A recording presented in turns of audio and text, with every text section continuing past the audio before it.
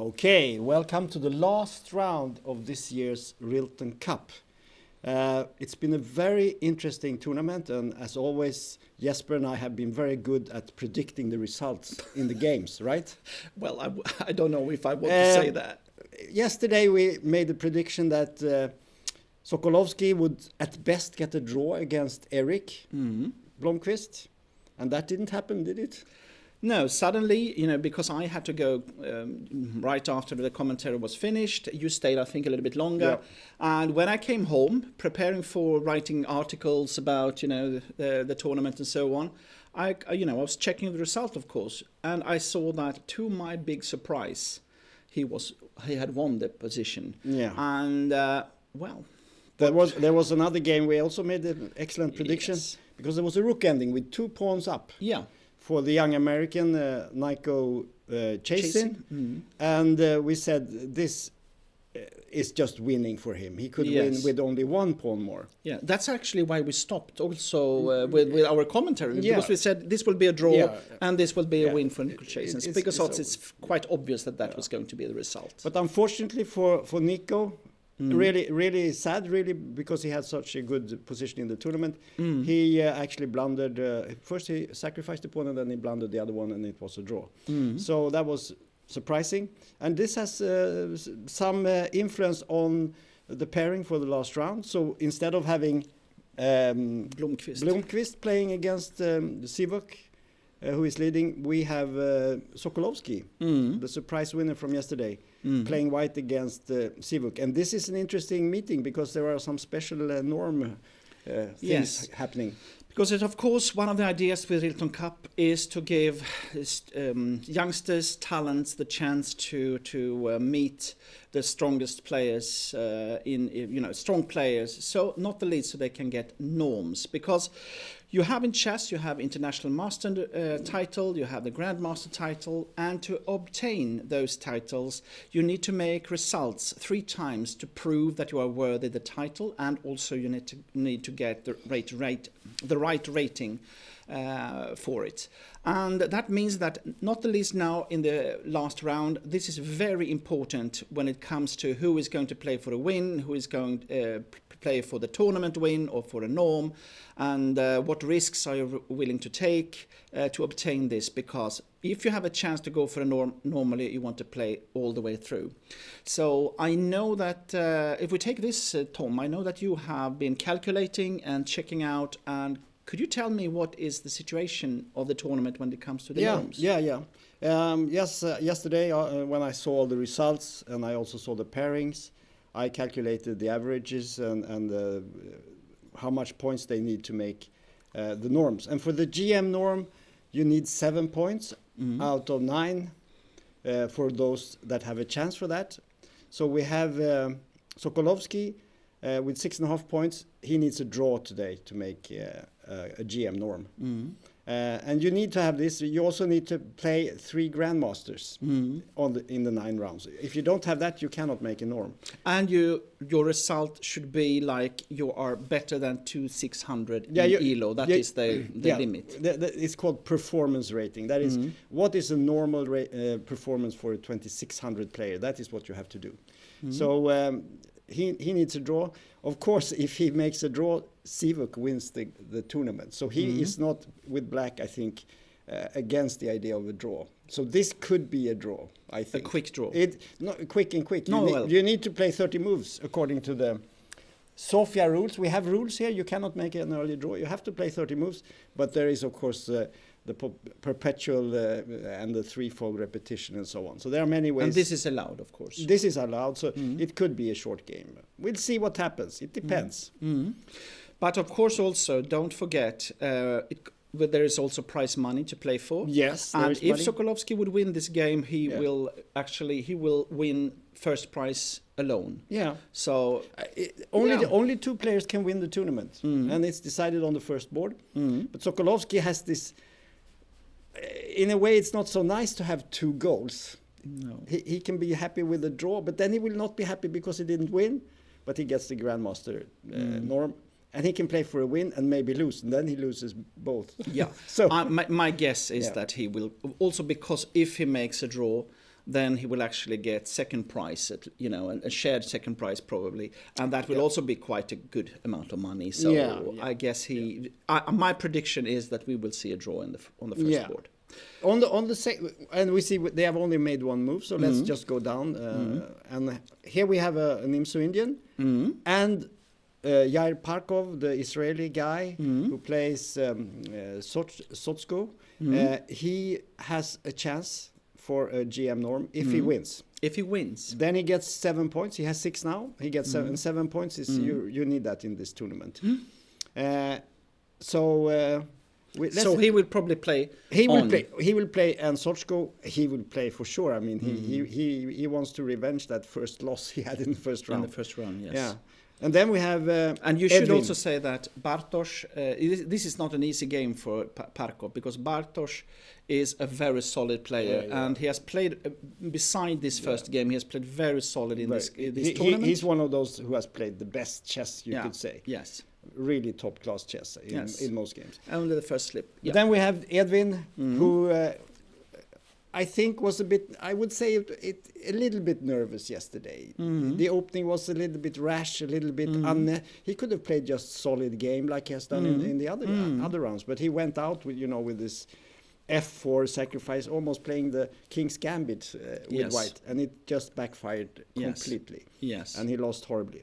But he still has a chance for a GM norm, but he has to beat the so far unbeaten Vupala Pranesh on the third board. But he's white, and he will play. So this will be an interesting game. But if you also, because Bartosz, we said, has played very solidly. Yeah. This you cannot say about Pranith. Even though he has not lost yet, his games have been very exciting and chances back and forth. But he's very resourceful. Yes, exactly. And he's a very good fighter. And he seems to, he doesn't... He does not get affected when he has a bad position. Some people cannot play bad positions, but he just plays on. No, he's been a bit lucky, you could say, but you make your own luck in chess. We said that before. Yes. So let's go down. We actually have one guy who has already made his norm. Okay. Yeah, that's quite nice. Yeah, and it's in this game because the Polish white player here, Jan Malek, he has already made an IM norm. Yeah. So because he has 6 points, and so he can lose today if he wants to. Unfortunately, his opponent, Nico Chasin, who blundered away this rook ending yesterday, he has no chance for a GM norm. He can make 7 points, but he has only met 2 grandmasters. Okay, and he also has his average rating on the opponents is too low. So he would have needed 7.5 and the grandmaster today. But if he had won yesterday, he would maybe have played against Sivuk today, and then he would have had a chance.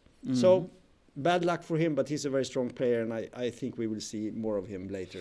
Yeah, well, also they are young players, so the chances for a quick draw here are less than Malek, he will play for the money. I mean, he has his IM, of course, and he cannot make a GM norm. His average rating is too low, but he can definitely play for the second place. Yes. And then let's see. Then we have some other games. We're gonna focus, I think, now on the norms. So we have this clear. We have on board 7 an interesting matchup. Yes, we have spoken about that before. That we, in the world there are different countries that has got this great chess culture. We, not the least here in Rilton Cup, we have seen that India is today more or less the leading country when it comes to chess and talents, and also with school chess. I can tell you they have 15 million children in school chess. Only 15 million. Yeah. So it's fantastic. But some countries are like white spots, and one of those are Japan. Yes. And the reason for that is that they have their own kind of chess, shogi, that is very popular, and this is what the children choose normally because there is the tradition.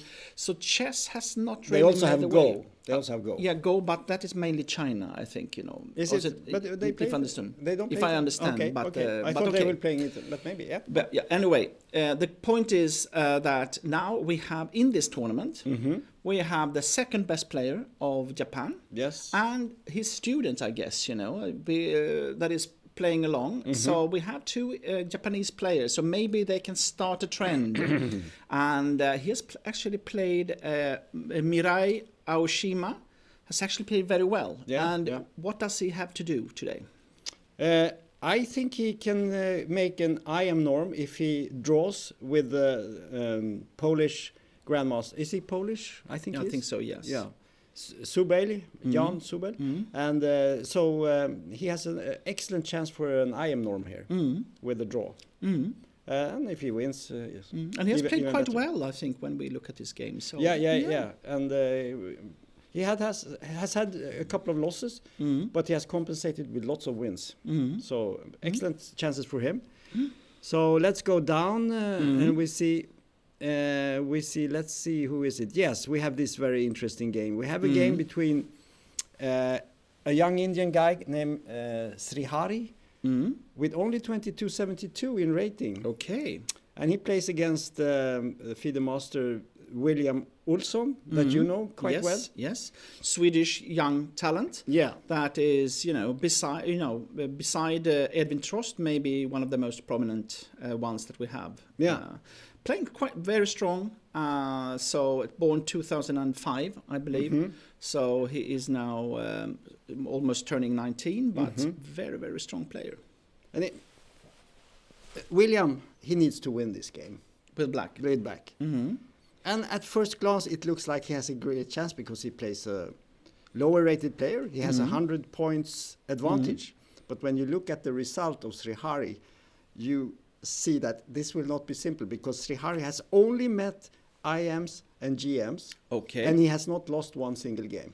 Fantastic. He has 2 wins and he has 6 draws against very good result. And he only needs a draw to make an IM norm.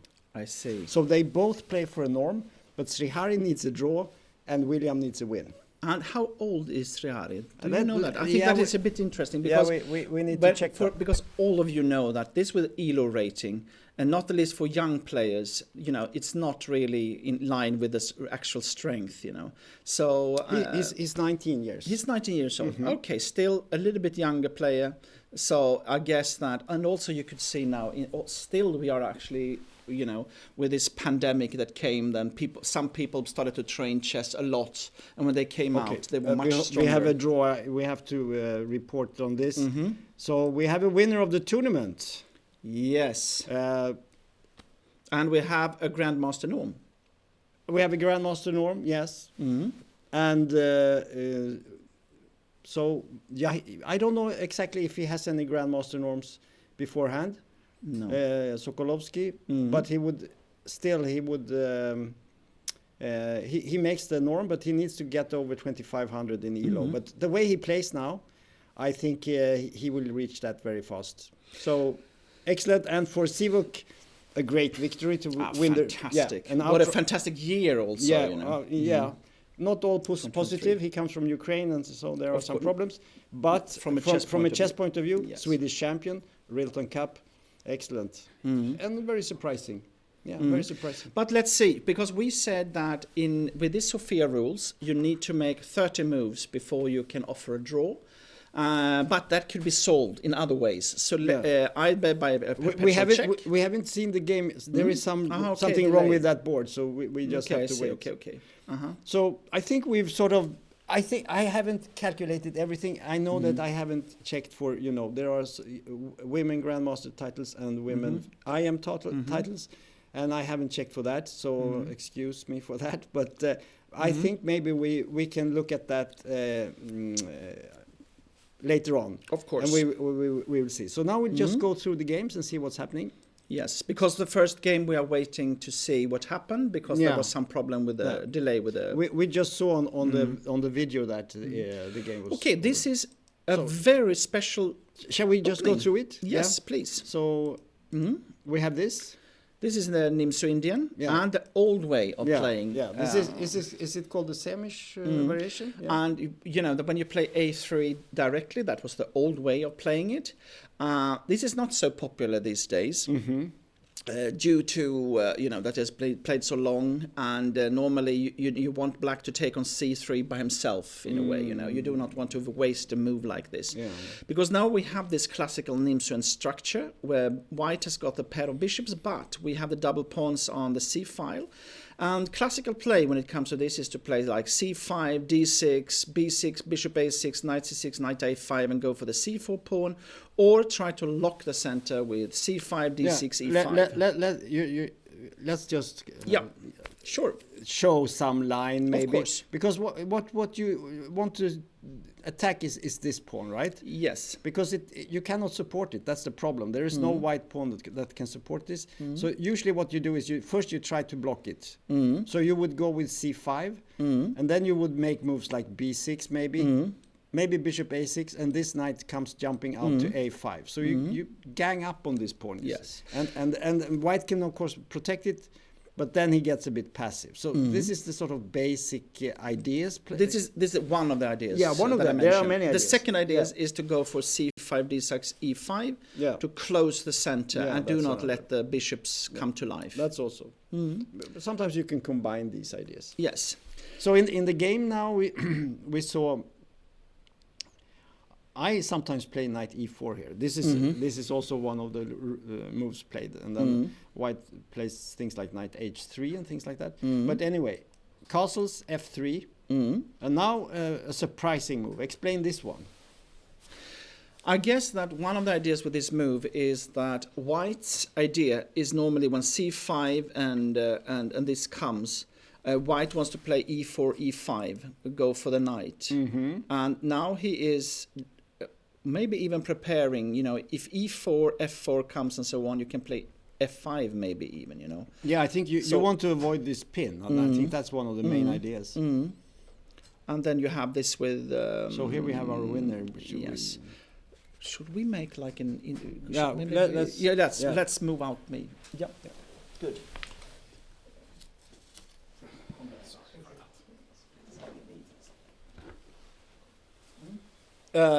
Vitaly,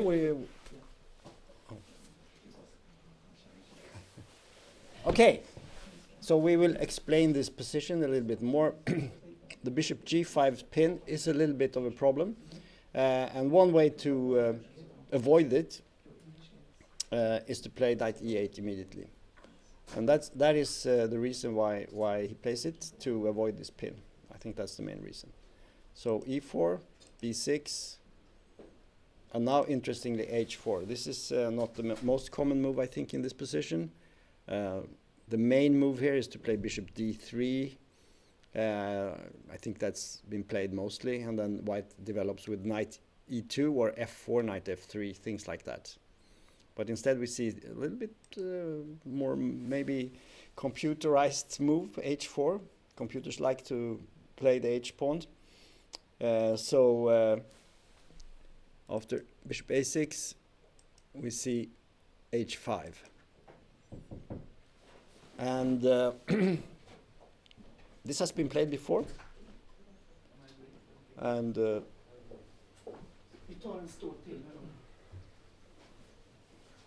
okay, I think we have the winner of the tournament here. So I think we will continue with this later on. Yeah. So Vitaly, welcome. Is it okay to do the interview in English? Yeah, I will translate to Russian, yeah. You will translate, okay. So congratulations, Vitaly, to your victory. Thank you so much. Yeah. We have been following your games and we've been impressed by your play. Do you feel that you've played well in the tournament? Как думаете, играли хорошо в этом турнире? В целом играл хорошо, но были тяжелые партии. Например, вот с Раджой, с индусом была очень тяжелая партия. So generally I played well, but there were some difficult moments in the tournament. For example, in the game against what was his name? Раджа Ритвик. Raja Ritwik. Yeah. Indian Yeah. player. It's been very, very tough tournament. Were you sure you were going to get a draw today? Как бы, тяжелый турнир, конечно, но вы были убеждены, что сегодня ничью сделает? Ну, ему нужно было сделать ничью для того, чтобы взять гроссмейстерскую норму, поэтому, я думаю, он был согласен на ничью. Well, I thought that he would be fine to make a draw because he needed a draw to Yeah, make a grandmaster norm. So Yeah. So we saw your game yesterday, and we were a bit surprised that your opponent played so aggressively. What have you to say about yesterday's game? вчера смотрели партию и как бы были как бы немножко там.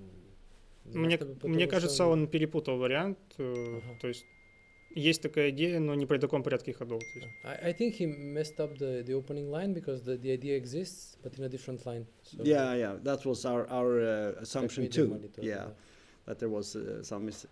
Vitaly, you won the Swedish Championships, and now you won the Rilton. What are your ambitions? Ну, вы выиграли чемпионат Швеции, сейчас выиграли Рилтоне. Как им амбиции сейчас? хочу играть за сборную на Олимпиаде, которая будет в Швецию, сентябре. да? Да, за Швецию в сентябре. Well, I would like to play for Sweden at the upcoming Olympiad in Budapest in September. У меня заканчивается как раз срок ожидания по трансферу 16 августа. И я надеюсь, что как раз к этому времени смогу. Because Играть за команду. the legal requirement for the transfer ends on 16th of August, so I believe that there will be enough time for me to play for the national team of Sweden. Okay. По этой причине я не сыграл на чемпионате Европы за сборную Швеции. That was the reason I didn't play for the European Championship for Sweden in order to wait for this. Yeah. Okay, very good. So, I mean, you have a terrible situation in your home country. Where is your family? You have your family in Sweden, or are they in Ukraine still? Ну, ситуация очень плохая, конечно, в вашей земле. Как с вашей фамилией, где у нас? В Швеции? Или... Моя семья находится в Украине, в Николаеве, это на юге Украины. Ситуация там немножко лучше, чем была, но до сих пор достаточно тяжелая. My family is Nikolaev in the southern of Ukraine. It's a bit better than the other parts of the country, but still, it's not a good situation. Okay. So, do you have any chess plans for except for the Olympiad? Do you going to play some other tournaments? Ну, какие шахматные планы, кроме Олимпиады? Как и турниры будете играть? Буду стараться играть сильные турниры и по возможности повышать рейтинг. У меня рейтинг был 2600, но я сыграл много неудачных турниров в Азии. Хотелось бы вернуть рейтинг обратно. Yes, I plan to play some strong chess tournaments because some time ago my rating was 2600, but I played some very bad tournaments in Asia where I dropped my rating significantly, so I want to bring it back. Very good. What do you think about the tournament in general here? Do you think the Rilton Cup is a good tournament the way it is, or would you like to see something else? Ну, как вы думаете про этом турнире Рилтоне? Это хороший турнир, что-то можно улучшить, как ваши... Турнир очень хороший, в принципе, мне тут нравится. Ну, состав может быть не самый сильный, то есть бывали сильнее, но все равно очень представительный, достаточно много сильных игроков. Особенно стоит отметить, что всегда есть игроки из Индии, которые всегда опасны в любом турнире, даже с небольшим рейтингом. Yeah, I like it here very much, obviously, and I could note that maybe the tournament is not its strongest edition, but you always have these players from India who are generally underrated, and even when they have the low rating, they play stronger than usual, than you would expect. So it's a good tournament. One of the things in the tournament is that it's a very young tournament, so many young players, and you are even one of the veterans here, even though you're only 30. How old are you, 32? Or? 32. Yeah. Do you have any comment to that? All these young players? Турнир как бы очень много молодых игроков здесь. Как вы думаете про это? Шахматы существенно помолодели, и сейчас игрок уже даже в 25 лет считается ветераном. Yeah, chess has become a young player sport, and nowadays even 25-year-old players are considered veterans, so it's normal, I guess. Yeah. Okay, thank you very much for coming to the studio, and congratulations on your win. And it's really nice to hear that you're going to play for Sweden in the Olympiad, and I will follow your results and your games. Yeah, It's been a pleasure to watching you play. Thank you. So, congratulations. Thank you. And you too. Yeah, thanks.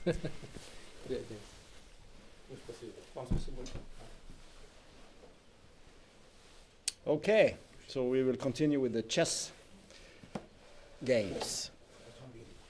Okay, yes, please.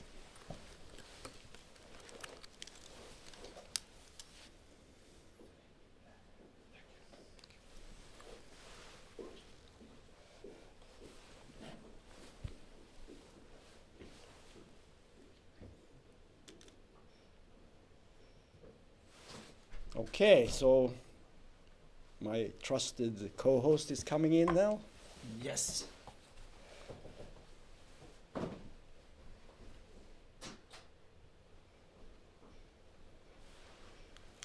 Okay. So we were talking about this Yes. this opening. Mhm. I think we were here and we said that the knight goes back to avoid the pin and to be able to counter white's expansion in the center. You know? Exactly. Because I don't, normally it comes maybe a bit later, Yeah, when, you know, yeah. but you can do it already here because there is no other way for white to proceed Yeah.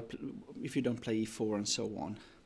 But what is interesting here is still that both black and white has got so different ideas when they play, and that gives the game normally a very interesting character. Right. And if it is like this, that white needs to win this game, of course this is what you want. You do not want like this kind of static positions that Bartosz has played so well, Soko has played so well so far in the tournament. So I can understand that he's going for something like this, and also something that is not maybe up-to-date theory, but you try to have something in your sleeve, you know. Right. Okay, let's move on here. White expands in the center. That's the whole point of this line. Here we see the b6 idea. And now comes something new, because here we can see that bishop d3 is sort of the only move, more or less, for white. The only move that has been played a lot. But he plays h4. That's a cool move. And of course he tries to get out of the regular variations. But in one way it's a logical move, because with the knight withdrawing from f6, you know, he's also taking away a defender from the king. But also now with b6, the typical idea for black is to play bishop a6, knight c6 and knight a5. And that's a slow one. And that means that he will bring his pieces to the queen side. So to start with an attack, in one way makes sense. But, you know, it's a little bit provoking. You can see no one has moved out their pieces. They are on the first row. You know, it's in that sense it looks very, very strange, you know. Because what have they done? Yeah, that's true. That's true. Only pawns moves, you know, so far. Yeah, it's kind of a beautiful picture with all these pawn moves, and it looks almost like some random game, you know. But it isn't, and I think this h4 move, it has become very popular in all openings, more or less. You see h4 played even when it's not good, so to speak. Actually, my feeling is that this came after that we saw this AlphaZero. Yeah, I think artificial intelligence. It's not a new idea. I mean, Bent Larsen was well known for playing a4, h4, and so on, and it's been played. But there was a focus on this, and I think players that used to play very classical, they saw, well, there is a point sometimes to challenge with a rook pawn, because you can stir up some trouble and then maybe you castle the other way, or I mean, there are so many ways to play it. And what we refer to is this match where AlphaZero, the artificial intelligence, was playing against Stockfish, the best computer, in, you know, a fantastic way. And we saw new ideas on the chessboard that we haven't seen before. And one of the things was that in many games, the artificial intelligence AlphaZero was going for pawn moves on the side. Correct. So anyway, bishop a6, and here we have it. This pawn is a weakness, should be attacked. h5. Yes. Charging on, and now d5, which is not exactly what we said, because we said that normally you would go for some knight maneuver here. But I think here we have this idea of counterattack in the center.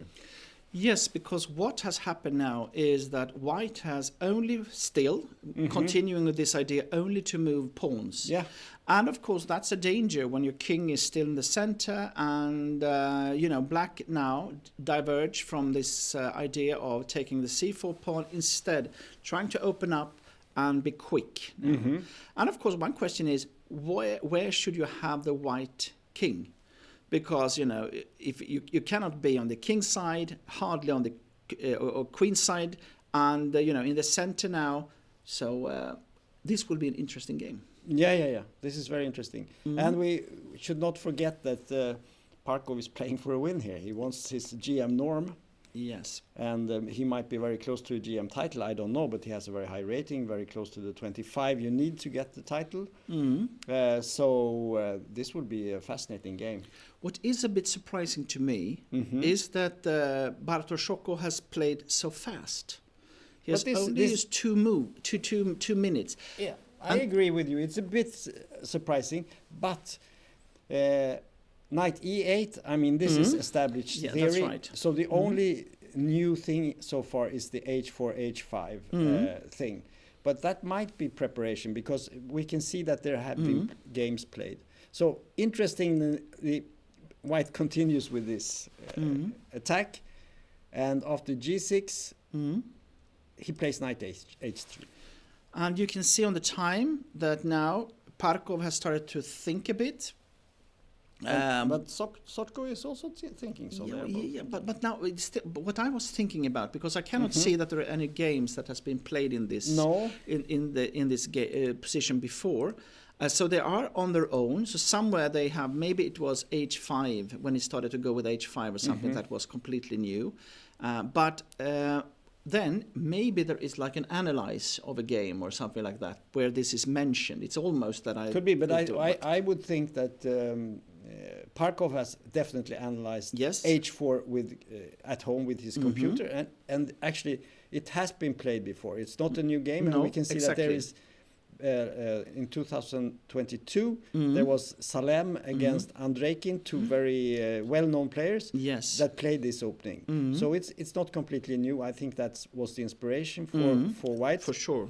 And the idea of sacking, because this is knight h3 is a sacrifice. Black can either take with the bishop here if he wants to, or he could take with the pawn. But White's idea is, I'm not going to touch the center. I'm just let him take the pawn. I don't care, because he just wants to go for the king. I mean, he wants to attack up here. That's the idea. But also, what is happening now, and this is what Alpha Zero showed, is that you gain space. Yeah. So you can sometimes change your idea from going for an attack to actually play more positionally. Definitely, you don't have to mate. Yeah, you don't have to mate. But the important thing for White is to keep the center, the structure, and not get. If he starts to take, for instance, on d5 and there are exchanges, then the attack, the possibilities are much less. No, I can say that there are two moves here that are normal, I would say, and that is to go for c5. If you start to play in the center, you should try to open it up before the white king has found a place to be.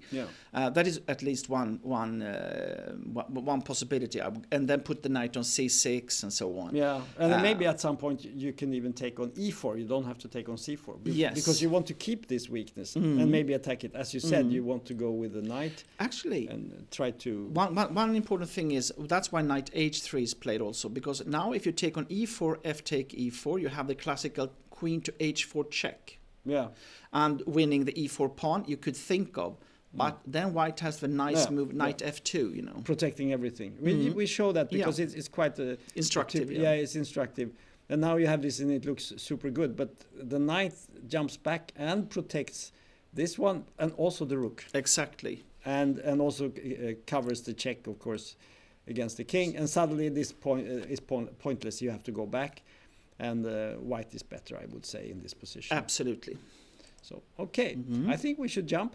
Very interesting game. We will follow this one. And now we get to Edwin. Yes. And we see he's actually repeating a line he's played before. It's not exactly the same, but he played this Catalan in a game. I think it was against Culottes. Probably this is how he should have played against Sivuk yesterday instead of this e4 line. Yeah, But you heard what Sivuk said, that he thought that Trost had mixed up the lines. Yes. And this was our conclusion too, because it was so obviously bad. So, yeah. No, maybe he has checked Queen E1. I thought about that actually also during our commentaries. Could have been, yeah. Because then you have the rook on F1 and can maybe take. Yeah, then it looks much more normal. Rook, I haven't seen Rook E1 played so much, so that might have been the. And if you're not used to an opening, it's easy to make a mistake like that. But we simply ask him. Yeah. When he has made his GM norm. Yeah, hopefully. Right. Correct. Okay. So here we see that you always have a choice here. You can play Bishop E7 if you want to, or you can go for this check and try to disrupt the white development. And as we said before, it's a little bit of a choice. If you put the knight there, the knight is on a bad square normally, maybe not optimal at least. If you put the bishop, then you cannot fianchetto the bishop later. Yes. But he played bishop D2 here. Because one other move is, of course, to play knight C3. I mean, that's where you want to have the knight. But the problem with that move is that the knight E4 is probably quite strong. Yeah, so. and then you get into some sort of Nimso-Indian thing with G3, and I think that is not considered to be so good. As you said, C4 is a problem. That is the negative, one of the negative sides of G3. Maybe the only is that the C4 pawn is sometimes a bit hanging. weak. Yeah, a little bit, and sometimes you take it. So anyway, bishop D2, bishop E7, bishop G2, castles, knight BD7, and queen C2. I think, was it this position against Culottes? I don't remember. But he played something. Did he play something with bishop C3? The interesting is like the Catalan has been like the opening of the tournament. I feel so. We have had there's a lot of games where I've looked at this. So I actually also I just remember several games with this this type of structure and so on. So I cannot say exactly if it was this one. I don't remember. I have a feeling he played at some point bishop C3 and he played A4. It was a bit because he got a strange position, not very good. But now he plays it in a better way, I think, because C6 and now bishop F4, that's a very sound move. A5, rook D1, H6 and knight E5. This looks more normal. Yes. This we've seen before, this type of play. And we can see also that this is played many times. A known position, it has been played. Maybe not the top level. Okay, knight H5. Yeah. This is. There has been games where white goes back with the bishop and then the knight F6 and there is a draw. But I also thought about that. You said that white wanted to put the bishop maybe on B2. Then you will be happy after knight H5 because you can play bishop C1. Yeah. Because if you go back, I think you do that. Yes. So I think I guess knight H5 is an okay move, but I'm sure that he will play bishop C1 instead of bishop D2 at least. Well, black of course has the option maybe at some point. He could play something like F5, but with the G6 square probably not. So the only thing you can do normally is to go back with the knight. Let's say we go all the way. Yeah, I think this is the normal move. You just go back. Yes. And then we see bishop F4 has been played. I mean, this is a well-known draw. But I would be very surprised if Edwin makes a draw like that. No. Everyone will be disappointed. Yes. Knight C3 or something like that will come now, I guess. Yeah, he will play on. We will just have to wait and see. I think we go to the next game. Yes. And here we have the game where everything is already settled. White has made an IM norm and cannot make a GM norm. And neither can black, so they only play for the money. They play for the money. They play for the money, that's what it is. And the glory. Glory, yeah. Yes. And we have a very classical, let's go for let's take it from the start. Yeah. Okay. So we have a exchange, Queen's Gambit, exchange variation. And we have seen earlier on in the tournament that black players have started to play E6, D5, and then either play H6, as we saw in one game, or Bishop E7, simply because they want to avoid the line that we see in this game. Even though it's not, it's not any real problem for black, but at least now Bishop G5 can be played, and this can maybe be avoided, Yeah. And here the reason why also is that sometimes there were bishop f5 in this position. Yeah, this is one of the main lines. This is one of those lines, but and then it white is, has this. and this is a bit uncomfortable for black, because you take on f6, and it has shown that, and you swap queens, and for some time black players wanted to play this due to the pair of bishops, but the problem is that lately it has been shown that white actually has got the better chances, and it's not so fun to play this with black. So they don't play this so much anymore, from what I can see at least. No, the problem, of course, is that it's very inflexible with these pawns. You have these pawns on f6, f7, and you have these 3 pawn islands, as we call it, and if you go forward with f5, you lock in the bishop on g6, and if you don't go forward, well, white has lots of play here, and you can, for instance, put the piece on f5 or something. But also, what can black do? Because you don't want to play c5, because then you get a new bad structure and so on. So this is not so funny. I think usually it was played by black players who made the conclusion that they can make a draw from this position. And they are willing to suffer a little bit, because it's also very safe for black. I mean, white is not threatening anything special. It's a very long, winded game, and you have to maneuver for a long time, and then eventually you win some end game. But it's not very nice for black, so it's not played much. Nope. And we see knight bd7 here. So instead, which is a more, let's say, an older move, classical move. Type of move that they played in Capablanca's days. Yes, exactly. Okay, so bishop d3, bishop e7, queen c2. But now we see the point with white's play. It is that the knight on g1 can go to e2 instead of f3, right, like in the classical way. And that's why white is waiting a bit with this knight to see where to put it. This is exactly the same plans you use with black when you play the Caro-Kann, and you get this exactly the same. You want to knight on e7, not on, because it's basically the same position but reversed colors.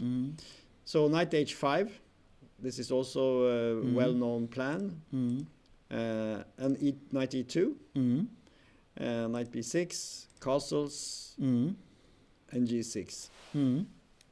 So why do you play g6 here? Well, the thing is, first of all, castling. You want to castle short side normally, and you were afraid that maybe the pawn here we would lose. Yeah, but why don't you do this? Yes, because here you have a choice, of course. But sometimes, because there can be weaknesses also with that. White has got the classical plan for white here is to play like rook a e1. And then go for knight g3 or play f3 e4 and so on. And with g6 you also restrict the bishop on d3 a little bit, even though you put it on the same color as your own bishop. But one idea for black can also be to play knight g7 and bishop f5, and try to swap off the bishop on d3 like this, Yeah. So you're trying to solve a number of problems. Yes. You want to block this diagonal because it's vulnerable, but you also want to exchange the bishop, and you want to solve the knight problem. Yeah. So you have many problems, and then g6 is sort of a try to do all these things. Okay, rook e1, and we see white. This can be very nice for white if he is allowed to do what he wants to do. I mean, if you get to do this. Yeah, the thing is as well in this position is that normally you say that as soon as f3 comes, white is ready to go for e4. Yeah. Then black must be ready to play c5 normally to challenge the center before e4 comes. Yeah. Because otherwise white, we have seen many, or not the least old games, white winning in nice ways. So that is one very important thing with this position. But you do not want to play c5 before f3 is played. Because then white can go for an isolated queen pawn. Exactly. Then you just take it, put the knight on d4, and there are no weaknesses like on the one on e3. So that is, a little bit of a waiting game in that sense. You want to see this f3 move? Not now, but no, but I mean now it's not possible because of check on e3, I guess. Exactly. Anyway, it's black's move. So he played castles. And defending the e3 with knight queen to d2. Queen d2, preparing for f3, right? Rook e8, and now knight c1. Here is interesting position if you go back, because this, in a way, this looks strange, but with knight g3, that is the move you normally want to, because again f3 you can take on you can take on e3 check. With knight g3, then you swap off a new piece. You know. But I'm thinking here in this position, yes. Why not do knight c1 here? Sort of. Yeah. And we can see that this is actually the main move. Actually, I agree on that one. So because queen d2 looks like a sort of a strange move to play. Yes. No, actually, I agree with you that if you want to go for this line with knight c1, because you can play with knight g3. I just, that is also that is a possibility, even though it's not regarded maybe as the sharpest one because you swap off too many pieces and black has good chances to make a draw. But still, then why play queen d2 first? Yeah, it's a bit unusual move, I would say, and we can see that it hasn't been played much. No. So I don't know. I don't know. Is this some preparation? It could be. It could be. But look at the time. Well, this is a preparation. It might be, but again, 1:30. these days there are so many lines, and people are working with computers, and they check all the videos and so on. How can you remember everything? It's not easy to remember so much theory. In the old days, at least when I started playing. You didn't have so many exact lines. You had a few exact lines, but there was lots of ideas and there were lots of plans and things like that. And then you just played at the board. You didn't have too much to remember. There is one other thing that I've been thinking of that I've seen sometimes. I don't know if this is the case for this game, but that is that many of those young players, they play a lot online. Right. And when you play online, you have a tendency to play more like simple moves. Okay, I want you put it on d2, like that, and you have played it maybe 100 times online, and you have won some games, and then you just play by heart, if you put it this way, instead of analyzing it deeper and find the best moves. So you could say that classical long chess with long time. It's a very small percentage of the games people play. Oh, yes. So if you look at a normal chess player today, maybe he plays like a couple of percentage are long games. Yes. Maybe only 1%. Because you can easily play 100 blitz games in a couple of days. Yes. So maybe you play 99% blitz and rapid. Or blitz, actually, or bullets. We had. I can just tell you, it was a bit funny because when I took the elevator up to this floor, in the elevator I could hear two quite old players playing. I think in older than us. Yes, I'm joking. Yes. Okay. Yes, even older than us. I think. Okay. And I think they were playing in Rilton 1800 or something like that. Okay. And 1800s. In the old days. And then they said, then one of them said, how much do you play online? And the other one said, I never play online. Oh. Well, then the other guy said, well, you should. You get a lot of experience. Oh, yeah. So, also our generation, is... No, but I playing think online to this. There are a lot of players that don't play online that much from the older guys. And I think it's good in a way. Because you think in another way, because you're used to playing long games, but you don't get this tactical training and you can train new openings and so on very fast. And experience of positions. But let's see what happened here. I think Queen D2 was maybe not the most exact move. Rook E8 was played, Knight C1. But of course it's not destroying anything. Nothing is destroyed, nothing is destroyed. Everything is fine. But maybe not the most efficient way to play, right? Bishop E6 was played, F3, Knight F6, Queen F2, and wait. Yeah, but because here is the question if you can play E4. Yeah, but there is something with E4. I think it becomes very weak. Maybe you'd simply play C5. You mean immediately? Yes. Yeah, maybe. Let's check it. Is there something else maybe? Because with queen f2, you are ready to outrule that move, you know. Yeah, but there are also other moves. Like you could, for instance, play a move like queen b4, attacking d4 could be a possibility. But then maybe queen f2. And then you take on e4, and if you take with the pawn, you have knight g4. Mm-hmm. So there are tricks, yeah. So But I think it has to do with the d4 pawn. That's what I'm saying. Maybe you can go with something active here, because knight b3 is possible also. but then you take on e4 again, and you can take on b3, and you know it's not so easy. Agreed. No, it's Oh right. no, Knight take e4. Maybe knight takes. But then This you is strong. maybe you go back. It's. But this is not what White wants. He No. does not want a situation like this. Agree. Anyway, so he played queen f2. But now you can see queen d2 and then queen f2. So in that sense, now he played c5. And we can say that White's queen moves here: queen d2, queen f2, knight c1. Maybe not the best. no game has been played. No game has been played. And I think it's due to that White simply has lost a tempo compared to the normal variations. Not even on the in the Lichess database that has like I don't know how many billions of games.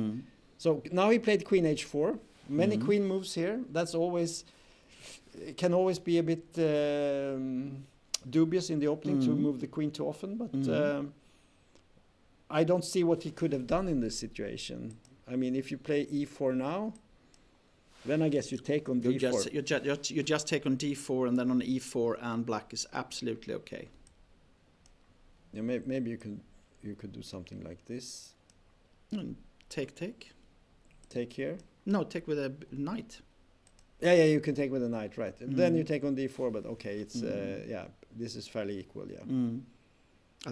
So he played queen h4, and okay. The idea is, of course, would you prefer white or black here? I think normally I prefer to play white in this type, in this type of positions. But now with this a little bit strange way of playing for white, I need to analyze a bit before I can say, you know, because it feels like, you know, it's you have lost some tempo, and then the question is how big important is that? So let's say if black would take here, would you take with the pawn or with the queen? If you take with the pawn, I don't think black has got any problems in this position. No, I cannot see that. Maybe even knight h5. Yeah, that was my idea. Maybe just go here. And let's say exchange, rook takes, and the d5 is well protected. And knight f4. You have even knight f4, and you have rook moves. And it looks very equal, I would say. And not really a good chance for white. Of course, maybe knight b3, knight c5 or something like that. But, you know, this looks like black should be absolutely okay.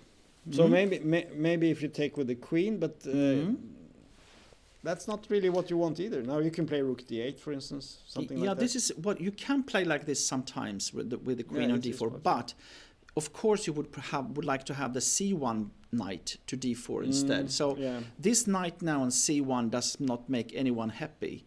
While black has got ideas like knight c4 and this type of moves. You could start maybe with some rook d8 or something, possibly. I don't know. Rook d8 and knight c4 is maybe a very simple and good plan, because now e4 is not interesting anymore. No, that's the problem. Especially after rook d8, it's completely impossible. You take the pawn and you win. But also without that, I don't think you want to play that anymore. No. Because then and your rooks are a little bit misplaced on e1 and f1. Now you want it on d1 instead, I guess, and the knight on c1 is strange. So even though white has got the better bishop, if you put it that way in the classical sense, still I believe that black should be very happy with this position.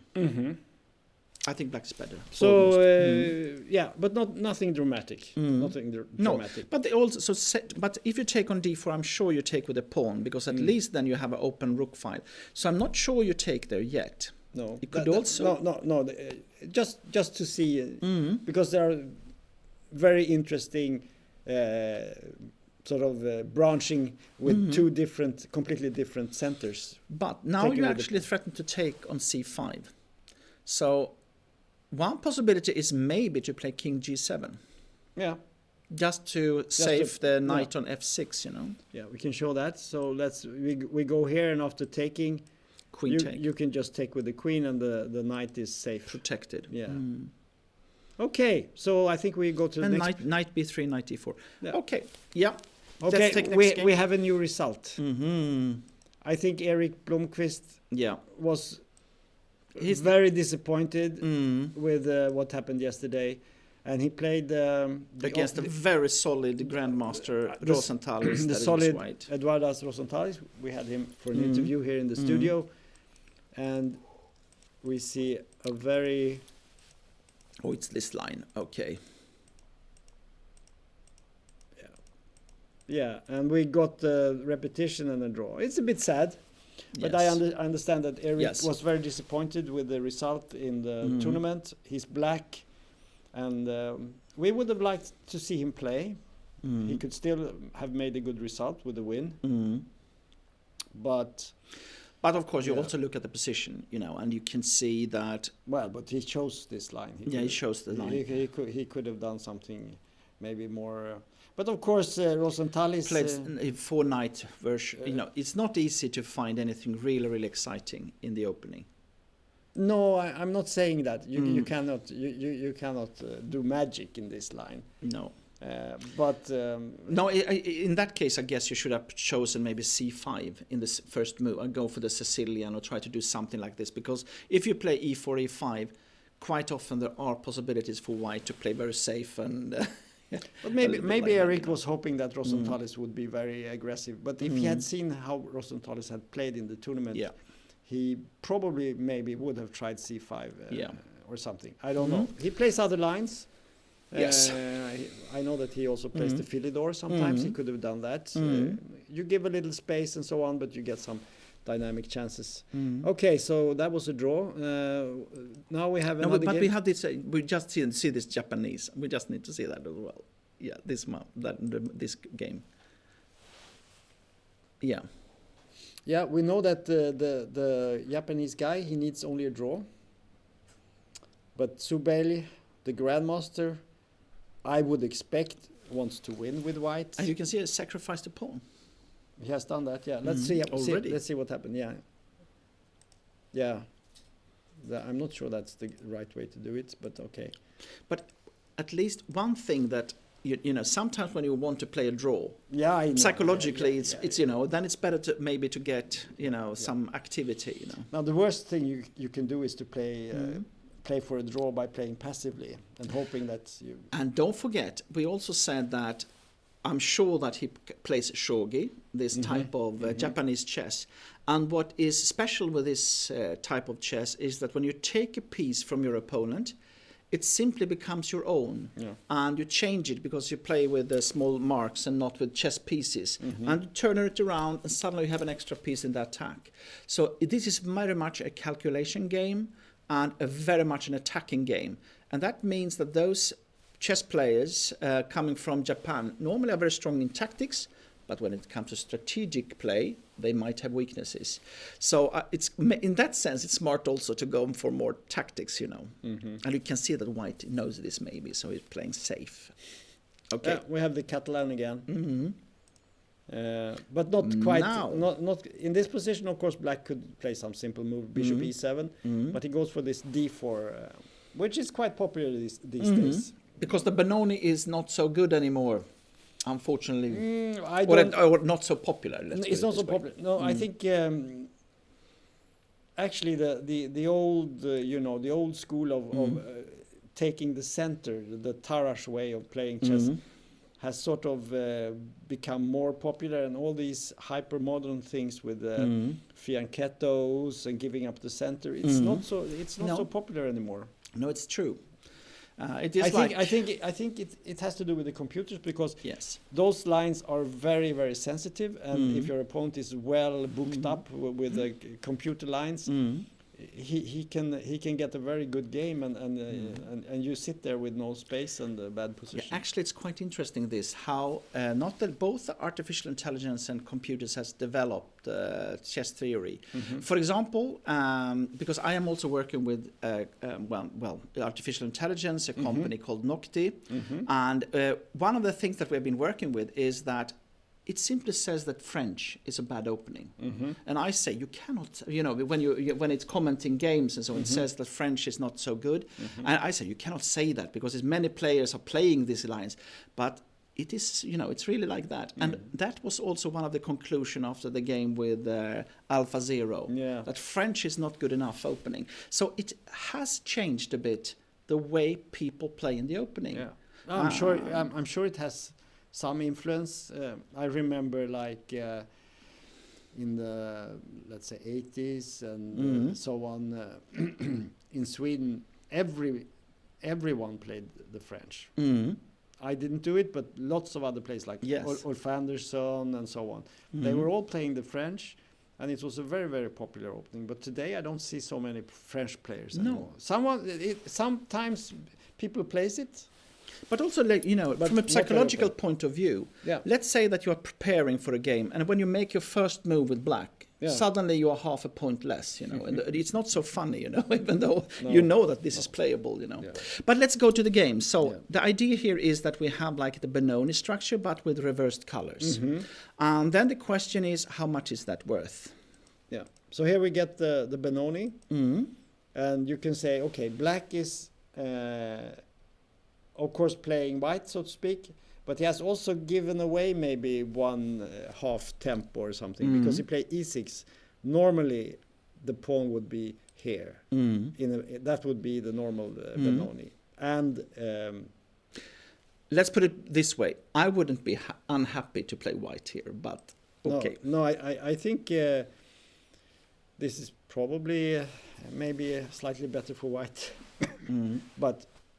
Black has black has some space. Also, because quite often the play is quite often against the e5 pawn, and now when it's stopped on e6, it's a little bit taking away this simple plan. Yeah, but then it's just pros and cons. Yeah, it's pros and cons. No, but I agree with you. For a Benoni player, this is a very good Benoni when you're white. Okay. So we'll see. Knight d7, you get some exchanges. Okay, knight a3. But now white has gotten everything that you need in the Benoni. You need to exchange one minor piece. That's the common knowledge. And then you have no problems because the pieces are working. And here actually the pawn on d4 is a bit vulnerable. Yeah, already he attacks it with this move. Because, if you play e5, then rook e1 is really annoying move because it's under pressure. And also after e5, you can even play knight c7 and knight d5. Yeah. It is, I think black has misplayed this. Yes. Unfortunately. And already this looks extremely nice for white. But... rook d8 he played. Enterprising play, he sacrifices the pawn. Okay, so we take that. Knight c5 and knight b3. So what's happening here? Explain this. Well, now actually, now you can take on d3, of course. Yeah.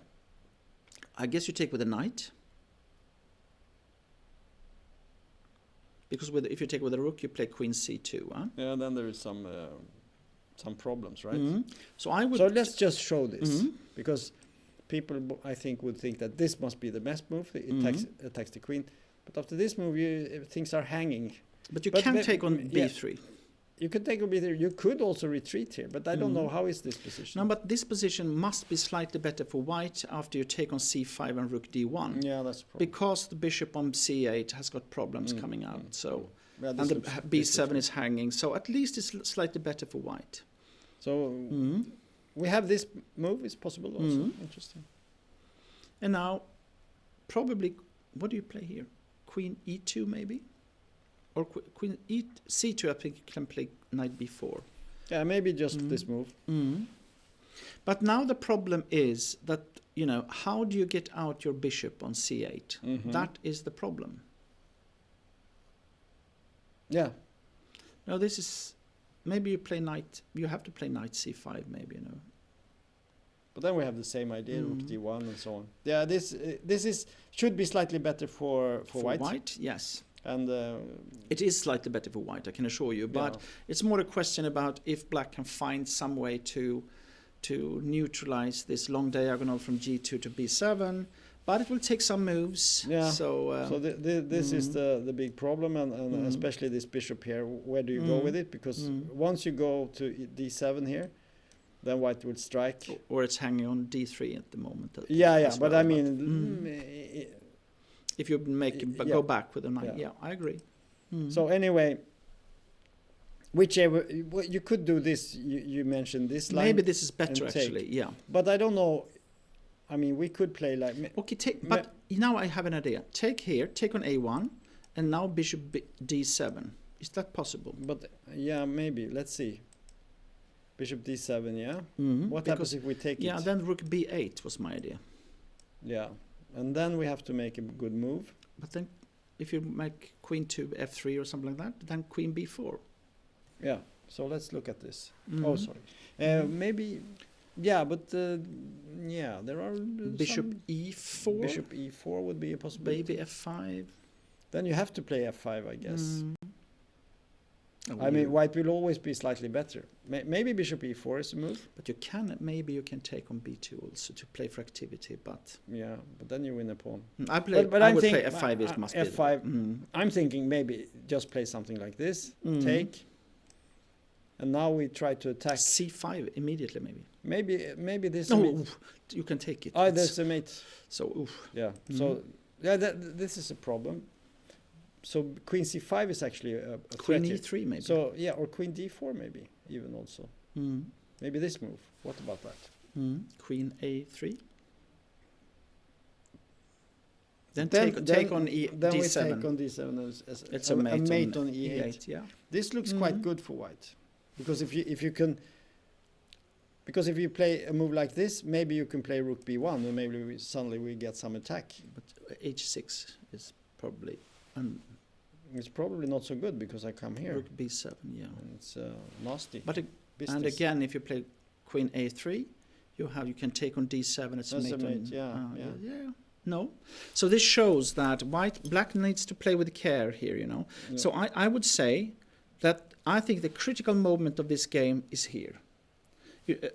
Forthcoming Yeah, 6-7 moves. Yeah. Because either black managed to get out of this grip, or white simply gets this grip and will win. So or have good chances for winning. So it looks very, like very critical. It's look like one of these Mm. white plays for two results. Mm. I mean, it could be a draw, or he will win.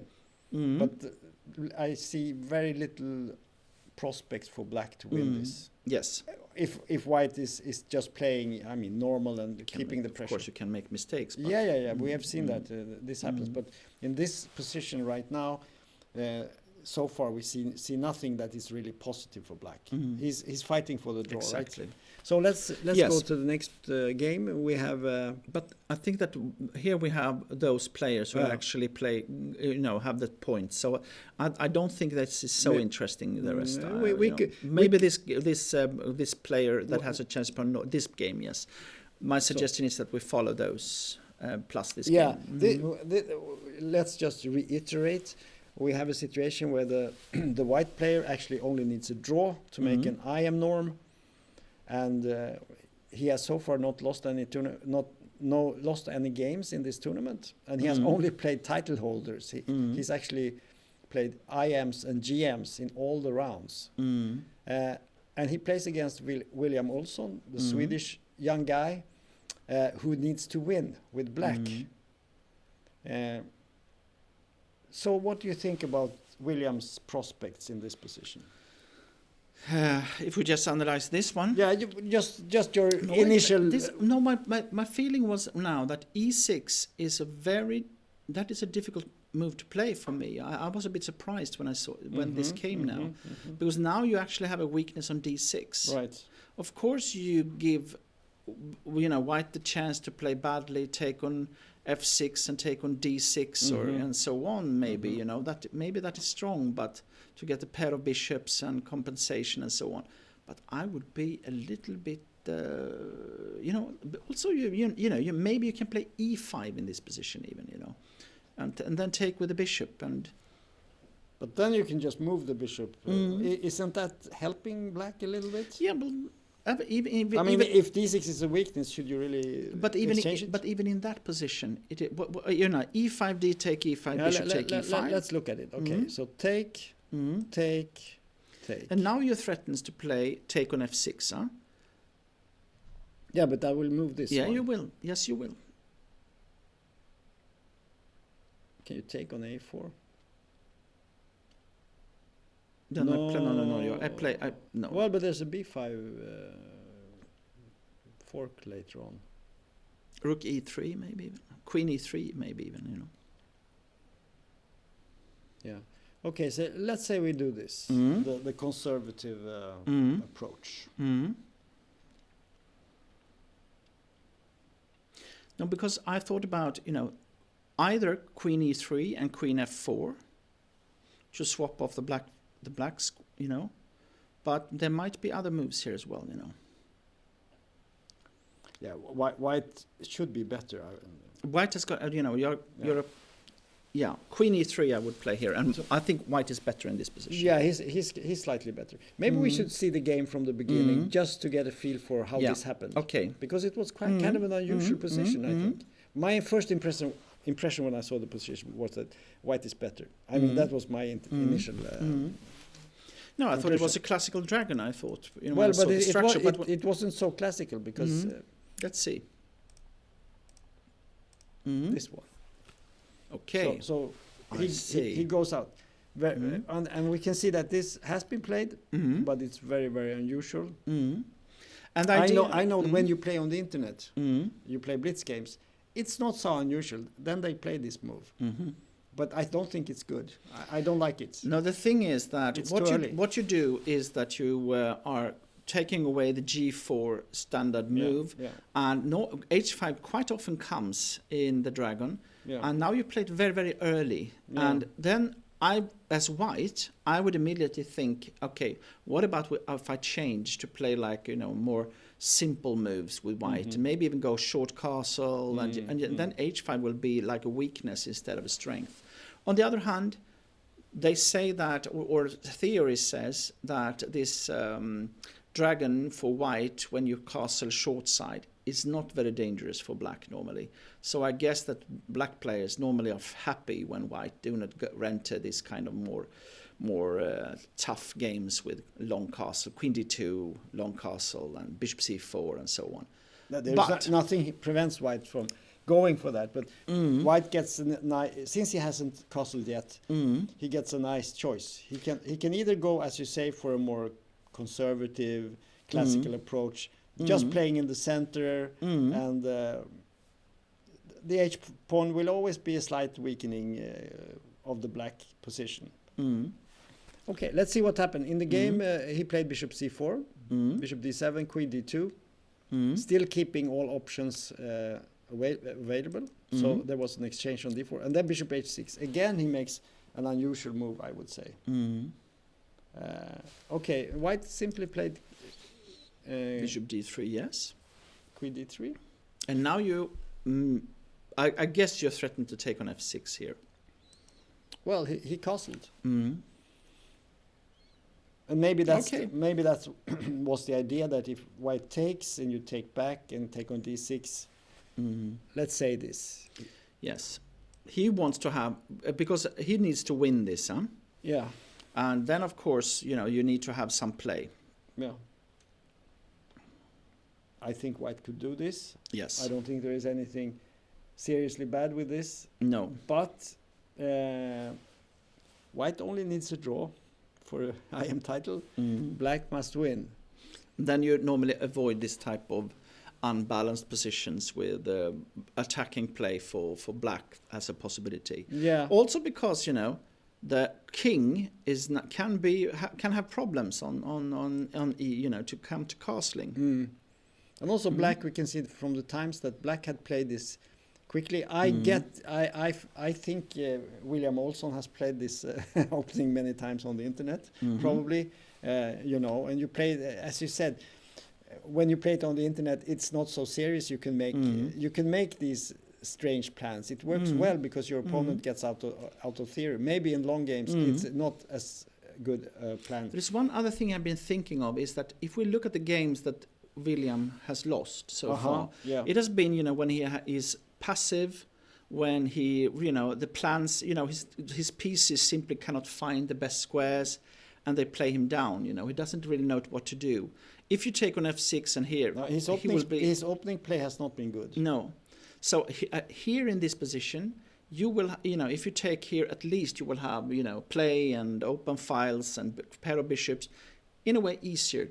But I get the impression that he's trying to solve difficult problems with simple means. I mean, he plays, like h5, bishop h6, like as if this was sort of some magic pill or whatever. But it isn't. You just get another position, but it's maybe not so fantastic. And in the end, your pieces are not well placed. Let's see what happens. Yes, please. So White just played castles kickside, and he had to go back. But of course, I mean, he played h5 to prevent the attack on the king side, and then he prevented queenside castling. So obviously he wants to play this type of position. So he has achieved something here. Rook ad1, a6, a4, very normal. Rook c8, rook fe1. And now came this e6 move. And we see his plan because I can see here that we have a continuation. There was, in this position, after e6, White didn't take on f6. He's not going for the... And he didn't play e5 either. He just played bishop b3. And now William played knight e8. So, interesting play here from Black. I don't know... but the question is if it's good. Yeah. I think your e5 move was actually quite good for White. I also, because then the feeling is again that it's only White who can have the upper hand because Black is so pressed down. Right. But okay, yes, knight e8. Now you take on g7, I guess, and then he must take with the king. Probably maybe you give a check on d4. And then you will have a slightly better, when the king goes back, and you will have a slightly better position with White. Most likely, yes. Maybe you even play queen to b4. But again, reiterating, White only needs a draw. He's a young guy. He has no title. And now he has a chance to make an IM norm. And he's not going to take any risks. No. And he can be nervous as well. I'm sure he's nervous. But I think William is also nervous. He needs to win. And he's desperately trying to make something happen in this game. Yeah. So White should, for sure, just play safe and take it cool and so on. And then take his chances when it's open. And the question is more how... I also thought, if you play like king h1 or something like that, you threatens to play maybe take on g7, king take, e5, d5, and knight take d5, and then queen take. Something like that, The knight on e8, it's good in that it protects the d6 pawn, but it's not a good placement. No, White must be better. Yes, he must be better. Also because you can play with f4 and e5. There are so many times. This could be at some point a very nice idea, and then you just and then this h5 thing is not so nice. So okay, let's see what happens. Yeah, I think we should look at the next game because we have here a game where both players have a chance to make a norm. IM norm. Yeah, but they have to win, both of them. And they are FIDE masters. So we have this Ardia from India against Kokoshinsky, Polish guy. Both FIDE masters. I think they are young guys, both of them. And they both have a chance. So let's see what happens when both players have to win.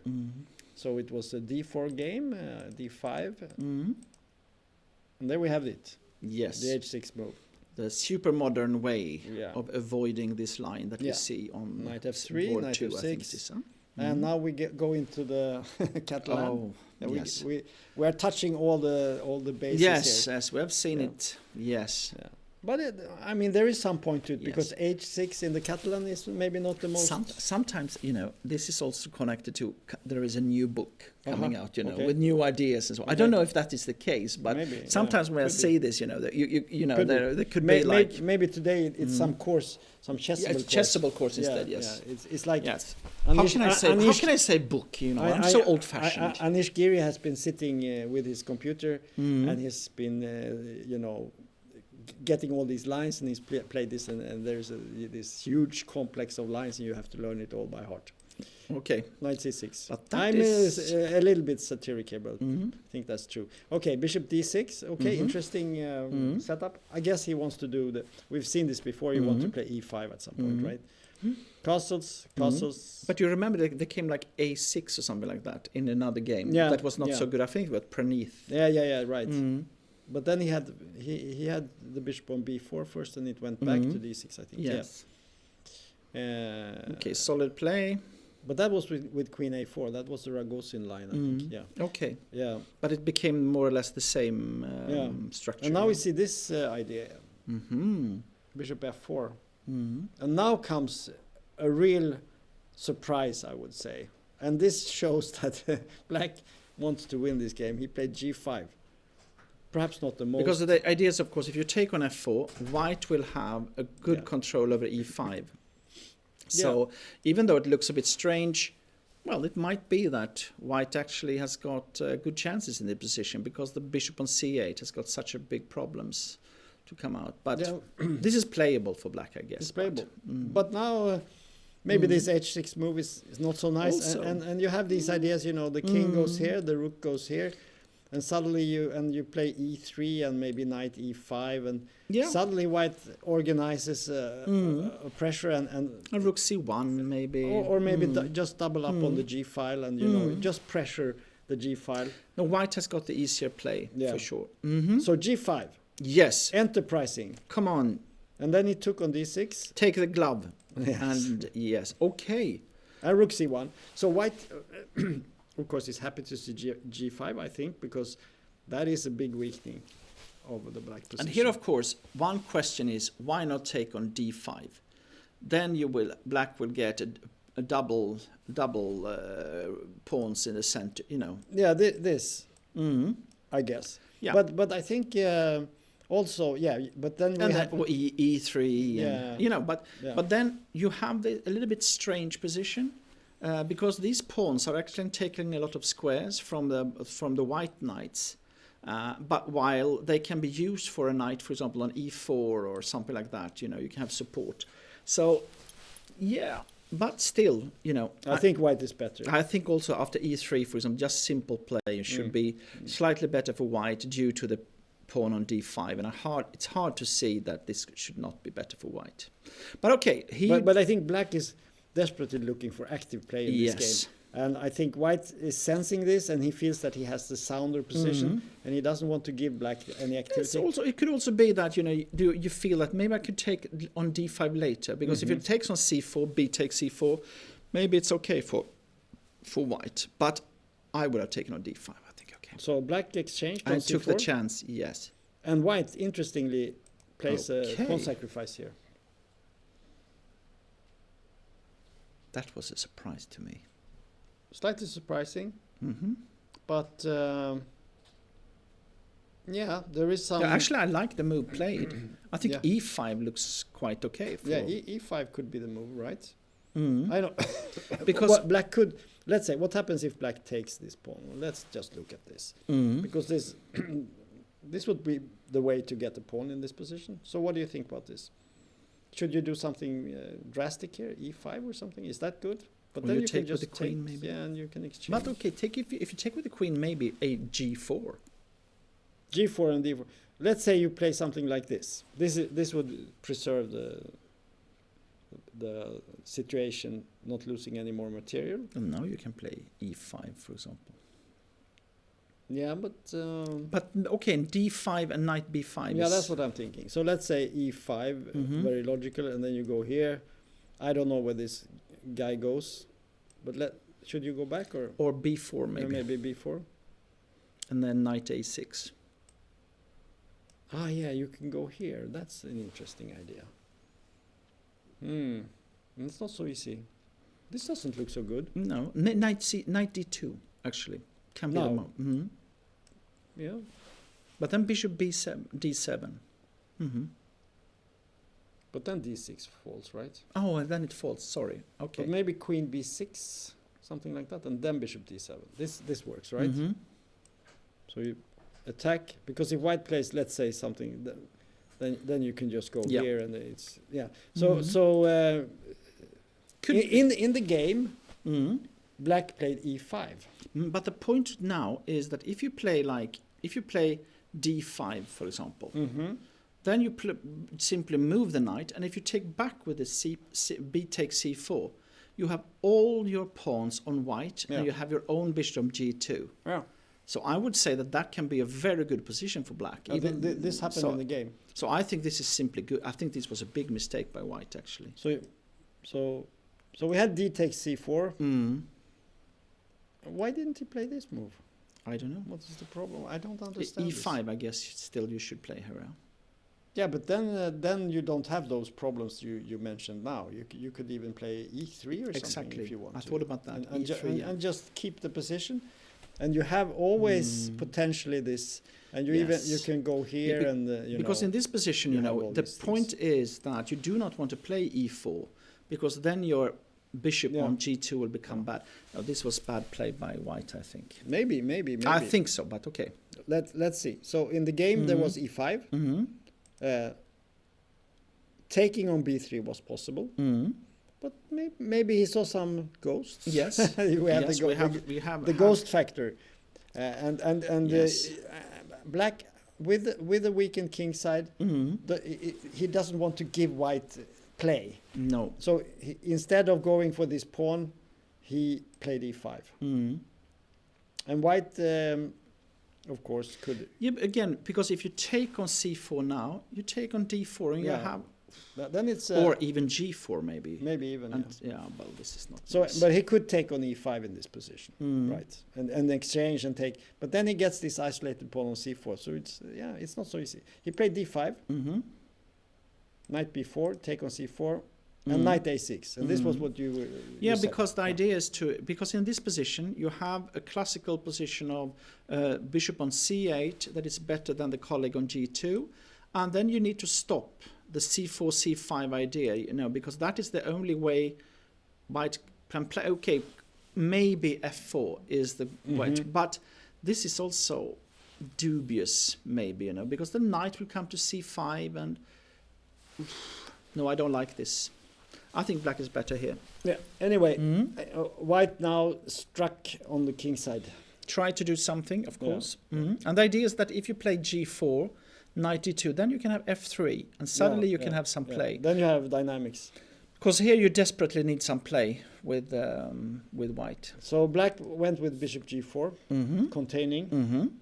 White took, black, and then queen d2. But queen d2 is also a move that, because quite often you want to play knight to d2, so that is also a concession in a way. But maybe now you have knight h2. So Yeah. in the game he played knight h7, and maybe now you could just play knight h2 and maybe go for f4 or something. I'm not sure black has done this the right way. No, me neither. In after h4 here, maybe it was better to play maybe g4 anyway. What do you think? Maybe. I don't know. Yeah, it could be, because sometimes you just play like this and hold the position in a way, Yeah, I don't know. But we could also say this. Once you have played a move like g5, and he did it in this position, he played g5. This can be punished. It can be. Yeah, it is a risky but move. Not the way I think that it should. But this will always, Okay. this will, There's always a weakness. I tell my juniors, if you weaken your king side, you're going to have problems. Don't do it. Don't do it. And you can see he does it sort of a little bit, to gain something in the center, but he will always have this weakness. This will always haunt him. And I think this could be trouble for black, because white has easy game here. Knight h2. He could even play f3, king f2, rook h1, things like that. There are ways to play here. And no, but still. there's Okay, also f4. but I have one idea. Okay, Yeah, if you play knight h2, Maybe- bishop d7. Yeah, bishop d7, f4, f6 could be played maybe. yeah, but look at this knight. Yeah, but it will come later on. Okay. No, because now rook c8 and put pressure on c4 and Maybe go to f3 and come to g4 or something like that. rook c8. Yeah. No, it's an unclear position. I agree with you. It's unclear. No, it's not. But I Yeah. agree. It felt that black could have played it better. I'm not sure. Anyway, my impression. I mean, you could even play a move like this, But there is another possibility here. and then you come with Okay, I can play also this. maybe queen b6, and you have like this check might be interesting. Something queen after knight e2, bishop d7, f4. Maybe you can give a check and play queen d4. Okay. You don't feel like this is a bit desperate? No. Do you really think you're going to get the queen exchange? Well, the question is what you're going to do. I'm going to move my queen away. Because now, if you play like take on f4, for example, You take with this one, or eat pawn was my idea, okay, I take back. and knight c5. Yeah, and then we have a tough fight. But you still, Yeah, of course. you still don't threaten anything. Really? I mean, this is protected. Well, f5 maybe? I don't know. f5, knight f6. But let's say we attack somehow the queen here. Can we do that? Rook d1 we can do. Okay, okay, it's a fight, but I just say that this Yeah, might be a no, possibility yeah. for black to play like, because now Yeah. the queen come back to g7 or something I like that. agree with you. I'm. Okay. I'm not claiming anything here. White has his weaknesses. He misplayed. I think he misplayed the center play. Black has a weakness on the king side. I think g5 was a risky move, but maybe it's a good move. I don't know. I would say this is maybe equal, sort of dynamically. No. Yeah, I think black is better. Yeah, I know you think that, but I'm seeing Yes. the advantages Yes. that white has. Black has some advantages, but white also. I think the king side and f4 could be a problem. Yes. We'll see. Yeah, I just want to say that I remember a lesson that Yevgeny Agrest, the strong Swedish grandmaster, he gave a lesson to juniors. Yeah. And then the juniors said, but this looks strategically very, very bad for Winner White. And then he said, yes, but it doesn't matter if you get mated. That's true, and that's what I'm saying too. Yes, I understood that. Yeah. Okay. So sometimes you have the strategic advantage or positional advantage, but your opponent has this nagging. There's some weakness. There is something that's not perfect, and then it's difficult to get everything. Focused, and maybe this is one of those. Let's But go anyway, back. let's We go back. must see the top games here. Yeah, and I think also we need to higher- go for a yeah, break. well, So we will it's just okay. have a quick run through of Okay. the critical games, and here we see. Oh, it's critical. This is what a game. We saw the knight h3 move, and he went knight c6. I think that was something we mentioned. Bishop g5, f6, bishop h4, and we can see that he's really trying to win this white. And this is interesting because now he's followed your idea here to take on e4 instead of going for this. Yeah, I think that's correct. And he plays e5, only hitting back in the center, and not going into some closed position where white can maybe finally utilize this h pawn. So And because the idea now is, of course, if you play d5, then you probably play knight a5, and the pawn on c4 will fall. Yeah. And because I guess that if you play knight a5 immediately, white would have played e5, and you have pressure on the black squares. And once you get the knight to here, and let's say white has played d5, then you also have knight d6 afterwards. And with now a I know very what strong move you play. I think you play c5 here. No, he didn't. He didn't. He played Okay. queen a4, but he Okay. played c5. Let's see what happened. Yeah, because my Queen a4, knight a5. No, he played Okay. C5. No, because Yeah, so you have to do that. I Mm. mean, if you play D5, that's just horrible. So you Yeah. have to play this. because the idea is, of course, to put pressure on F6 as well. And so there was an exchange. But you could just say, if black comes out now, the white king will be totally naked. You know, it doesn't have anywhere to hide. So No. this is very dangerous play by white in one sense. But of course, you know, you have this pawn on h6 that is disturbing. You have also some pressure here, but it is not totally clear how you coordinate your pieces with white. We can you know, see but- there is Let's some move on. moves. Queen e7 played. Because now you threaten to take on d4 maybe. Yeah, this is the idea. You're going to take and you're going to attack here. So white answered with knight f2. Okay, this is logical again, This is because a logical now move. the knight didn't do much on h3, and there you're are very- many ideas. Knight Sometimes g4. Yeah, sometimes you can maybe even go here. exactly, or d3 sometimes as well. Also this move. And Yeah, you are preparing perhaps even to play a queenside castling. Could be a possibility. Because you Yes. need to get the king to safety. I don't think you can play this position with the king on e1. You're not going to win with the king on e1. You need to make a queenside castle. You remember there was a game we had where we said that white had such a bad play and then suddenly he played queenside castle and won. Who was that? This was one of the Indian guys. You remember that one? no. Wasn't that the first game? Wasn't that the game where Yeah, okay, exactly.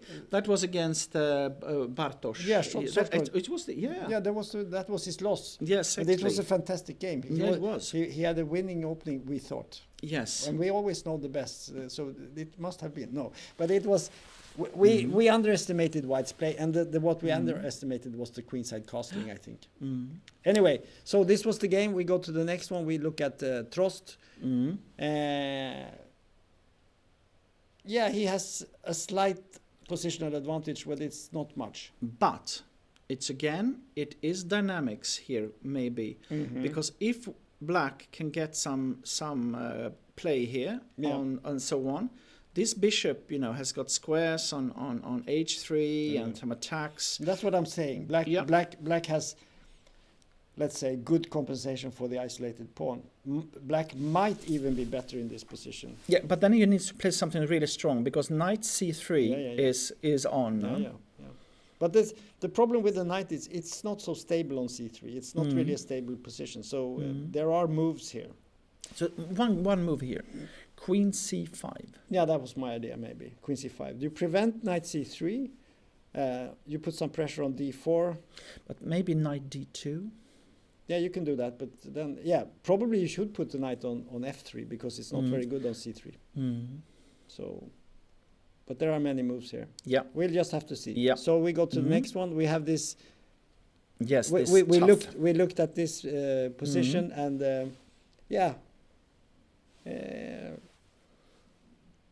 the fight goes on, I would say. But black is absolutely okay here. Black is okay because if you have this type of pawn on d5, when f3 is played, then you always have counterattacks, and you can take on d4 many times if you want, and it will be very little left for white. You know this.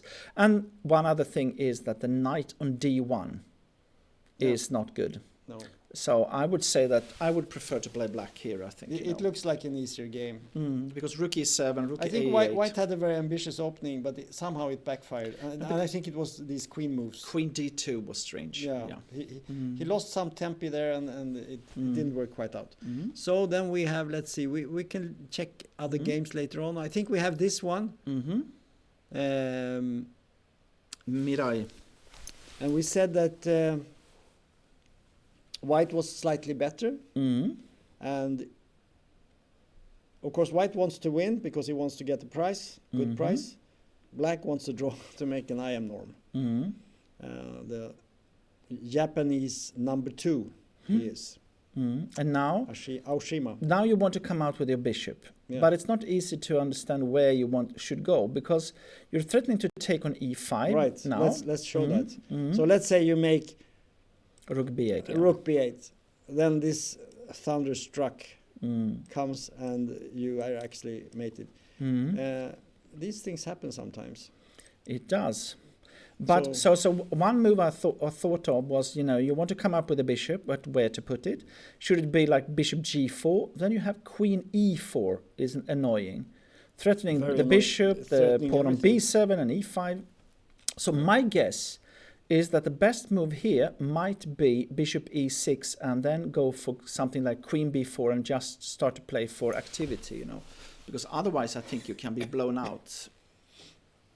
Yeah, I think that the Japanese player here, he f6. Let's see how this happened, because we had this knight c5, knight b3, and he took with the rook, queen e2. We said queen c2, but it's the same, basically the same. Knight takes b3 and queen takes. Exactly this. Yeah, yes. We had this position. But the question was how to... Yeah, and here he played e5. I think e5 is not the best move. No, I don't like it at all, because it's just a weakness. We discussed bishop d7 now. He should play much more conservatively here and just try to sort of nudge his pieces out of harm's way. But maybe it's difficult. I mean, white is clearly better. It was bishop d7, take on b7, rook b8, bishop e4, f5. We had this type of... Yeah. It wasn't clear, but white clearly was better, but the question was... But the thing is that it... and I must say one thing, when you have this type of positions with black, one of the things you need to understand, and that from my experience is the difference between a strong player or a less strong player, is that the strong player understands, now I need to sacrifice a pawn and go for the compensation, and you do it in time. Yeah. Because weaker players has a tendency to do it too late, and then you don't have compensation You must enough. Panic at the right time. You have to be early when you panic. Yes, it's a good thing. Don't panic too late. Okay, so rook. I think if I have an idea. What about this move? Because white might have f4, but then you get some compensation with a weak king for white. So probably this might be the best option. But f4 here looks good. Yeah, but that's what I'm saying. It still looks good, I think. Yeah, you can do that, but maybe that's what I'm thinking. Maybe you could survive a position like this somehow. Maybe now you do this. Okay, take. And now you play some move here.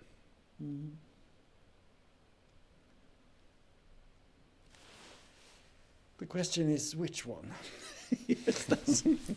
Okay. That's the only problem. But maybe queen c5 check. Or rook d8, I was thinking maybe. I don't know. But then I think you can play queen e3. Okay. But I was thinking, let's some naive line like this. Queen e4. Then, you could play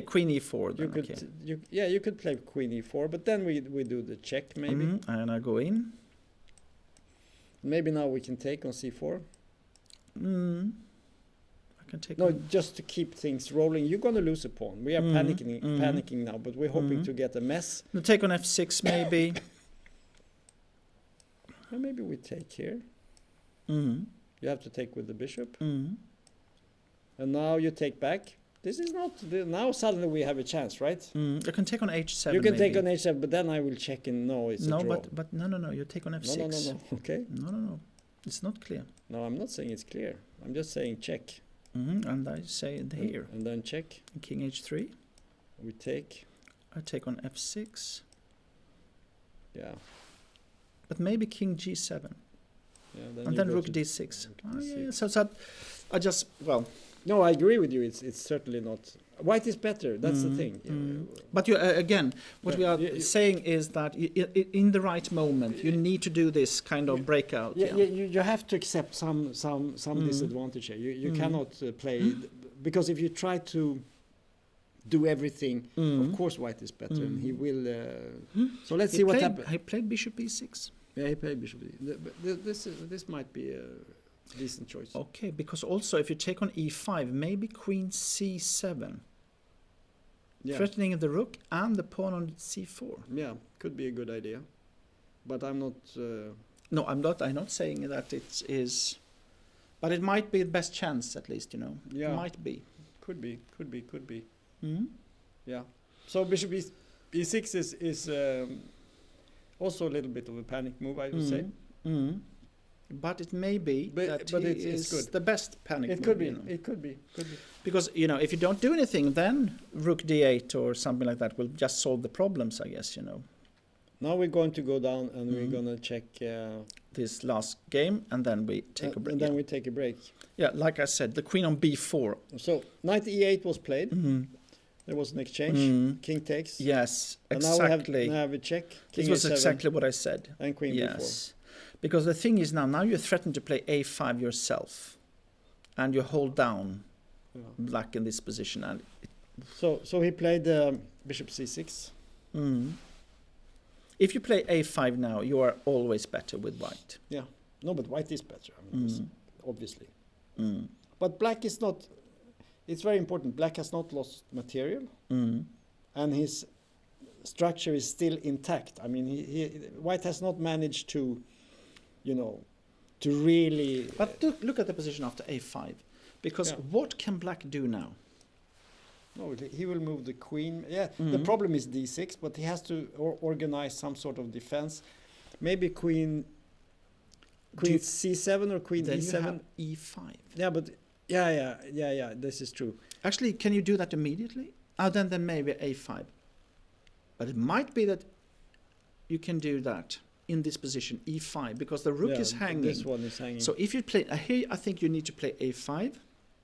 Then maybe you play queen to a3. Yeah, I know it looks strange, but but if the pawn on d6 is hanging, it is a huge problem. that is a major problem. And okay, check on b6, king h1, queen c5. Probably you just take on d6. But maybe yeah, that's true. Yeah. Okay, so let's go here and then This was my idea to protect, and then we take. The question is this position. Yeah. Can we? But the d pawn is very strong, Yes. so we have to go here first, I guess. Yeah, now maybe, knight b5 or something like that. Yeah, I think with that we will take a break. So we will be back in like 20 minutes. Something like that. 15. Thank you. Okay, thanks.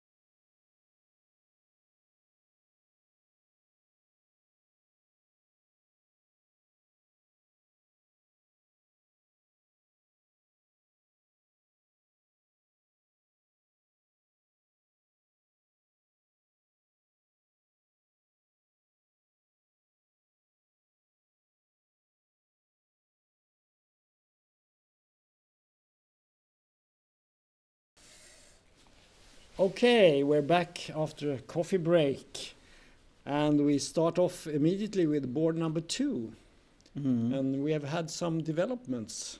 What's your impression when you see this position? No, I mean, it's super sharp, not the least because it's like white has sacrificed his king's position to go for an own attack. He's got the center, he's got pressure on f6, but the king. And my feeling when I saw this, I just felt that black must be good here. That was actually my feeling.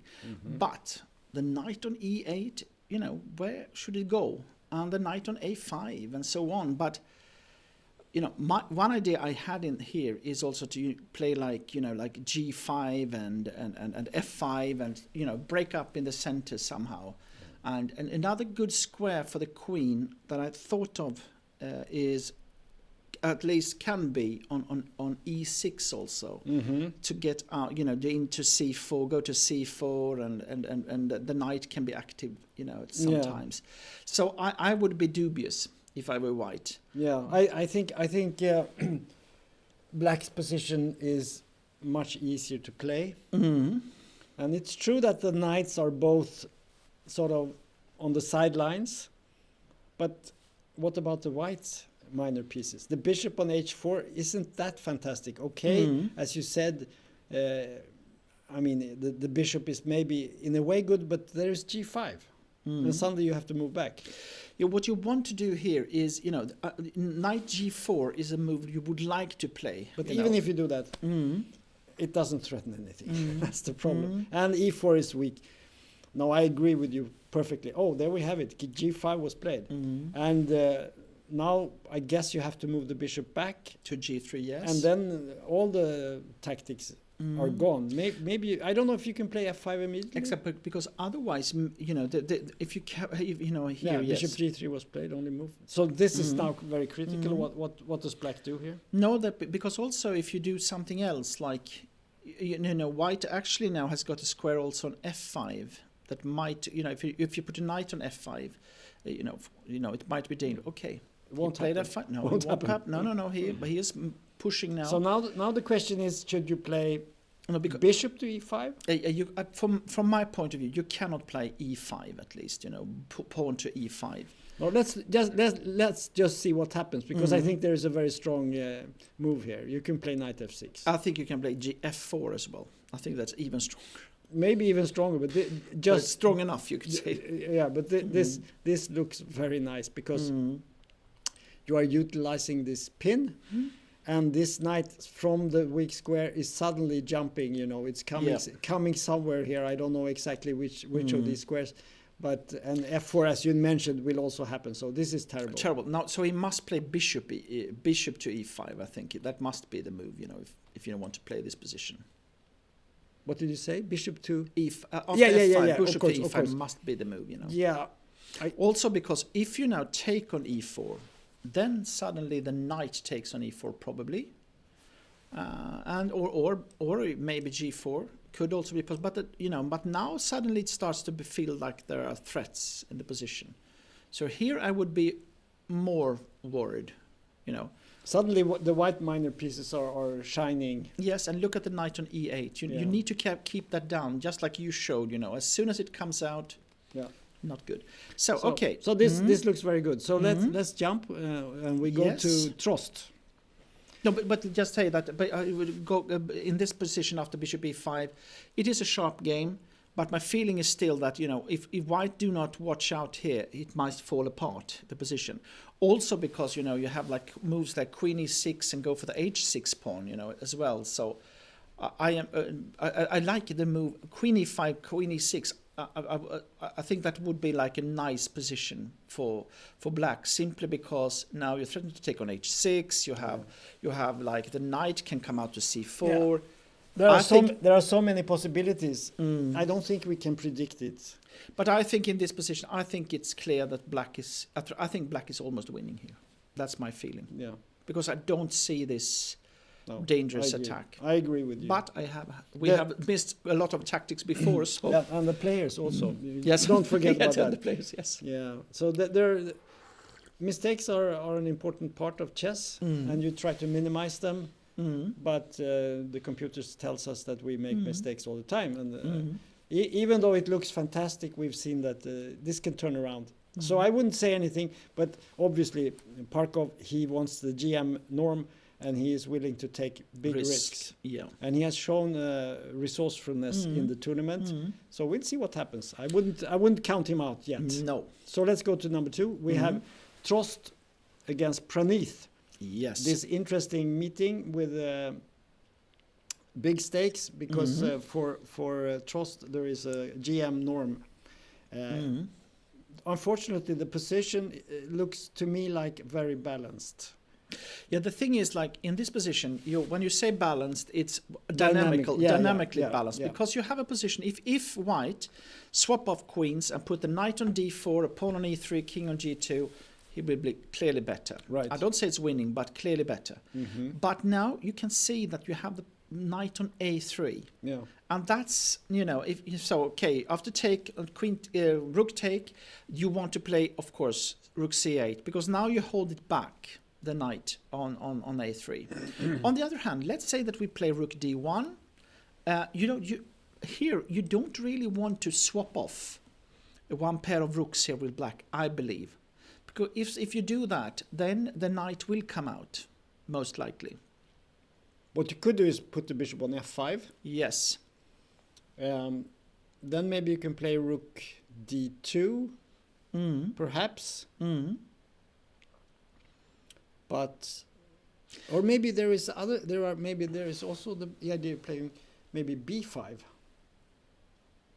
Just try to press the knight back to b1.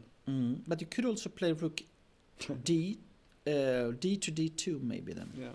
Let's see. So let's say we go for this idea, and as you said, you can play this, but now you can't. No, now you're not doubling here, so now we can play this move. But I can maybe play b4 now. Yeah, you can play this move. I don't know what's happening here.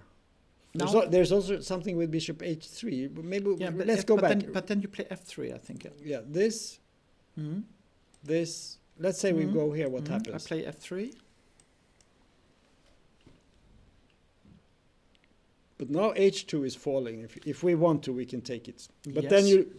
then you lose pawns here. But also, So let's say we check. King f2. Maybe now b4. And put knight to b5. So how is this? Because also g4 can be dangerous for black. Yeah, but you can only make one move Yeah, at yeah, a time. No, I just say that this might be a threat right now. Yeah. So here it is not easy to. I think. No, but there is something called attack, and black can. This is very dangerous for white because he's so passive with these rooks. So at some point you can come with your rooks here. I don't know exactly how to play this. I have to admit, I'm not sure about this. I just see that this has the potential to be, and the knight is also a bit, but it could be a bit, But let's. But I believe that if white can manage to, a little bit come out with a knight and so on. Let's say you give a check here, of course, just for fun. Rook e8. Maybe attack the maybe knight. Maybe rook e8 and rook f2. I don't know if you can play that. Yeah, this is a possibility. I don't know where the king goes. Yeah, I think so. But and then rook f2 maybe. But then you have maybe e3 or something. But then you take on f3. Oh, sorry. Yeah. So this is I just can't believe that this is good for white. I don't believe it. I think maybe g4 is a strong now. Yeah. Okay. Let's say we take this pawn.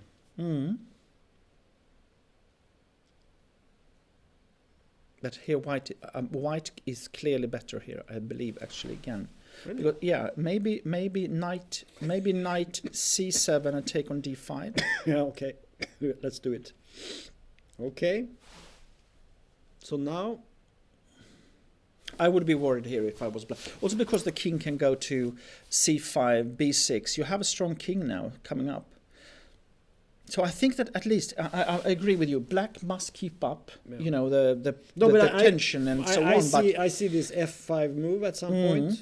you know, to break out, and then you have a passed H pawn and so on. I think it's a very, very complex position and difficult to play. No, absolutely difficult to play, but you know, here we need the exact moves. I think there's very, very important here to play the correct I think moves. my take here is that if black plays exact here, he should have no problems to survive, because white's position is a bit awkward here, and black is quite well. I mean, there is the d5 weakness. What is interesting is that I think this type of positions where Praneeth has actually played very well, you know, when it's this type of mix of strategic and then very suddenly very tactical, you know, he's shown strength.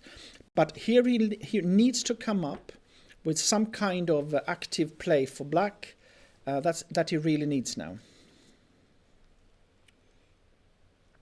Well, b5 is obvious. I mean, it threatens to win. Not win, but you threaten to push the knight back. But maybe white can accept that. Let's see, after b5, if you don't play this move, let's say you play b4. something. You could play b4, yeah. And then maybe we go down. Maybe I take and play king g2. Can you do that? That's something like this. I don't know.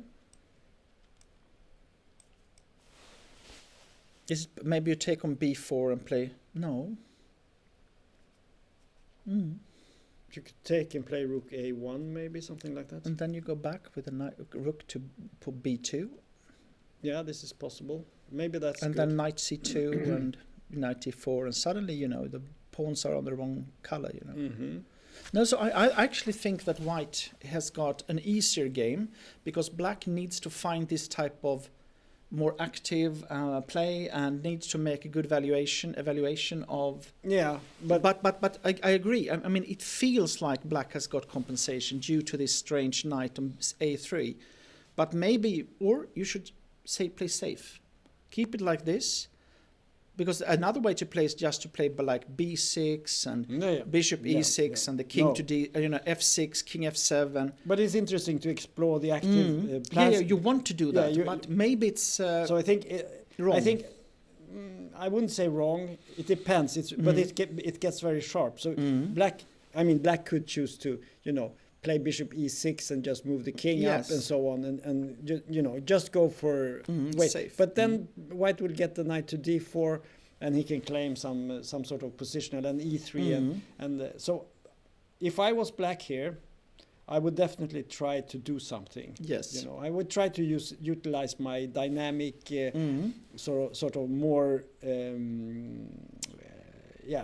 Not so stability. White wants a stable game. Black wants some sort of. I still think b5 looks like a good move, but I don't know b4 what happens here. Maybe there is some really good move in this position. Rook c3 maybe. But then.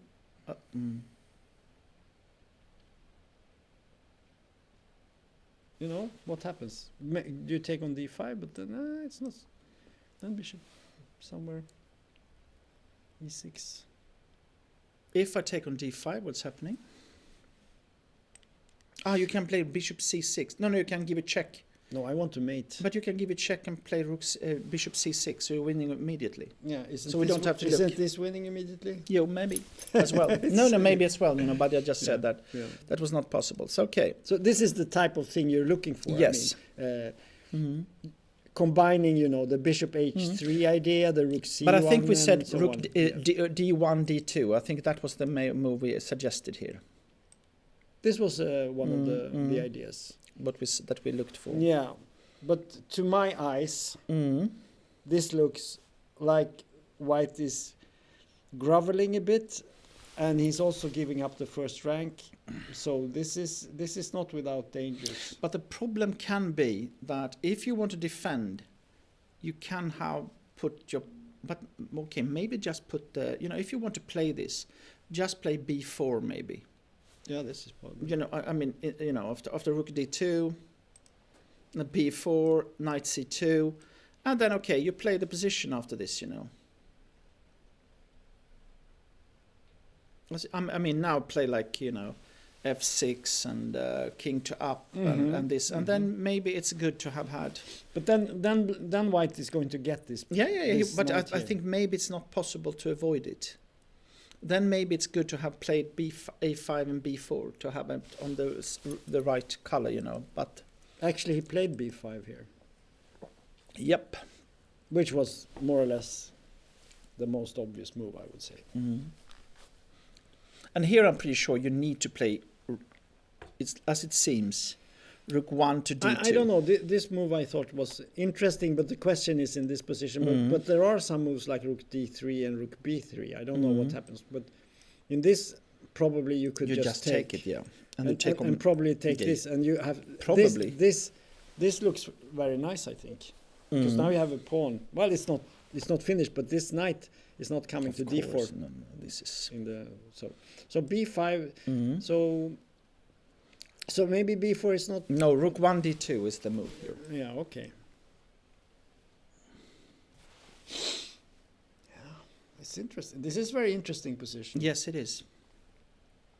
It depends on who is playing. I mean, some players prefer white here because they go for the stability. Yes, we And do. some players they want this dynamic chances and attacking chances and so on, and say, well, okay, d5 is a little bit weak. But even if you lose the d5, as you pointed out, there is always this idea of coming with the bishop here, maybe with the king on g2. So maybe d5 can be indirectly protected in many cases.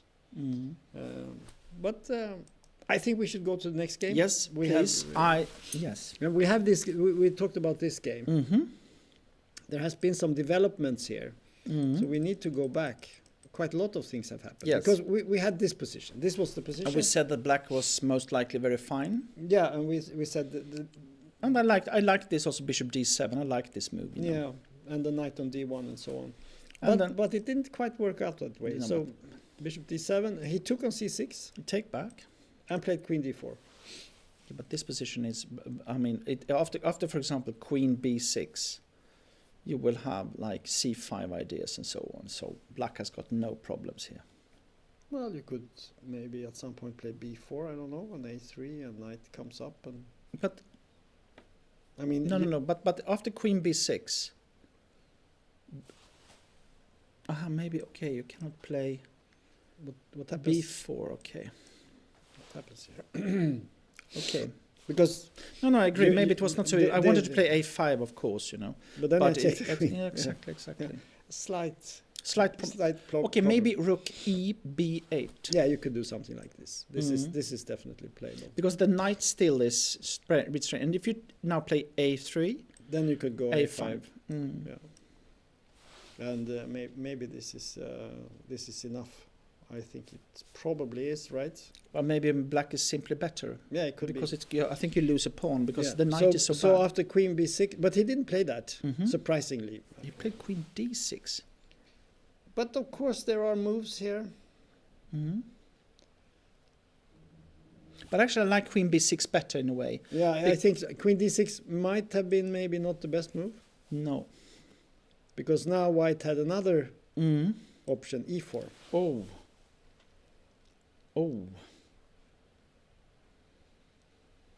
And you can play c5. And now you can But play. But queen wait. b2. What is happening after e5 in this position? Well, you'd take the queen, I guess. Yeah, and then? How is that position then? Is that... Do you want to take this? But this is... Okay, maybe you can... I think the d pawn is weak, and the knight on d1 is definitely weak. Cannot go anywhere. So maybe even rook e6 here. Take with the pawn. Maybe knight e8. Just take. This should be good for black. Don't you think?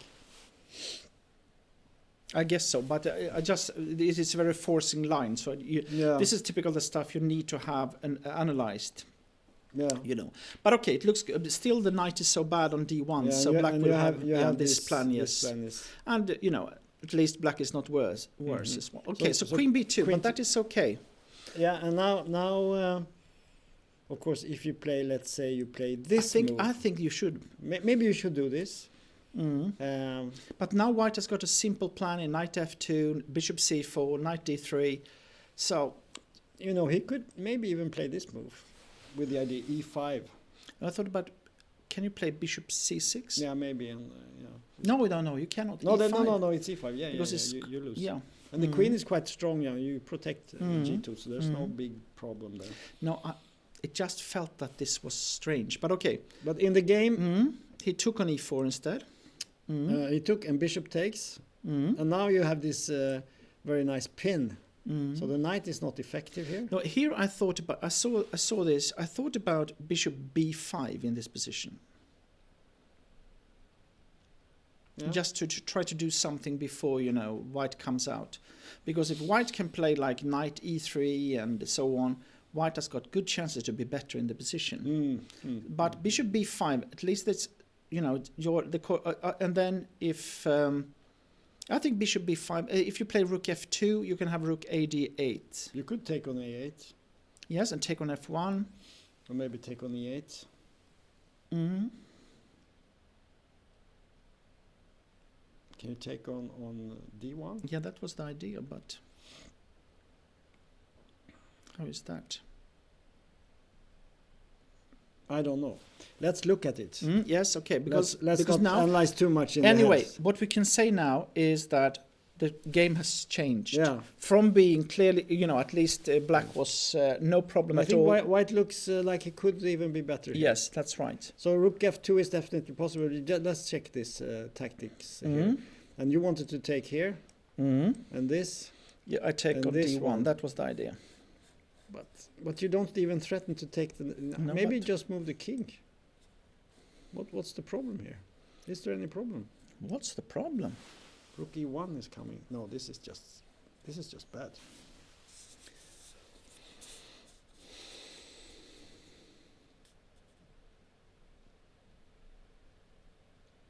You want to play maybe bishop b5, idea of something with queen f1, but rook e1 comes and there's just nothing. No, I don't think this is good. Wait. Let's not put too much Okay, effort I'm into sorry. Yeah, you can see that this is bad, right? You're in exchange down and you have nothing, right? You are so quick. Yeah, know. but Don't forget what they say. These Yeah. masters that Yeah, say yeah, that yeah. strong players Yeah. they But they are we don't have the luxury Okay. of investing so much No, time it's, in this it's okay, position. it's okay. Because this is No, I is, agree. is, is, Yes. is not even Okay. even on the cards. We have to focus on what's happening. Yes. So bishop e4, rook a8 post played, which is to me looks like a more normal A normal move. Yeah. Knight f2 also very normal. And now maybe queen d5. Now bishop b5 came. And now rook d1. rook d1, yes. Bishop b6, rook fe1 and c4. And we can see that black seems to be going for some kind of exchange, maybe going to a draw, I would think. I don't think he's trying to win this now. Well, No. he might later on, but to me it looks like he's going for a draw. It's important to notice that none of these players can make any norms here. Malek has already made his norm, and Nico chasing, he cannot make a norm, unfortunately. And he might be a bit tired after yesterday's game, so the sort of the spirit has been. I mean, Malek is probably very happy, and Chasen is unhappy. So. I got one idea here. Yeah. It's play a4, b4 if you want to create something, but maybe it's simply too much, No, you can do that. And b4, yeah. But maybe. No, but maybe you can just play bishop to d7 and you take on a4 if I play b4. Yeah, so something like maybe that. it's stupid. Yeah, well. I No, don't but know. no. Also, a5 can be quite annoying after that. Yeah, So this might be a chance. yeah. But let's see what happened. I think. Is this the position of the c4? This is the position. I think we should leave this game. It's Yeah. not super important game. No. So we go to the next one here in the line, and we have this Yes. this game. This happened. So Queen c7, yeah. in the game, let's just reiterate. We had this very interesting position. We talked about different ways to panic, and he played e5 and rook e1. I actually think that this is a good choice to play And bishop we were b6. discussing f6, and then we saw f4, and it gets very messy. He played this, which is a cleaner move, but of course white gets to take this queen 7 and queen d4. Because now at least you have rook d8, for example. Do you? Bishop d5. Yeah. Isn't that pretty nasty? And b5. No, well, you can play b3. I'm not so sure about rook d8 here. Okay. There is So also so the no, no. question is queen take. I would say Queen takes c4. Queen takes c4 is the move. And then queen take, bishop take on b. If you play b3, maybe you can go to a6 with the bishop. You take on b7 here, and then you play bishop d5. That must be the idea. There is no threat now. You can play b3.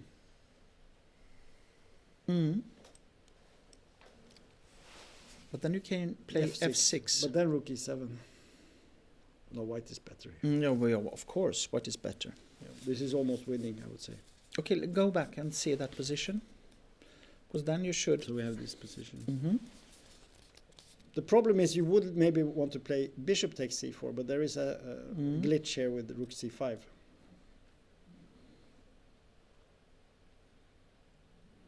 No.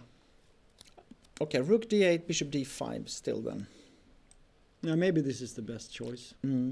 Maybe like bishop h3 or some, go for some strange... Go for glory. Is there a threat? No. Can we take on a7? No, then No. e5 goes. So maybe we should play some... But because my idea was that, to follow up with b5 and try to do something, or... I don't know. But there are moves here. Rook g5 is a strong move, maybe. Maybe even rook g5. Rook h5 is interesting. Yeah, I agree. Yeah, this is tricky. No doubt it is white who is in the driver's seat. Yeah, I think so. And, black has to play well now to save the game. Yeah, he's a pawn down. I think still maybe best queen takes c4 might be the best. I think rook d8, bishop d5 looks... Yeah, it's... Well, maybe you can take on d5 and try to play a queen ending with it. But white has a central pass pawn. It should be very good. But maybe that's it. Maybe that's the best. Okay, so let's go down and see. We had this. This one, yes, exactly. Yeah. This one is interesting. So let's see where we were. We had this position, and we had. And here I like white plays. I think white is playing quite well. And he played your move, e5. And there was a5 and queen a3. And queen b6. Okay. King f1, queen c5. But now he took on c5. Why? Your suggestion was to take on d6. Yeah, I thought that was the idea. But I think after taking on d6, queen takes a3, b takes knight f6. Black's position is suddenly quite well coordinated. Let's have a look at that. So take here. I think this is winning for white. No, I don't think so. I don't think it's so easy because look at this bishop here. It's not so strong in this position because you have these pawns very strong on f7 and e6. Okay, I played knight b5. Yeah, and you play here.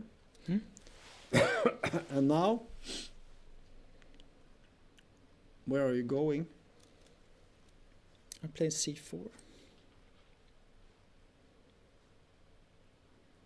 Let's see.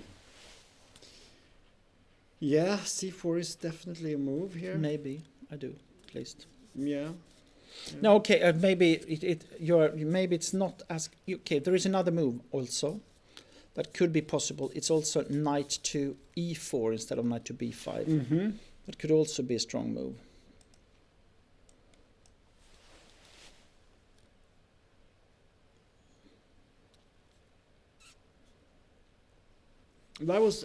I was thinking maybe you could, play something like this. It doesn't look so nice aesthetically, maybe, but you block the pawn. You can almost play knight g5.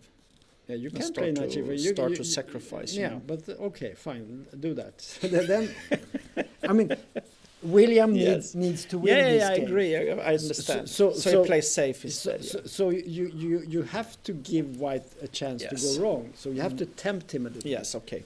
So that's how you do it. But in the game, we have to remember that the white player, who is the lower rated player, has played very safely in the tournament. Mm. He hasn't lost a game, which is unusual when you have this. He has Yes. only 2 wins and he has 6 draws. He's not going to go crazy here. And in this position, you could see that he has a simple, a little but clear advantage. Yeah. So let's just see how it happened, because okay. there was a queen exchange Mm. and not this. I agree with you. Probably e takes d6 is objectively the best move, Yeah. but it's not without a cost, because your position gets a bit disrupted on the queen side and so on. And that's not how he got his points. He got his point by playing very well. Actually, he was the guy. I think he was the guy who made the draw with Tiger in the first round. This okay. this stalemate. Oh no, is that Yeah, him? I think it's him. Okay, then he has not been playing so stable, you could say. No, but apart from that game, I mean, Yes. making draws with the grandmasters and all these. So then he IMs. got some. Then he got some. And he beat encouragement. the 2 Finnish IMs, Yeah, he played well. Nysti and Koika. He beat both of those guys. So he, very stable, and his stability is his strength. And this is nice move also. Yeah, To so- play. Yeah. So and he just keeps it. And okay, knight c7, rook d6, king g7, rook e d1, rook e8, bishop b5. So now suddenly he does something. Takes.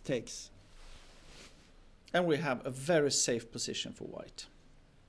You know, he's playing with an advantage with the draw in the pocket. And that's the right way to do it. And now he's threatening to play rook b6 Also. and rook d7. No, I This is- would not be no. surprised if he wins this game. He has played excellently so far, and Really, really good actually. Yeah. Also, like you say, instead of my more what do you say, sharp lines, he just continued to have a good position and putting pressure on William. And also, if you look at the games of William, this is exactly what he does not want also, you know, because he has had problems with the opponent. I get the impression that he's an attacking player. Yes. He likes tactical play, and I think I saw, was it last Rilton? He played some game. I was really impressed. That was the first time I noticed how strong he is, and I was impressed with how he managed to turn what I thought was a pretty boring position into an attacking position. So yeah, this is tough for him. He meets this super solid guy and he's black, and he tries everything, h5, you know, all these moves, but he's getting nowhere. No, the problem is he has no counterplay at all. Yeah. And black has got all, you know, I don't know if he needs to, maybe he must play knight to a8 in this position. Well, but if ever you have to play knight a8, No, but just say that, you know, Yeah. maybe you have to do that. Then it's a sign that, it's you know, a sign. knight e4 and you know, you have so simple moves. you know. White has so many simple moves. I mean, for instance, he could advance his king up in the center. He can choose. Maybe I want it on e4, or maybe I even want to go to c4. But the knight on e4, and because if and knight d5 comes, knight- you know, then your c4 will come in one moment. Yeah, you know. but I think right now the knight is perfect on c3. Yes. No, yeah, right. You now, protect this. You prevent knight d5. And yeah, this is horrible. This is winning for. The- I'm sure this is winning for white. I don't know if I want to use the word winning. I would say it's very difficult to play black. But there are players in this tournament that has made draws from much worse positions. Yes, but So- that's maybe not due to the position. No, But let's go on. Let's go on. let's But go back. Let's just check the time, so we can see they have about the same amount of time, so nothing special there. Okay, so we have this game, which is interesting because both these players have a chance for an IM norm if they win. So we looked at this before, and I said there could be an attack on the king side. And you said no. Well, no. I said that, you know, it can be, but No, what you said was that black was better. No, I think black was was black. better. I think black was better in that. So position we anyway, we had knight h2, and now this was played. had. That looks strange. Because Yeah. then you can play bishop h3. in Yeah, worst case, and I think this is a big mistake. no, but that was not good. No, because the move you were talking about was bishop d7, Exactly. and then even f6, and try to keep everything Try together. to keep it closed, but Yeah. but you cannot let this bishop come out so easily, you know. But actually, he played this move. Okay. But it's the same idea. I think still a bishop d7 would have been, and he played bishop g6, and knight g4. And already we can see that, yeah.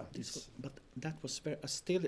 I think he should have taken on f3 in this position, and then start rook c8 and so on. Right. I don't think black is worse there. No. Still, with f6, rook c7. So, but okay. But let's let's Yes, I'm just see get too interested in the games. I must stop that. No, you can be interested, but But just stop.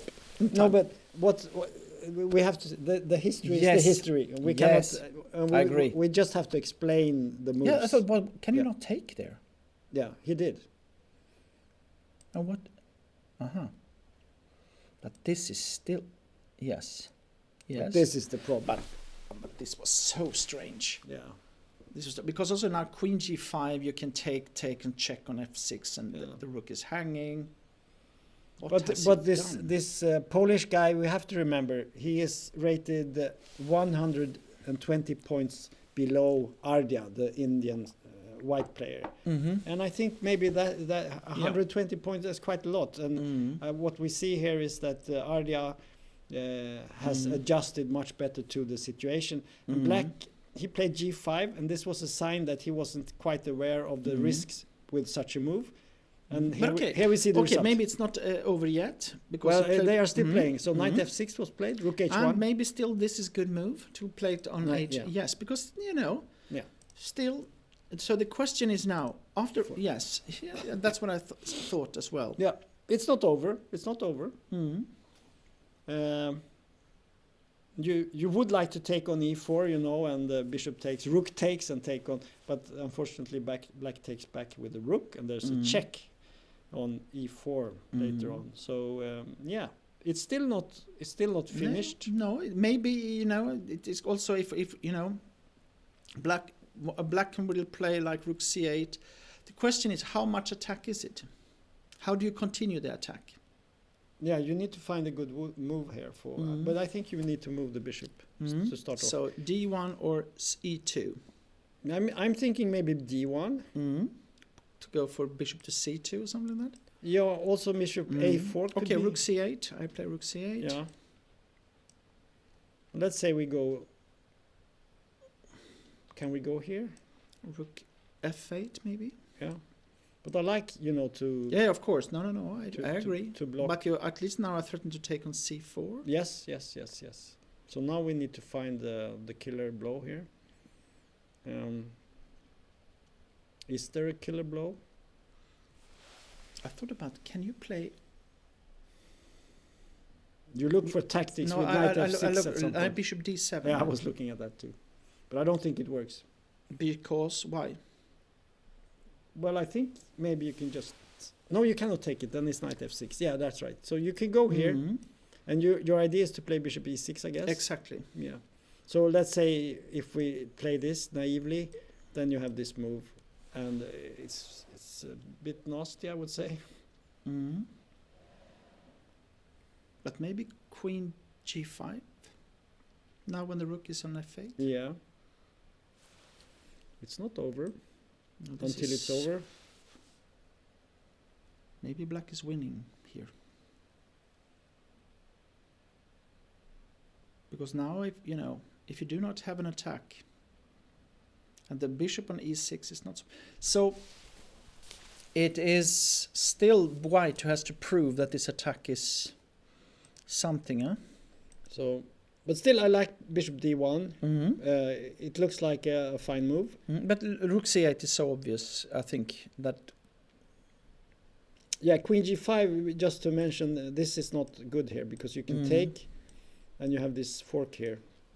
So this is a tactical problem. So the question is if you could play like rook f8 immediately to have queen g5. What do you think about that idea? Something like this. Is that a possibility? But then of course then bishop c2. Yeah, then you go for the pawn, yeah, because then you can take a pawn. No, so go no. So you want to do rook c8? Rook c8 for sure. Also because the idea could be rook c7, just to play safe.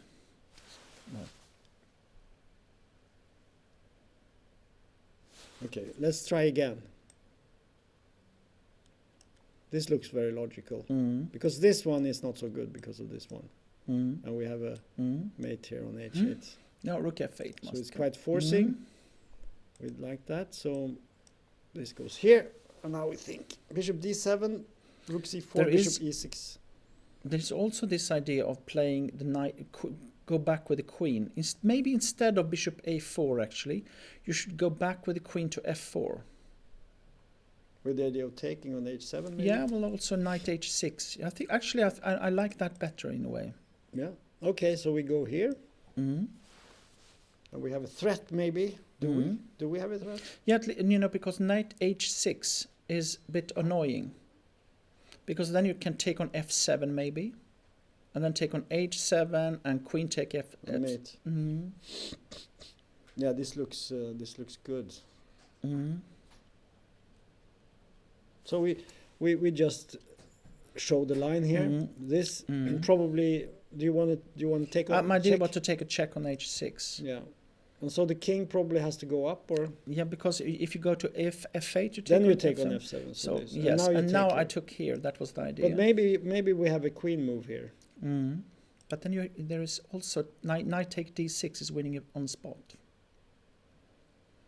It's a check on e8. and queen and so on, so. It's just falling apart. here. Now, so probably this Yeah. withdrawal of the queen is the key if they want to keep up. Could be. Mhm. No, but I mean, this position looks winning for white. I mean, when you just see it, it looks like But- one of these Mhm. puzzles. You know, Mhm. how do you win? Mhm. Because, I mean, the knight on h7. But is maybe terrible. actually but that's why rook c8, queen f4. Then you have also this with rook c7 to protect on f7. You can go here, Okay, I play rook c8. but I Mm. somehow I don't see any reason. okay. I think this is. I don't think c4 is so important. Rook c8. It's not about the pawn. And I agree with you. I And think now this is good. rook c7 was my idea to protect on f7. Yeah, that's good. But now there comes another idea. And now actually you can play maybe f5. Maybe now we play bishop a4. Mm-hmm. And rook f8. Rook f8. Mm. Because I want to take on h7. What happens if I just take here? Mm. Okay.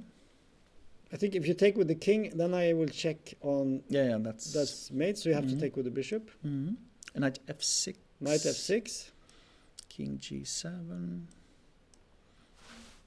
Maybe. Yeah. Maybe even take. No. I think so. Yeah, I think so. Take. Take. Mm. Check. It's mate. Where do you go? G8 must be. This is called mate.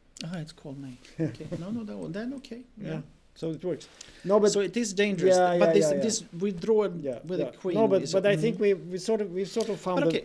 this queen f4 I think Mhm. is very Mhm. good. Okay, we need to do something else instead of rook c8 then. We need to find some kind of... Yeah, but then it's difficult because if you cannot use this rook, the attractive thing of rook c8 was that you actually get this last Mhm. piece working. But if you cannot do that, white has Mhm. all the pieces attacking. Bishop a4 is an important move at some point, always here. So I don't know, something with e3 or something, try to just get desperate. I don't And know. rook f8. You want to do that now? Yeah, is it possible? Yeah, of course. What do you want to play? Then you want to play some f5 or f6 or what do you Queen play? g... Queen g5, yeah, that's a possibility. But maybe queen f4 again. But we said maybe bishop c2 here. I think we analyzed this. But maybe this is the best you can do. Mm. And you play queen g5.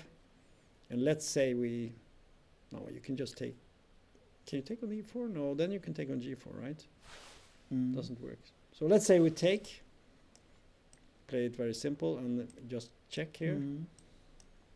And maybe take here. At least it's the pawn. But No, it's actually not it's so a clear. pin a little bit. Yeah, so it's rook a c8, pin. rook c8 maybe. Yeah, you can play this. We can take on g5 maybe.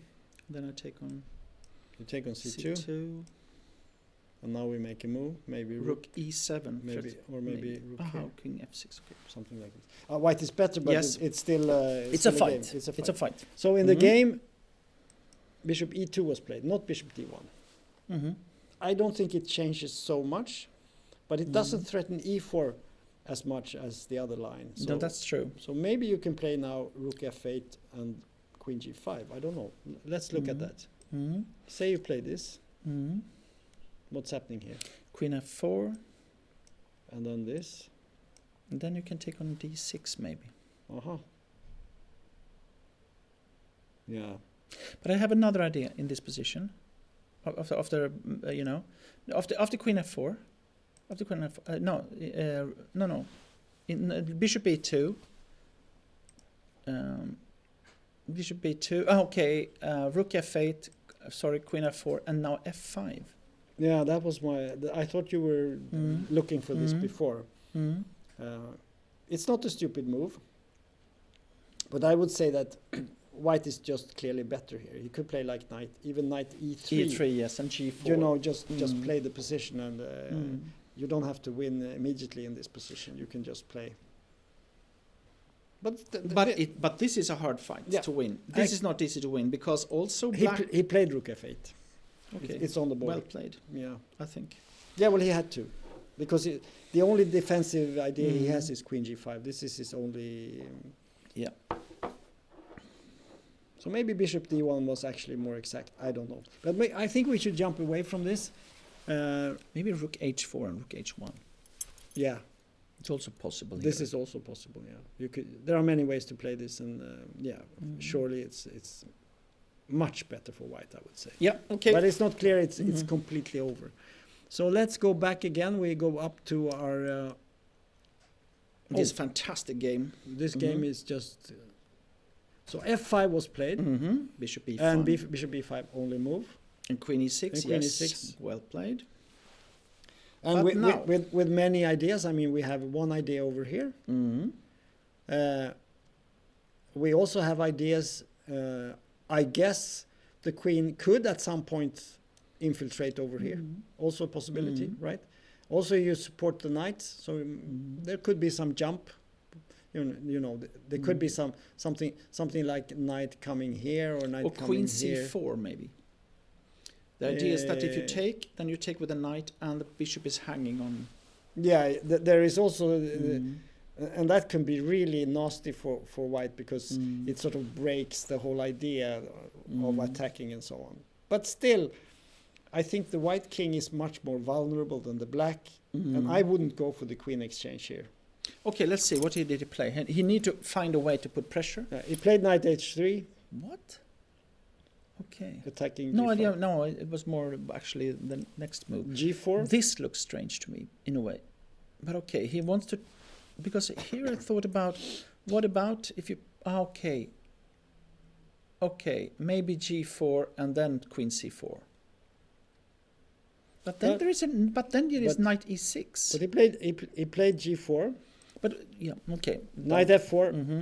Well, there are There are several. Okay, thousands again. of moves here, so I don't know. I'm sorry. Okay. No, it's Mhm. okay. It's no, okay. no, but you are right. We can, So did it take on H6 then? but I think it's a principle question here, and that is, can white survive if it's a calm game? If not, he has to stir things up, right? I think white's. He might be afraid of things like this. Yes, he must do something. So he's sort of pressed to do something. I agree. And that I think that's the driving force here. So G4, knight F4, queen H6, and now the surprising king E2. Yeah, and he's still going for the attack. You know, rook H1, king Yeah, E2. actually, is a good I move. like that move. Yeah, actually. it's a good move. So maybe he has actually succeeded a bit because he has stabilized his position a bit. But what about? Okay, again, Queen C6. You know, just to swap off, but then you have Knight E6 in the end, and then take on. But that is an interesting thing is that if you go here, then you have it. then rook H1, and suddenly black has big problems. Check on c4 and so on as well. It's very dangerous.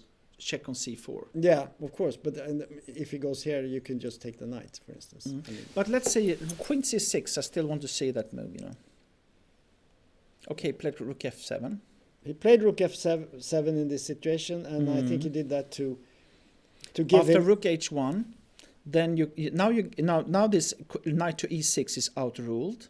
But he played d5. Yeah, because if you play rook h1, Yeah. then you play queen c6, and I think it's game over. Yeah, because you threatened to take on e4, and If you swap, then you take on and d4. then suddenly black gets this, the calm game, where he is better. But he played d5. Yeah, but that's why I thought that maybe queen c6 instead of rook f7 maybe was possible. Yeah, let's see. So Because queen here. I thought about this. Then you must swap queens. But there is a yeah, fork. that's what I mean. Yeah, exactly. And take on e5. Take here probably. This was the position I was. But maybe No, I don't like this. No, you have just misplayed it. Yeah, this Okay. is not, this is not. So I think rook f7 was probably quite good. D5, very interesting, and now it's complete craziness. What's happening here? Who is doing what to whom? Is there a threat? Is there something really threatening here, or can we just take on e4? Then rook h1. It starts to get dangerous. This Yeah, and after queen g5, you have rook h5 maybe. But this is really. It's a mess. It's a mess. I But think you should be happy with this. with black, the good thing is for black is that whenever this comes, he suddenly has the queen here. So this, yeah, this is extremely tricky. We could check with the computer. But Yes. I think we don't have to. I think we can just say that this is a mess, and we'll see what happens. So let's go to Trost and see what's happened there. Okay, so we've had a development. I think we have to go back and see what happened. So there was b5, and he played, as you said, rook Yeah. d, and then he played bishop to f5. This we also analyzed. Yeah, b4. b4, a takes. Yeah, the question was in this position, what is the best? We were looking at B4. check, we were looking at bishop h3 and so on. But he went for this just to contain the. I think actually it's correct, but. Yeah. And now he went here, yeah. Threatening mate, and f3, check.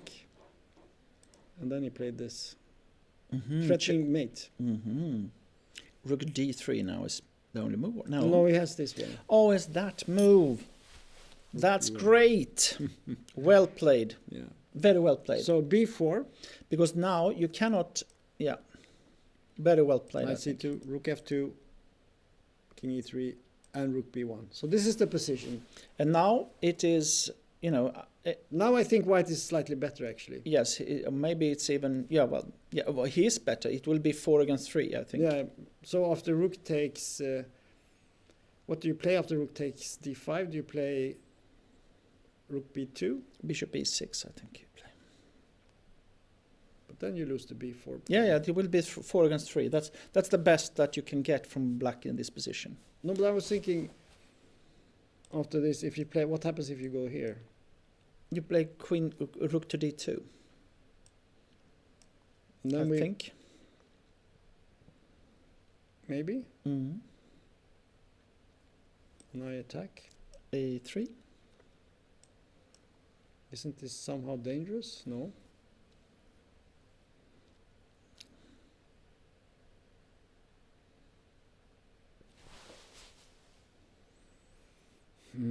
I just thought it was going to be 4 against 3. Yeah. But That's what I'm thinking. But I think but it's then you want the rook ending, not you want to exchange the bishop. But somehow. what can happen here is that in this position, maybe you should play knight to d4 instead.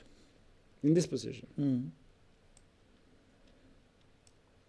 Going for the positional approach. because now you're threatening to play knight to b3, for example. It might be that this is a better choice. But then you can play bishop e6. And if you attack b4, I will take okay, a4. because otherwise, like the moves like if you play rook to h1, that was what we looked at before. I think that is very dangerous. But not in this position. That No, was exactly. No, I just say that I think that is no, very I don't think dangerous. you can do that. No. Now obviously White has achieved. I think he misplayed it here, Black a bit. He shouldn't have gone for this, but he might have missed this move. That's because we have to Rook c1. Because in this position, f3, rook c1 here, and now he played the winning move, in quotations, because it's not winning, but it looks winning. I mean, it threatens mate. It threatens to take a knight. Usually you win that type of position, right? But unfortunately, well, maybe this is also possible. But then you take, But then you take and play rooks. rook h2, I think. You take rook h1. Rook h1, I mean, But then But maybe g4 is No, I think actually that also here, Edwin has got some kind of advantage, I think. But still, rook b1 is simpler in a way. Yeah. It also forces the exchange. So what rooks. happened? He took He played b4, of course. yeah. And and check and rook here. He hasn't No, played that yet. no. That was our. Because now it is important to see here. Yeah. Maybe you're right. I still think that this is within the bounds of a draw. I don't believe White has a winning advantage here. Black is too active. But knight to d4, look at how, this strong. Yeah. But I still don't believe it. Let's go here. No, I don't. Seriously. Seriously? I think White is better. I mean, White can go on and play here, but Black has also good moves. He can play king f8, king e7, king d6 or something like that. Okay, I play king d3. Yeah, sure. Why not? Why not? I'm going for the b4 pawn. Yeah, sure. No, I expect you to do that. Thank you. I expect nothing less. Okay. So maybe we can... maybe you're right. Because e3 will come. Yeah, this is true. Yeah. And king c2. Maybe you're right. Maybe I was a little bit too quick with the bishop, because maybe you shouldn't do that yet. Maybe there is something better here. I just have a feeling that this should somehow be playable. Because if you can play like king d3, king c2, e3, then it's a huge advantage that there's still a b pawn, Yeah. I agree with you. No, I agree with you that this is the best move. And taking on d5, then I think we are within the bounds of a draw. That's my guess. Because you probably can also play b3. Yeah, that's what and you have very good chances to make a draw. Yeah. But this move... This must be the best move. Yeah, this is the best move. So this is the critical position, actually. And the question is... Because you want to keep an extra... This is also classical. If you have a better position, you want to have a passed pawn if you can, If it's 4 against 3 on the same side, it can be very difficult to win, And even though... But he didn't play knight d4. He took on d5. He did? Yeah. But, I mean, he's better, without any doubt. But now we can play like... b3, but then of course you have knight and rook against rook and bishop. That is quite an advantage. I think this was can we check what the computer says, in that position. We can that check. Would be in the earlier so it gives half a pawn, but instead of take on d5, so rook b1, knight d4, it gives h5. I was thinking about this because you can go for the h pawn. I think you have to do that in this situation. Yes. And it actually gives always an advantage. But we should maybe go back and just check the situations where we thought that perhaps it wasn't so. But you said all the time that White was better, and you might have been right. But I just had the feeling somewhere here, Yeah, we can see that. Yeah, if we look at the evaluation bar, here we have a black advantage. But let's see how Yeah.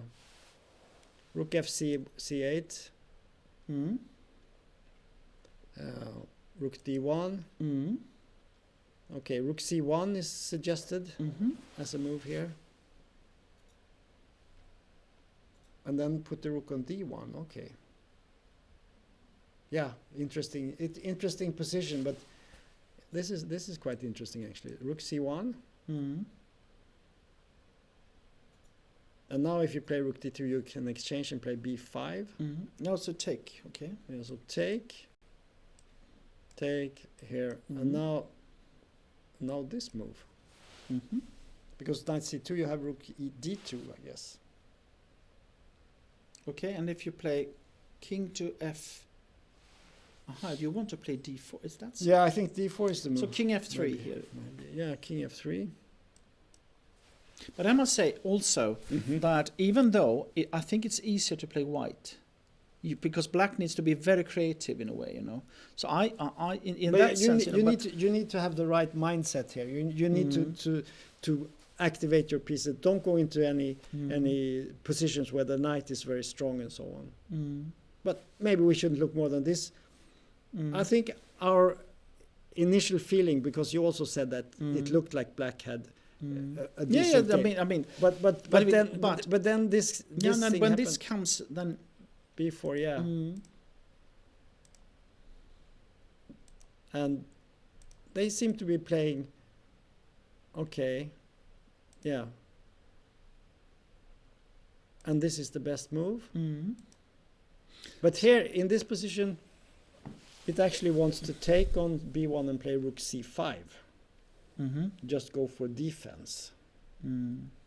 Maybe that's a better idea, because the knight is not so easy to bring. But anyway, we shouldn't dig too deep.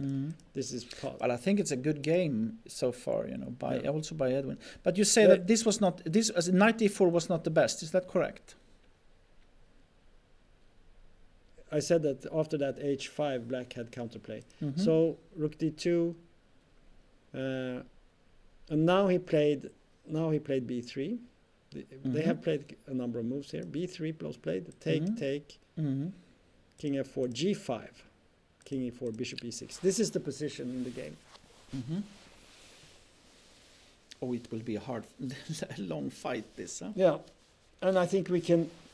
Knight d4, knight d4, for example. Then rook b6 or rook b4. You can choose also. If you want to. King e5. It will be a long game, but the important thing here is that this is better than a rook ending. Because if you take away the knight and the bishop, this is almost he has got good chance. Because I actually think that I'm not sure that it was correct to let white king come up here. Oh, because if you can have like a king on e5, e4, knight d4, this type of it's quite nice, It is, but we leave it and we go to the next one. So let's see where we are. But okay. But it's so interesting that he is playing for a norm, and you have one extra pawn in the end. That will be tension, Yes. So let's see this the Japanese guy, and unfortunately he lost the game. And now we're going to see what happened. So bishop e6 was not so good according to the computer here. f6 was the better move. Okay, not. I think once we saw what happened with rook takes e5, we realized bishop d5 was a very good move. Yeah, I think that's so. In the game, and there was bishop e6, rook takes e5, queen d4. That was a nice move. And we can see from the evaluation bar here that it's a big white advantage, because there is no good move. You cannot take with the queen on c4 because you lose b7. You cannot play rook d8 because of bishop d5. So in the game, he played rook d8, bishop d5, king f8 is the best move for black. Oh, yeah. He played b5. We actually discussed this. Yeah, but we said b3, without thinking too much. No, also you could take maybe, but but he played queen e4, going for just take on e6 and. And you cannot take on d5 because it's checkmate on e8. Yeah, so he took here. This. And now you have a pawn more and a better pawn That's right. formation and a weak black Very king. well played. So I think he played well yeah, here. so queen b8. Take on Queen c4 zeros. and your 2 pawns more. Okay. Yeah, and here he resigned. Hmm? Okay, so still, Mm. I think I mean Aoshima had a tough opponent in the last round, Grandmaster from Poland, and he didn't manage, but I think he will manage later on because he showed good understanding in this tournament, I think. So let's go down and see. We have some results. Tiger played a draw against an Quite Indian quick. player, yeah. And Falkevall, Alex, Lost Axel, against the Pierre French Baillet, Grandmaster, not, and William Olson unfortunately lost his game. He lost his game. Yeah. What happened in the end? Yeah, we're gonna see that. We're gonna see that What now. a strong tournament this Srihari has played. Yeah. You know. So we had this, and we had this interesting situation where you can take on d6. What did they want you to play? But instead? actually, queen takes c5 was the best move according to the computer. I see that. Yeah. I see that. Yeah, okay. But what about what should he play instead? But I don't understand what he should have played instead. Knight g7 is given here. An equal game. Yeah, but I think that's the idea. Once you get your because this d pawn is very weak anyway, so you might But if as you well take it give with the rook, then. Yeah, but then you have knight f5 and there are things okay. happening. So it's a bit. And knight d3, bishop rook d3. It even gives an advantage for black after knight. Yeah, it says better. Okay, so let's go back. So after rook takes. So did he have a chance here? Really? It's incredible.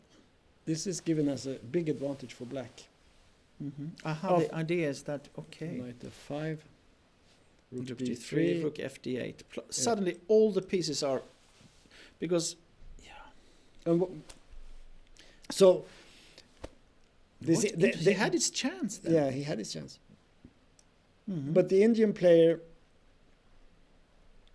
yeah, this queen a3 idea, obviously, was obviously not so good.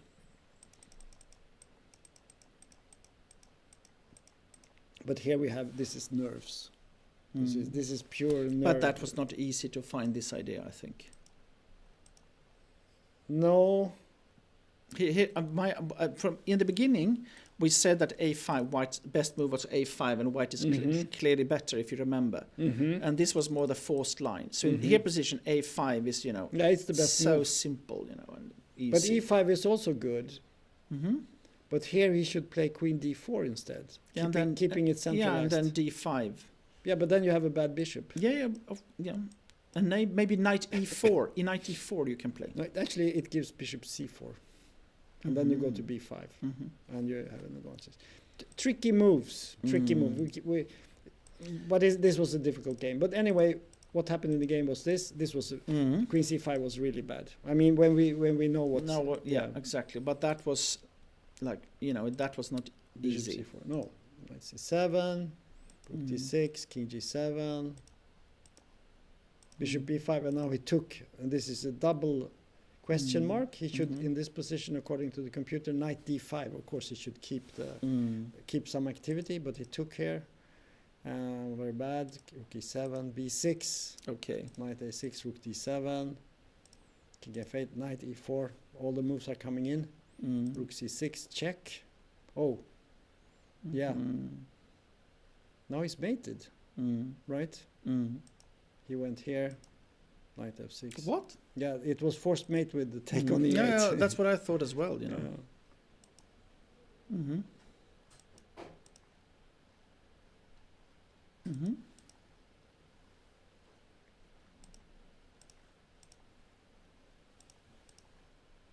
h4,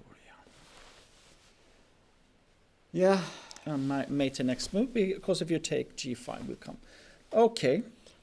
Now, overall, he was actually a little bit outplayed, but he had his chance, but he didn't see it because...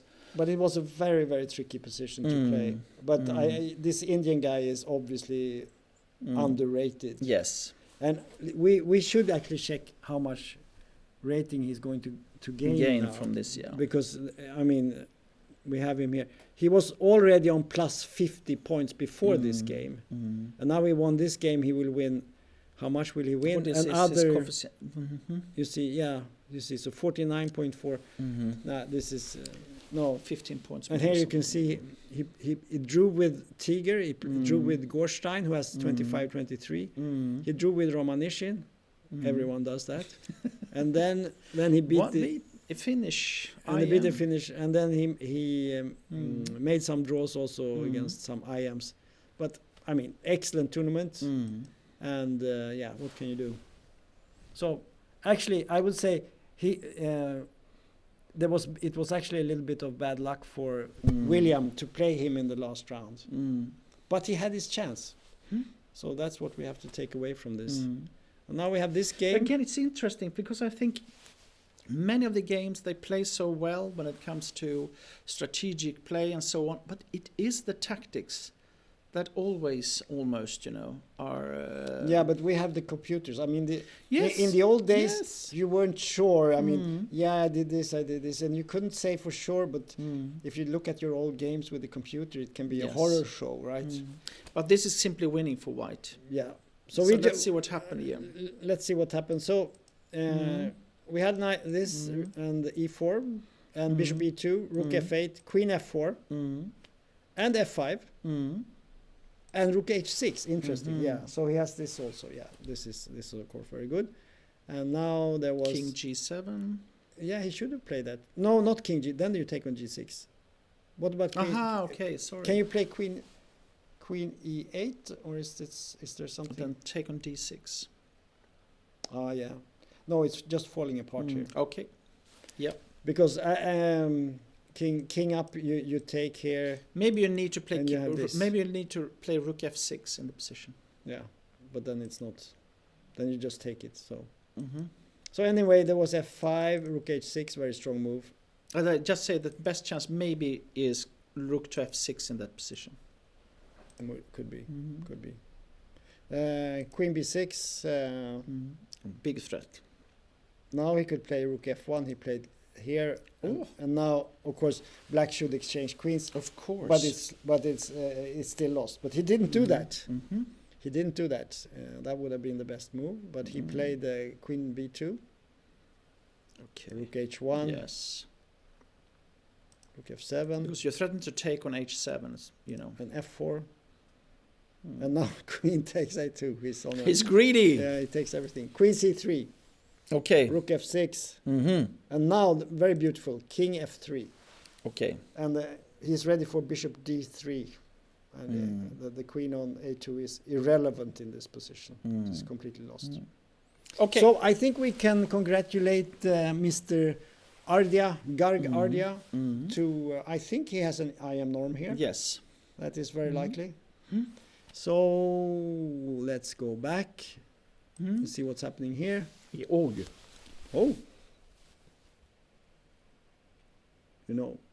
This is winning for white. Black has completely collapsed. Again. What a fantastic game by... It's almost a copy of the first game that Sotko lost. Let's go back. Yeah, we have to go back. So we had this queen e6, knight h3, g4. But again, that felt strange to me. But look at the computer now, because now white is... Well, let's go back a little. Let's check this with the computer. Yeah, because this is so interesting. Yeah, so bishop a4. Okay, so we see the evaluation bar. It gives equal game. But what does that mean in a position like this? So queen a4, still equal. Knight a5, c5.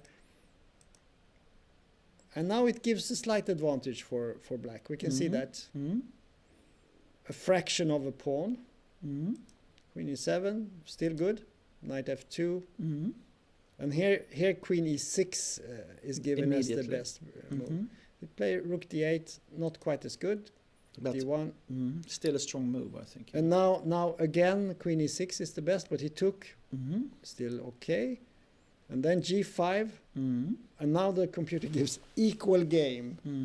Would you feel But that is no, equal? but still, you know, I think Yeah. that still Bartosz is playing quite okay here, you know, because Yeah, it was but very small differences. But okay, But what he's doing here Mhm. is he seems to be chasing something, you know. It looks like he's chasing some you know, conclusion to the game. But this is not concluding the game, and then it's weakening, you know. But it was interesting, but also we were afraid that White's position would fall apart. Yeah, but we said bishop e5 and it We looks said- better. Yeah, and then I thought Queen e6 was very strong. And the Actually, I thought it was better for but then that was a very nice move actually played. So So probably probably f5 was maybe not so super good. The computer gives c6 here as a possibility. You know, play it slowly. Maybe play slowly. Maybe come with the knight to c7 and so on. What's White doing here? What's so dangerous? White is not attacking in this position. maybe So I think f5 forcing matters, and the bishop comes in. allowing a super bishop.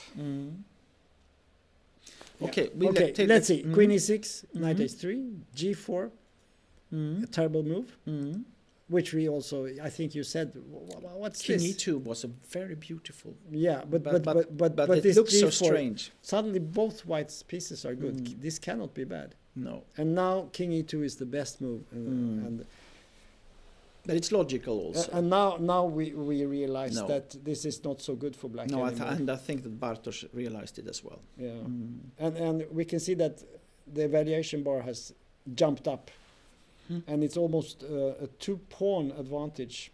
But White is actually pawn down, so he's a piece up more or less. So in the end, it came like this: d5, That was also a nice move. yeah, and this is the best move. He plays very strong here. Yeah, he plays excellent chess in this situation, and he's just pushing everything. And in this situation, Bartosz, he has just lost his bearings here. He doesn't know what And to 12 do. minutes left. Yeah, and he's looking for some conclusion, some tactical thing, but White is not giving anything away. So knight b7, rook h1. Yeah, queen c6 is actually strong here. Yeah, I thought about, yeah, This is that's a nice that's one. very nice one, because you threaten. If you play this move, which is not easy to see, Threatening both the queen and the knight. You're threatening this guy here, and you're threatening this. And if you have this, you take, and I guess if you take here, you take on b7. Or you can take on d1, maybe even that. Yeah, but this, and then you can follow up with this, and then you can play c6. You have this pawn on. I mean, look at that pawn on b7, and look at this. Look at White's pieces. This is horrible. So in the game there was rook h1, which is also strong. Knight c5, and rook takes h6, and knight e6. And White has a very strong attack. He has actually sacrificed 2 pawns. But it's a very strong. And what about rook d7 here? He played that, and then rook. I think now. He's just playing. This. Oh, rook g6 move. And the rook h8. I think that's the threat here. So he took, and now he went for this. This is just as good in this situation. Knight c5, rook takes g4, knight g7. Yeah, it's falling apart now. Rook takes, knight takes, rook takes, take. Rook c6, a5, king e3. h5. But this is already completely winning for White. Oh yes. He can, whenever he wants, take on c7. Take on c7. He can do that. He can also pick up. Yeah, there are many ways. Okay, this is more or less over. Great game by Parkov. So we have to check Trost. So what's happening here? Okay, so White has now an advantage of 1. We can see on the evaluation bar, like a pawn up, and he's a pawn up, but not more than that. So it's not winning at this point, but it's good, of course. But Pranith. But h4 is one move to play for, of course. Yeah, we have to look at the times, and we can see again Trost is very fast playing. So he has almost an hour against the Pranith's half hour. And this is not unimportant. But this game will go on for a long time. Another move that is logical, I think is logical that you play is Rook C5. Just, to strengthen a little bit and to be ready to go for H4 or something like that. What happens if we attack with the king here? I'm wondering. Rook D5, and it's you take on D4. Oh yeah. So you have to go back. So it's not really the problem. Yeah, that's true.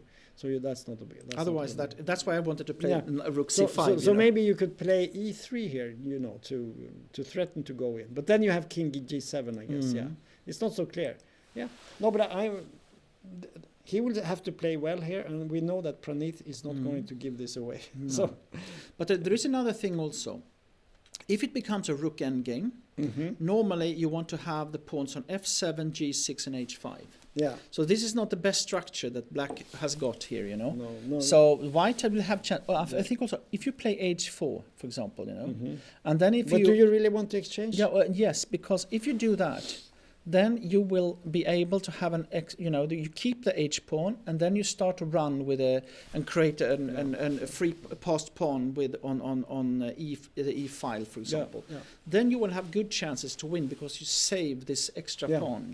On clearly, Black has not the optimal. You always need to push the H pawn. Yeah.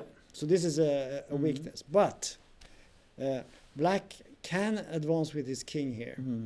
So you have ideas like playing king here and maybe even go here. And if he can sort of solidify the king on G6, then he might be able to play H5. So I'm not sure this is not winning yet, I would say. But very good chances. Yeah. I don't know if you should put any percentage chance, but I would say White has maybe somewhere between... There is one move here, Rook C6. Yeah. But do you really win? That's the question, Yeah, I'm not sure about that. Because I think that's what he's thinking about now. Yeah, he could do that. Because after Rook C6, if you take... But there is a problem. Check. And King E5. Okay, sorry. Then I take back. Otherwise, that might have been away. Yeah. I didn't say that. But interesting. We'll have to come back. So let's see, do we have any other game? We haven't checked all the games, but that is because we want to focus on the really interesting ones. So let's see down here if there is something that we would perhaps look at. But I'll focus on Lost. Okay, that's too bad. Ralph lost to Jan Marn. I don't know who that is. No, me neither.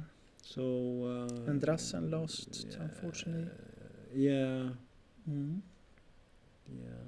But go up. Let's just see. And we have this game that we haven't checked. So we can check this game because it's important for the top. Of course. So this is the position. He won Parkov. Parkov won. Yeah, we can just go back just to see the final position. And okay. This is the end. You will take E3, you will take B6 and everything. So it's just fell apart. I think this loss was very similar to this loss for Sochko in the first round, where the opponent managed to swindle him. But very impressive attacking play by Parkov. Yes, but because we thought it looked very dangerous, Yeah. And there is, of course, this that when Tom and I are making our analysis, it is of course easier to look for structure and the classical ideas and so on, while this kind of pragmatic and very sharp play is much harder to judge how dangerous it was. Actually, also when I looked at the Sivuk game again that he won, in the 7th round against India, it was not so bad for him actually as we thought. He was worse. He was worse, but it wasn't as bad. No, as bad as we thought. We thought it was going to fall apart because he had this kind of tactical ideas and stuff like that. But it's difficult, and we don't have the time, and we are not really digging that much into the details. No, we're jumping from. We get some help from the computers, but even with the computers, it's not always easy to evaluate the positions. So maybe we should look at the standings. Yes, I Just- thought just- about that as well. Just to see where we are, and we have to So make Park- some calculations. Parkov is an IM. He must have made a GM norm now. Huh? He made a GM norm, He's got 7 points. and he gets 7 points. So he actually joins his countryman Sokolovsky on 7 on points. 7 points, and That's good. so far those are the only ones on 7. I think Trost has a chance to join also. And then we have this Malek against Chasing. Maybe we should check We that should again. check that game, yes. But at this time we have Sivuk with 7.5 winning, and then we have Sokolovsky and Parkov with 7. Both making GM norms. Both making GM norms. So 2 GM norms. Fantastic for Israel. Yeah. That's great. Yeah. And Trost definitely has a chance, but he has to fight. And but for the standings, it's the 4th board we have to check. Yes. So we go to the... they made a draw. Yeah, they made a draw. So this ended. Already here they took a draw, after C4. Yeah. But that means that they are out of the race. And Malek is, of course, happy he has his IM norm. Yeah. Made an excellent result. I think Nico Chasin will go home to the United States and be a bit not so happy. No, of course not. Especially after this. Maybe we should go back one round just to show you the horror of that game, because it was really... So let's see, where do we have it? Let's see, where is it? There. Oh, there we have it, So we were actually looking at this. I think it was at this position, something like this. And we said, this was where we ended the broadcast, and we said, this is easily winning for white. He has 2 pawns more, and the black can do nothing. But you could say, take a look at what's happened a bit. Because I was checking this yesterday, because I wrote about it. And you can see, okay. Yeah, I'm not sure he placed the bet. Actually, in this situation, he made a strange move, because E5 or Rook B7 are sort of... It's so easy moves to play, how can you not play Bishop this? So, because black, of course, wants to play F6. But instead he played this very strange move. I don't know. I don't understand that. And then after F6, of course, it's winning. But it's a little bit more difficult. And that's the difficulty that ends his chances in the end. So, but he was going back and forth. He played this, and I think this sacrifice is okay. Yeah. And then he played B5, which is good. Rook H5, Rook B7. And there was an F5, I think is perfect move. But now, look at this. Look at this. Here he should go down. Yes, with the king. Of course. And we can show the game. You go here. Okay, I thought King G2, but it doesn't matter. I don't think it matters. No. And let's say black puts the rook here. Now you go down. And we say black go down, and you B7. play this move. G4 can come. Yeah, you can play G4. But then simply E5 again. Yeah, you always play E5. I mean, yeah, whatever happens, you play E5. And take. And now you play this move. This is the key move. And now you have different choices, and they are all bad. If you take, there comes a check, and we will take a queen. So that doesn't work. But the real trick is... Yeah, but we will just go through the alternatives. Now the pawn runs through. So the only sensible move is this. And now comes the trick. And it's a nice one. Rook H8. Threatening to take a queen. So black has to take. Well, he can give some checks, but it doesn't change anything. And now we have this skewer. And it's an easy win. Yep. Easy win. But in the game, instead... he played King G4, which is... And now, look at this. Already now, it is a draw. Now it's a problem, because after this... No, but Rook E3 was the move. He could play Rook E3. Yeah, right. He could play Rook E3. And then after Rook E7, B7... No, Rook B3, B7. Yes, because the thing is, after Rook E3, Rook F7, you take on E4. Yeah. And if you play king to g3. You play rook to f5, I guess, huh? G4, I mean. Yeah. Maybe you play g4. And king g4. In the game, black gave white a second chance. He played this move. Rook b8 is good. Now it's good. Rook b4. And now move down. Now you should move the king. So now you just go out. And if he checks, you go over to the queen side. But let's say he goes down. Now the best try here is g4. Yeah, this is the best try. But then you just play some king move f4 here. maybe. Yeah, something like this. And if he, let's say he plays the simple move of going here. Let's see. Let's say he plays this move. Then you just play this. And after, let's say he goes here. Let's play rook b4. Okay, we can play e5. Now Okay, no. e5 comes anyway. And after this, we have the same trick. But Always. in the game, white played the horrible move. And if you haven't seen this position before, take a look and think about what you're going to do here with black. There is a very strong move here. Very strong move. And I can tell you it has to do with stalemate. So that would be a good hint. But yeah, so black just took the pawn. Oh, look at... Yeah, okay, this was from the last... Yeah, okay. Yeah. After this move, it's a draw, stalemate. But let's go back to Edvin's game, because still it's... Yeah. Everyone is asking for that one, you know. We're going to look at it.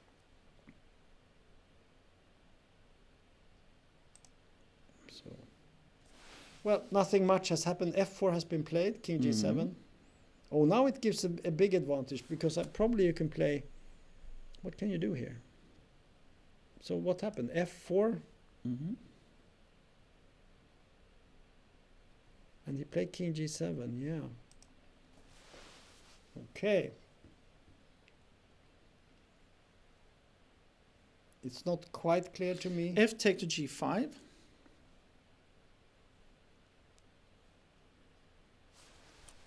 F takes g5. And if you take back.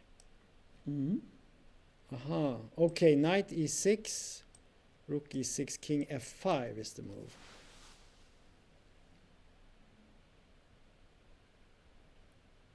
And if king h6, Then you have e4. Yeah, then. Now we see the weakness in the black pawn formation. You can play this and you threaten to play rook f7.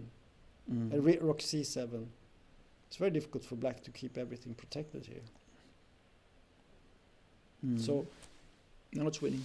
So king g7 was probably not mistake. the best move. But you see, this is not easy. No, it's not easy. To take on g5 is a difficult move to play. Okay, let's take, and if you play, what was the move? It was knight e6. F take, king e5, huh? And then I guess, rook b6. and then give it check, I guess. Actually, rook d2 or e4 or check. There are many ways. This is when No, because the problem here is that the king cannot reach f7 because No. you have rook c7. No, this is.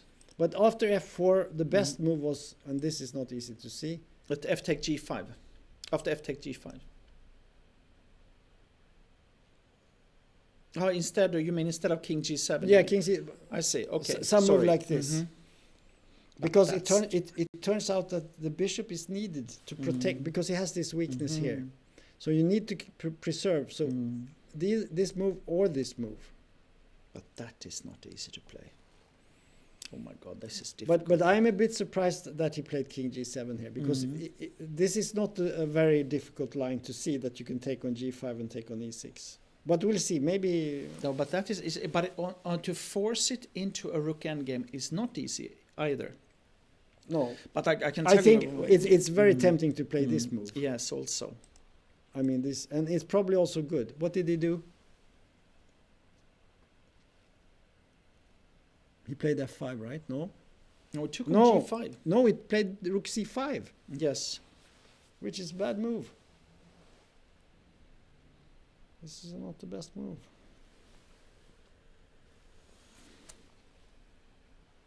Now you can take on f4. But still, also this position is so difficult to play. Yeah, but the move he should have played was f takes g5. This is a winning It's a winning move. Yeah. It's a super winning move. Look at the evaluation bar. But he played rook c5, and now he's just. I mean, he's not even +1. He's plus 0.9. That means that black has some compensation for the pawn. So this is not clear. But I would say, if you said take on f4, you said. Yeah. And then if the pawn takes, what is happening then? Then you again go for this. But that's not easy. But this is not an easy position. I think, I will make a prediction. I think this is going to be won by Edwin. Basically because this is, as you say, white has everything. It's easy to play. And it doesn't matter if you make a small mistake because you're going to get new chances. That's the whole thing, So, okay, something happened in the game. Rook c5 was played and king f6. Okay. Which seems to preserve the status quo more or less. Probably, well, you could play a move like f5, but... Could also play h4. But that's also one of those moves you don't play. I mean... No, but the good thing with h4 is that then you cut off the king, and I think this if you take it from a human point of view. But that's not how you play these games. This is a typical grinding position. Don't make any unnecessary pawn moves. Don't destroy your position. White has everything under control here. So I'm sure he will make something else. Yeah, he did. So king d3 was played.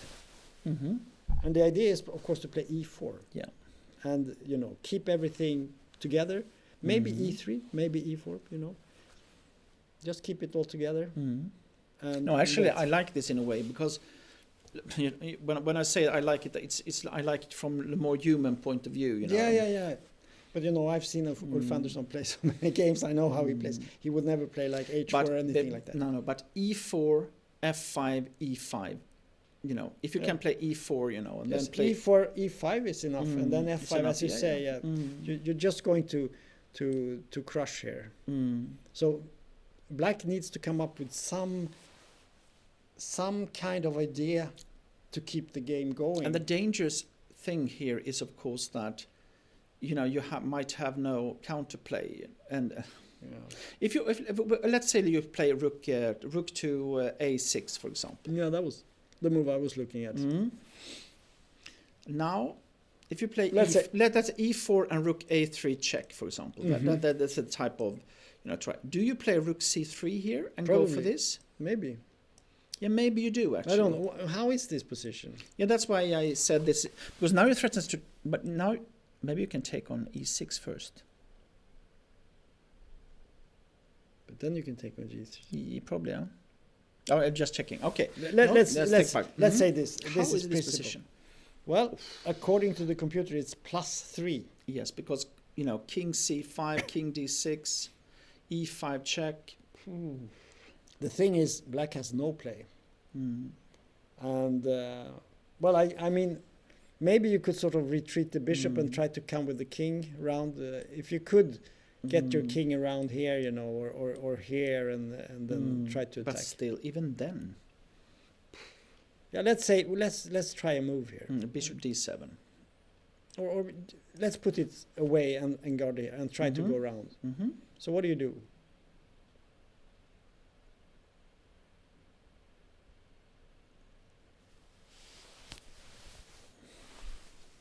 The question is where to put. Actually, the good thing with this move is.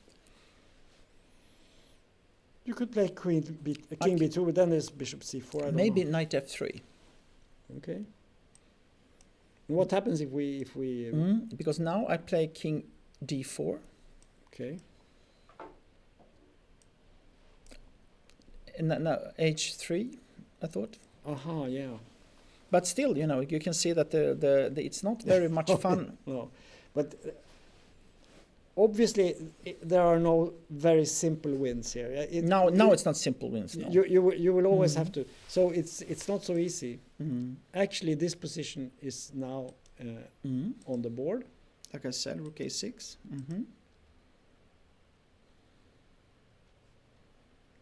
Yeah.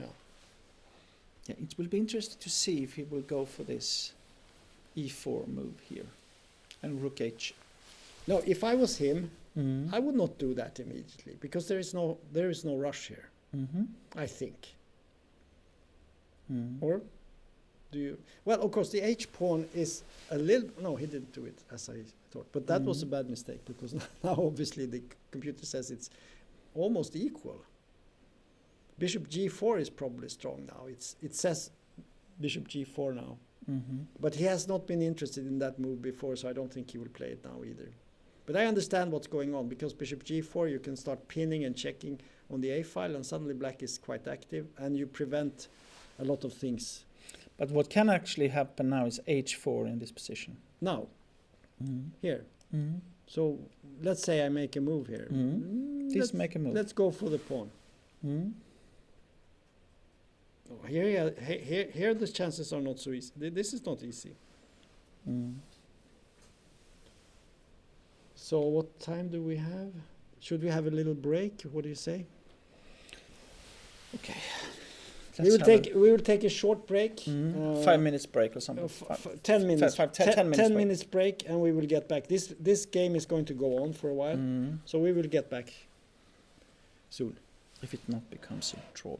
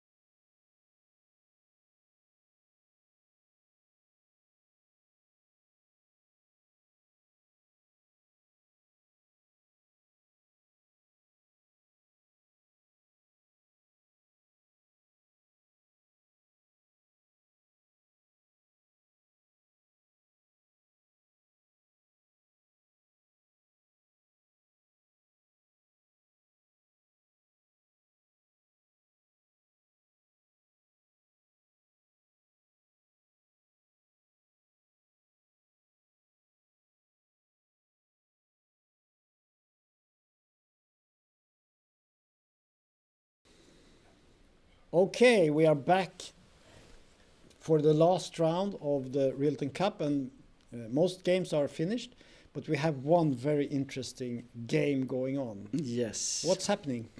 Well, we have a game between Edwin Trost playing against Vupala Praneeth. And it was a very intense middle game where you could say that the strategic ideas won on Edwin's side, but Praneeth had some counterplay, pragmatic, more like activity and so on. But in the end, he didn't find the right way. So now we have an end game with 1 pawn extra for Edwin and also a knight against the bishop. So knight against bishop and 1 rook each. And it is on the verge if you can win or not. It is. You can see the position that we have on the board right now, and well, I would say it's like a 50-50 case in one way. Even though you also need to check out the time, and here Edwin, as always, got better time, and also that it's so difficult to play passively with black that you normally need to play in this kind of end game. So. I still have a little bit of hope that Edwin will win, and if he does, he will make a GM norm. Yeah. So of course it's a lot to fight for Edwin, definitely. As well as good prize money, of course. Mm-hmm. Mm-hmm. I had the feeling that a few moves back, maybe we should just go back and look what was happening, because I had the feeling that he was almost about to win, and he was, I think. I think one of the first options came here where black played king g7, and now he had to play what I would say maybe not the most maybe not the most intuitive way to play, because here he had the chance to take on g5, a bit surprising move, and when black takes back, now you take on e6 also, and the problem for black is that after rook takes king f5, we have an unusual rook ending, because normally with 2 pawns against 3 you should make a draw. But yeah, you have also the rook g6 as a possibility, but then I think you simply play g6 in g4. I mean, with white. No, yes, g4. Yeah. You could play, but also a move like e4. Because I mean, if you move the pawn here, I mean, then it's very weak, right? So this is. So you have a very active king, but also the rook on c2 is very well protecting the pawns, and this is a winning position for white. Something like this. It's interesting because maybe something like this could happen later on. But the question is Edvin going for this? This is unusual. It's not what you want to do, because he is fully aware that the knight is better than the bishop. But one of the advantages is that you can exchange it. But you want to keep that option. And you don't want. So in the game, let's just see what happened, because I think it's quite interesting. Let's see. So we had this option here, but he didn't take that. He played rook c5, which is still a good move, but he sort of didn't take the chance. And now there was king f6, and he played king d3.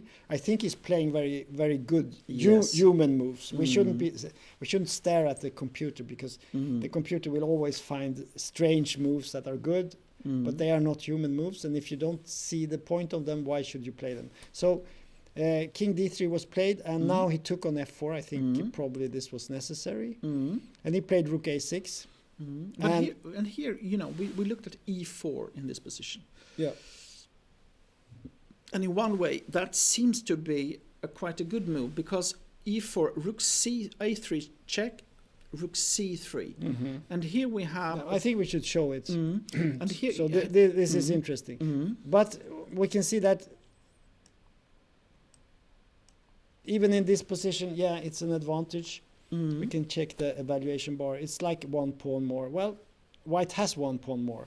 So there is not such a big positional advantage. The advantage is just the pawn. And but now it's I would say it's more line than that right now, because now you actually have some activity with rook c6 and f5 and and e5 and I like this formation here. Exactly. And then with the rook, because but the thing is, I think that white is afraid of taking on c3, king takes c3, Yeah. and you have like a more technical endgame. And this you're afraid of because, you very rarely play this type of positions. And to lose the possibility to play for a win for a technical one. No, but I think Edwin knows what he's doing here. He is not only playing the position, he is also playing the clock. And this is the right way to do it. Because you cannot know for sure if a position is won or if it's a draw. And then you just should preserve your possibilities, and you have this extra chance of winning on time, or just your opponent makes a horrible blunder with no time. And then you have this idea also of threatening a little bit here, a little bit there, make it difficult for the opponent, and in the end he might make a mistake and you win. Because you can never lose. Or I shouldn't say that because we have seen some horrible stuff. But anything can happen. Yeah. But I think in principle, keep the game going, improve a little bit at a time. And we have our great Swedish chess hero Ulf Andersson, and he would never, rush in with e4 and so on and try to kill his opponent. He would always just make small moves, move the pawns one step at a time, improve his position. He wouldn't play so much on time; that was not his style. But he would win very slowly and just improve with every move. And I think that is what Edwin is trying here. So in this position, rather than go for e4, which of course he saw, but he wasn't sure, and then you shouldn't do it. He played king e4 instead, and the computer does not agree. But from a human perspective, I think it's actually quite good. Keeping the possibilities open. Yeah, bishop g4 is actually a good move. Yes, because he and I think Pranit has finally, because he has been working on the position for a long time, he has found out that this knight takes e6 can be a danger at some point, and he should keep the bishop actually. So bishop g4 is good, and with the bishop on g4 you sort of dominate the knight strangely a little bit. And here again he chose, instead of playing e3, that might be a weakness, instead, because also after e3 maybe rook a2, and you cannot play rook c2 due to the So he played. He played rook c2, and rook a4, rook b2, and h5. But that is a bit of a difficult move to play. This might be a mistake. Yes, because h4 also, to put it on the same color as your bishop. Yeah, I'm very surprised he played h5 because I think having the pawn on h6 is actually very good, because it's much easier to protect with the king if there is a rook exchange at some point. Because also I thought about this, but he played h5 and he cannot take it back. So this is the reality. Okay. But the question is now if you should play like h4, or if should you give it check on b6 now? Let's look at the candidates' moves. It's a good old way to do. So I think h4 is one of those moves. Again, is there a risk that black plays h4? Is that something we should that's the question. That is a question actually. Maybe that is a threat. I don't know. That's very difficult, but maybe that's a threat. But it can also be weak, of course. Yeah. So if you play h4, of course, there is always. Let's say you do this move. There is always the risk of some action down here, and suddenly this is gone. But then, of course, maybe I don't know. It's not clear. So h5, another candidate would be to play e3. Just put everything together and then start. Okay, bishop f5, check, and then check back. If you do you want to go up here? I don't want to go up. I would think I would go here. So bishop g4. Bishop g4. Maybe king g3. King g3. Then you have maybe rook a3. But we have rook b3. I mean, we are. Yeah, and then in that position, rook b3. You want to exchange. If you want to change in that position, that would be probably. And then you have h4 and you have. Let's just look at this and see. This must be winning now. For due white. to the h5 pawn also. Yeah, that's what I'm thinking. I think. Anderson would approve of this. Yes, yes, yes. Because now The knight on everything D, is perfect. king A- knight on D2. And, All pawns are on the right color. Mm. Black has his pawns on the wrong color. And now you do not want to play H4 because you want to put the king on H4 probably. Yeah, so I like this more. It preserves the options. That's very important, you know. So this looks very good. And horrible to defend. Okay, but this didn't happen in the game. He will not go for this. No, but I mean, we are looking at possible developments later on. E3 is still... But he played rook D2. Well, there's nothing wrong with that. And then the question is H4 now. Yeah. If we look at the evaluation bar, it says almost equal. But that you shouldn't fixate on that, No. because I don't believe it. But still, I must say, No, but this position is very difficult to understand. Why is this equal and some other position is? It's not easy to understand. And since I'm quite sure that black and white in this game don't understand it either. White is a pawn up. He has a good strong knight in the center. He has a clear advantage, much better than 0.2. And also the times. He has three times the time of black. Half an hour against 12 minutes. the problem is it's a that big if you play advantage. H4, then maybe white can start to go for a rook endgame again, because this can be so weak, you know. Yeah, you just play.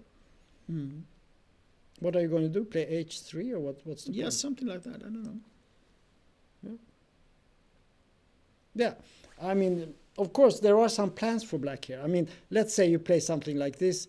Maybe you can go in with the rook, you know, and you could aim for something like this, and suddenly it gets a bit dicey. But my idea was, you know, if you go, So you have to watch out. Actually, we have this situation. Bishop F5 is played. okay, and king, he will play king F3, I think. Or King E3. But king F3 to go to H4 maybe something. Try to do that. King G6 is suggested by the Silicon friend. And now if you play E4, you have a check. Yeah, that's not so good. Then we get this. So you can say that for a while here, Edwin he hasn't really done so much. You have a feeling that he had much more before. But still, this, still, you know, yeah. king F3, for example, to try to go around seems to be normal to me, you know. Let's say a check. And then king G3. King G3, yeah. Because I also thought about rook So A3. what happens here? Probably you play rook D3 now. Yeah, you shouldn't play knight F3, because then this should be easy draw. So this was played actually, King F3. Let's say check. No, he didn't play that. He played rook A3. Now I think E3 is the normal move. And after check, I think you just play back here. What's happening in this position? Bishop F5, something like that, maybe. But again, the danger here is that there can be like a rook endgame in the end, you know. Yeah, it could be. But still, black is more active now than he was before, yes. Yeah, before. And I think this idea of putting the bishop on G4 was strong. H5, I'm not sure about. And the But the again- times is still how is the trend? Because the trend normally is that This is the actual position. 30 against 12. Okay, Edwin will just he will ensure that he has better time all the time. Yeah. And then he will go for something, you know. If not black makes any mistakes. Yeah, he will go for something. Yeah, but what? What will he go for? Yeah, that's of course the question. But let's say he plays E3. Yeah, E3 is logical. And probably there will be a check. Otherwise, actually, knight F2 might be. But what about F2? Knight F2? What are you talking about? No. Yeah, you know, if he. You mean if he gets the knight to F2? Yeah, I mean, if he doesn't give the check, maybe you can play knight F2. But You mean F3? yeah, I'm sorry. Yeah, I was I'm sorry. getting tired. And now I'm Anyway, getting tired. I'm sorry. but no problem. Let's see. E3 was played, as we said. Most likely there will be a check. But then maybe it's good. King E4 still, because then you're active again. Yeah, that's I'm thinking maybe we should go here. I still believe Edwin will win this. Because it's so difficult to defend. But one problem for Edwin is that now they have played around and you get to know the position. And I think Praneeth is getting a hang of it. He understands where he should put the pieces. His pieces. Yeah. And suddenly, so Edwin will not get these easy shots he had in the beginning. So now he really has, because now you see that it would be great to have the pawn maybe on e5. You would like to do that, but it's not so easy to achieve. So I don't know. We'll see. It's a fascinating position actually, and we'll see what happens. Oh, sorry. Should we look at some other game? Yes, we have Kaido actually. Yeah, we have this, and we said that since these guys could also, they have how many? Do they also have 6 points or no? No, they have. Let's check this. You forget. Some 5.5, I think they have. 5.5. Yeah, they have 5.5. So they can still make a good result, right? And it can be quite big difference when it comes to money as well. And it was no doubt. Oh, and what about Bron Ornstein? He could make an IM norm, I guess. Let's look at what is his. Yes, let's look. I'm not sure he has the right amount of grandmasters. He's an international master in IM. No, he has only met one grandmaster, so he cannot make. No, he cannot make. But he can make a good result. Yeah. Actually, these Israel guys are playing really good in this tournament. Yes. They've been at the top and so on. So, but we could see earlier on in this game that he had an advantage, Kaido, but I think Black has played quite well with activating pieces and so on. Yeah, so this looks like again a little bit like in our game that you have compensation due to activity. Well, Black has not sacrificed anything. No, exactly. And I would say that the D pawn is quite irritating. The times are equal, and I would say that the dynamics of the position are equal. But for example, Bishop F2, for example. Yeah, sure. You can do that. But I don't say that. And what do you think is happening? Maybe you play D3 and. No, but after bishop you have many options here. You could even go here. You have a rook f1 check, maybe. Then you have bishop f2, yeah. No, I have an idea. D3, and then rook c2. After, if you play, can you play D3 here? Yeah. Or maybe that seemed actually. It seems like they had another move. Rook c2. Yeah. And here after king e3, my idea was to play knight to e4. That was my plan, a little bit of a trick. It wins. So this looks strong. Yeah. No, but that's what I'm thinking. That if you're not careful here, this D pawn is going to be very dangerous. No, you have to be very careful. I don't think you can allow something like that. Yeah. Okay. So still a hard fight, and it has some bearing on the final result. But let's check. Where we are at the position right now. So we have Sivuk with 7.5. No, yeah, 7.5 winning. We have Sokolovsky and Parkov with 7. We have Edwin who has a chance to get 7. So we actually have a winner, and we have 2 players on a shared second to third, and Edwin has a chance to join them. And then probably he will take the second place, but maybe they share straight over. I don't know how they do it. No, I think there will be some tie breaks. I don't know if that has I think it has some effect on the money. I'm not sure. Some There- small. yeah. Sometimes they make Yeah. a smaller. Yeah, but mainly it will be shared. And it was a draw. Shazin and Malek.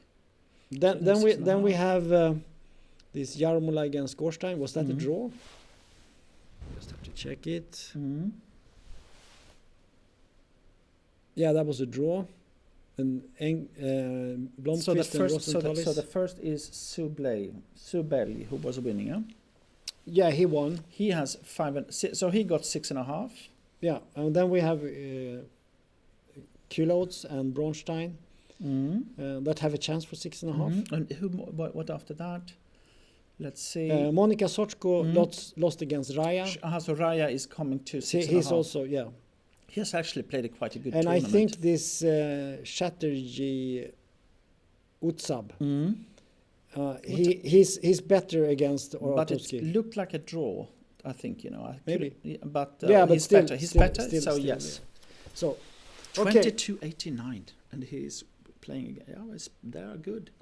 These Indian guys are very good. strong. I think they are underrated, all of them. More or less. So let's go back and check the game. Win. And I think the most interesting game is this actually. And we had a check and we had King F2 as we said. And here we are. Well, the computer says that, mistake. So let's check this because now the computer says that King G3. Yeah, that's a good move actually. This is a good move. I can say that. Because if you play Rook A3, you play Rook B3 for sure. Yeah. Now you have the chance. And then after, is E4 a threat or what do you? H3 maybe. Yeah, H3 might be the move.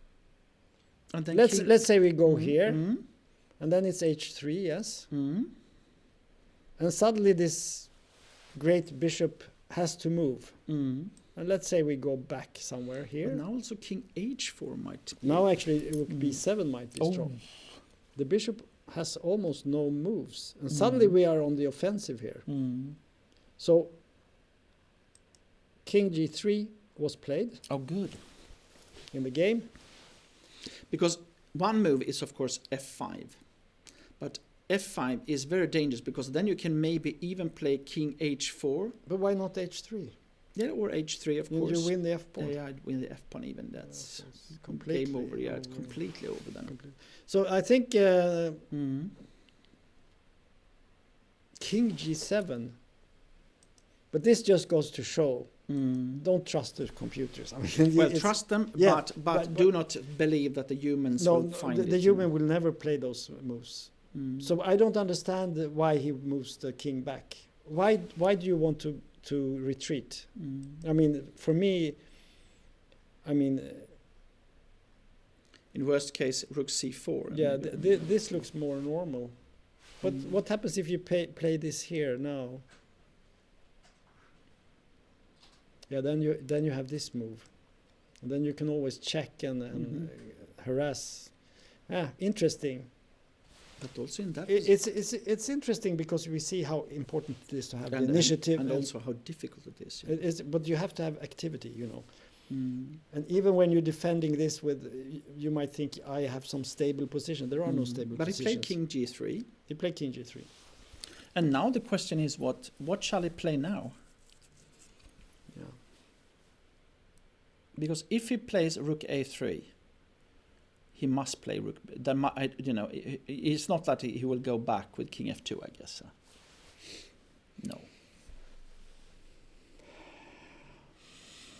No, I don't think. I mean, Edwin understands fully well that this Is very, very good. this is the Also, best he can not get. the least with a pawn on H5. This is a huge difference also.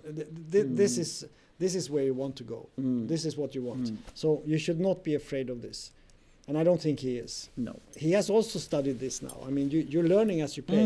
And I'm sure he understands now, if I can just exchange rooks, it's very good. And I also think he understands the strength of the bishop here, so he wants to play h3. But I don't, there's one thing I don't understand. Yeah. You know, if you play rook a5 in this position, Yeah. like this, Mm-hmm. you play h3, Right. bishop f5, the computer says. What about rook b5? But isn't this good? Isn't it very simply But winning? now we have played h3. This is a big difference because Mhm. we had the pawn on h2. Now we have with pawn on h3. Mhm. Either you play h4 and then you block your king, or you have to protect it all the time. So this is the difference. But let's say that you put a king on g3, It like is on a king on h4, and then you play your knight to g3. Okay, we have a move. I think we Mhm. should go to the position. Mm-hmm. He played rook a2. After Mm-hmm. he played rook a3, rook b3, rook a4. No, rook a2. Sorry. Mm-hmm. Here we have it. So now h3 is still the normal move, I think. But you know. maybe rook a5 was a better move. I don't know. Mhm. So let's say h3. Mhm. Okay. Because you threat, yeah. Maybe the computer says that you should go to d1 here. But even now, rook.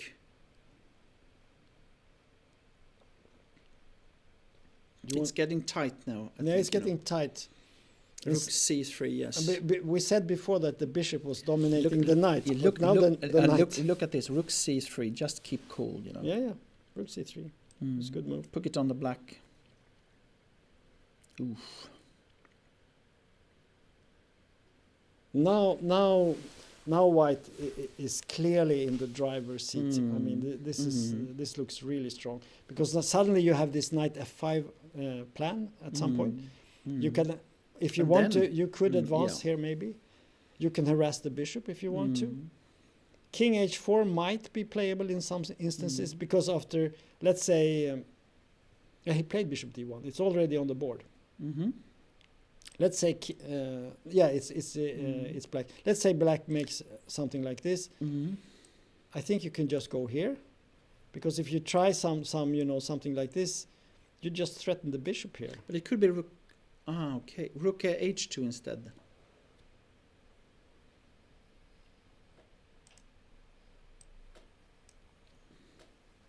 Yeah, but now maybe we can check. Okay, king f6. Maybe just This is on threatening mate. go for mate. Well, my idea was to try to go for bishop g4, Yeah. but Now this looks very good. Mhm. This is ideal. Now we can Mhm. see also the evaluation bar gives. Yeah, Yeah. it's completely yeah. winning. So no. suddenly Mhm. everything works. So rook b6 was played. Mm-hmm. Okay, go knight f5 He's, is actually a threat. he's going for knight f5. Yeah, Mm. but maybe now, maybe now, you could try this Mm. because the rook ending. I mean, it's not so clear. Mm.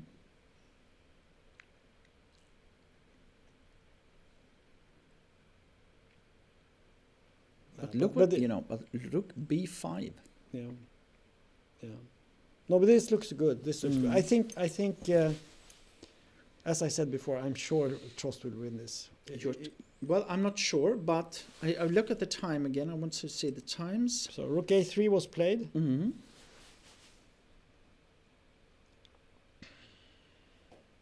Can you play?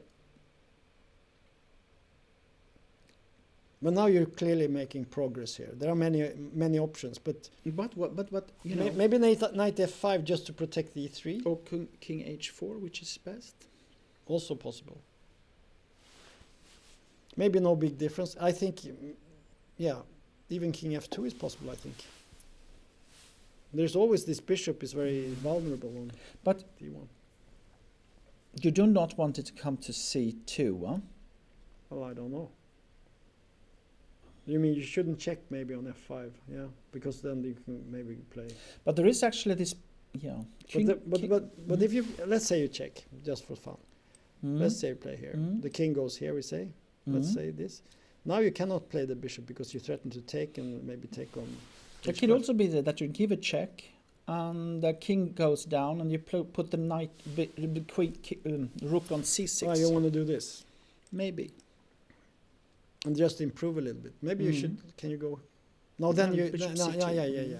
To prevent the bishop c2. Yeah, this is an idea. Mm. And then we have just made a slight improvement. Mm.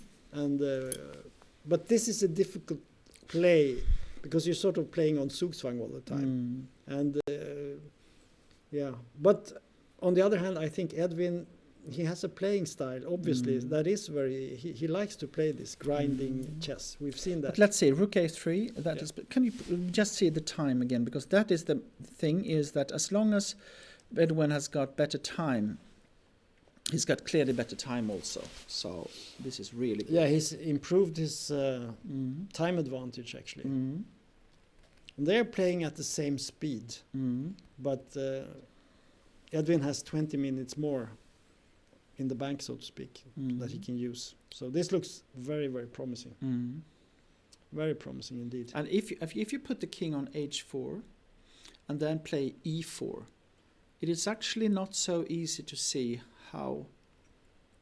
Yeah, I don't think he wants to do that too early, because then everything is hanging on the fourth rank. It could be playable, but maybe I don't know. It's just I think he will check, and then he will make some move here. Maybe this move. But then rook bishop to c2. Huh? Then you can go. Aha, okay, and then you play this, but then you have rook b3 again. What's happening here? Maybe this will happen, but I don't know. It's okay. So this position is now the current position in the game. he played king h. He played king h4. This actually seems to be quite a good move. Well, I mean, you want to advance. You want to maybe at some point even go king g5, and then you can start playing for even for mate at some points. Because actually now, if you play, you have also these ideas with e4 in this position. That can be a threat now. Can you play e4 now? No, why not? So the question is if we can somehow attack.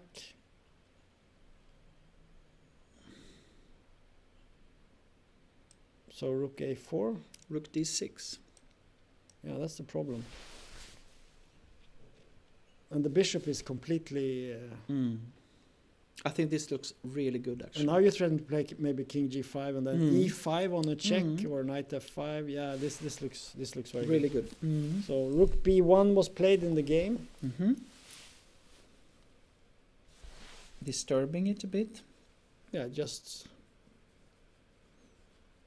Yeah. He must play bishop a4, I guess. The alternative would be rook d3. Then maybe king g5. Yeah. Yeah, you're getting nowhere with. Well, is there a point to play rook d3 and then bishop a4? I don't know.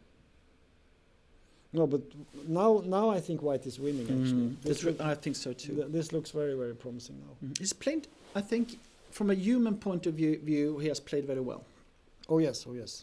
Because but there are always shortcuts with the computer, but you need to play consistently, putting up pressure, making small improvements, and your opponents will make mistakes. But what is good with Edwin is also that we said that before, that what is different today compared to the old days is that also young players like Edwin already has got quite a lot of experience, because they have played a lot online, but also started to play tournaments and so on. Because this type of play that he has played here, so cautious and so on, this normally you need to do with experience. Right. So very impressive. Yeah. Yeah. Things have changed. It's like in this tournament overall, We see all these young players. I don't think we've had such a bunch of talented youngsters playing in Rilton before and dominating. And we see strong players like Tiger and so on. They've never had any real chance in the tournament because they were playing against all these young Indians and Israeli and so on, and very tough games. And so, and Eric also, he didn't manage. So yeah, it's tough. You have one interesting move. You know, bishop a4, rook b4. Because if you go with the bishop to d7, that is the logical move. What happens if you go back? Yeah, well, that you can do, but then you can play e4. And then your rook is supporting, you know, from b4 towards the pawns, you know. Okay. But so if you play bishop a4 was played. And now I think rook b4 is quite a cool move, because if you play bishop d7, that is maybe, you know, the natural move, you know. Then rook b7 is maybe annoying. Certainly is. It's winning. Because if you go here, rook e7. You play rook e7. That was the idea, to put it on e7. And then if you go here, no, yeah, well, you can take on h5 if you need to. Yeah. Completely lost. Maybe you have even better. Maybe you can go up. Yeah, doesn't matter. No, but this is winning. I think he will win. Actually, I think we will see him win. And the question is, will he be number 2 on the tiebreak? That's the question. I thought so, because he has been in the top all the time, but it's not always so simple. So I don't know. Let's just check. We can check Edwin and look at his average. So he has. So can you? How is it calculated? Well, we can look at rating performance, and he has 25.89 before, which is very high before this round, and he will push his rating performance above 26 if he wins this game. So I think rating performance says something about. We can take Sokolovsky and see what he has. His rating performance is 26.56. That's even stronger. So maybe he is in the lead on tiebreaks. I don't know. Then we have Parkov, and let's see what he has. 25. It's almost the same as. But Edwin will win, and then we will be before. Yeah, Well, he also won against Sorskov. So I thought it was. Sorry. I thought it was the final. Yeah, no, it's not. It's not yet. So so that's how it is. Okay. So we'll see. It's unclear, but I think we can look forward to Edwin. We need to follow this to the very end. Yeah, let's see what happens. So actually, we have bishop on e8.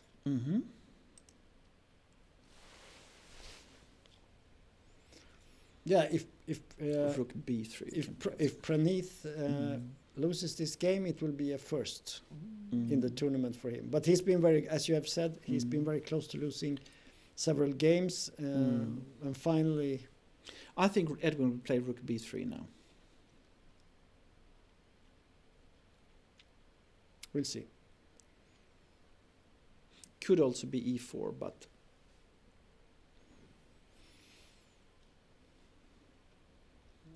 But I agree with you. Rook b3 would be more in line with how he has played so far. Yes. Yeah. And I think it's sort of this incremental improvement, not moving your pawns. This is very sound practice for playing the endgame, and we see how well it has worked in this game. So this is sort of an instruction for how to play as a human. And if you try to model your game after the computers, you will not make the best moves, I think. Even though it was interesting to see the computer's suggestion with the exchange of knight against bishop. But it was sort of a unique opportunity in one position. Yeah, he played rook b3, which is... And now he must play rook a5, huh? Yeah, maybe. Otherwise you take the pawn on h5. Yeah. Or is there any day? Maybe. Okay, maybe you can play rook a6 actually.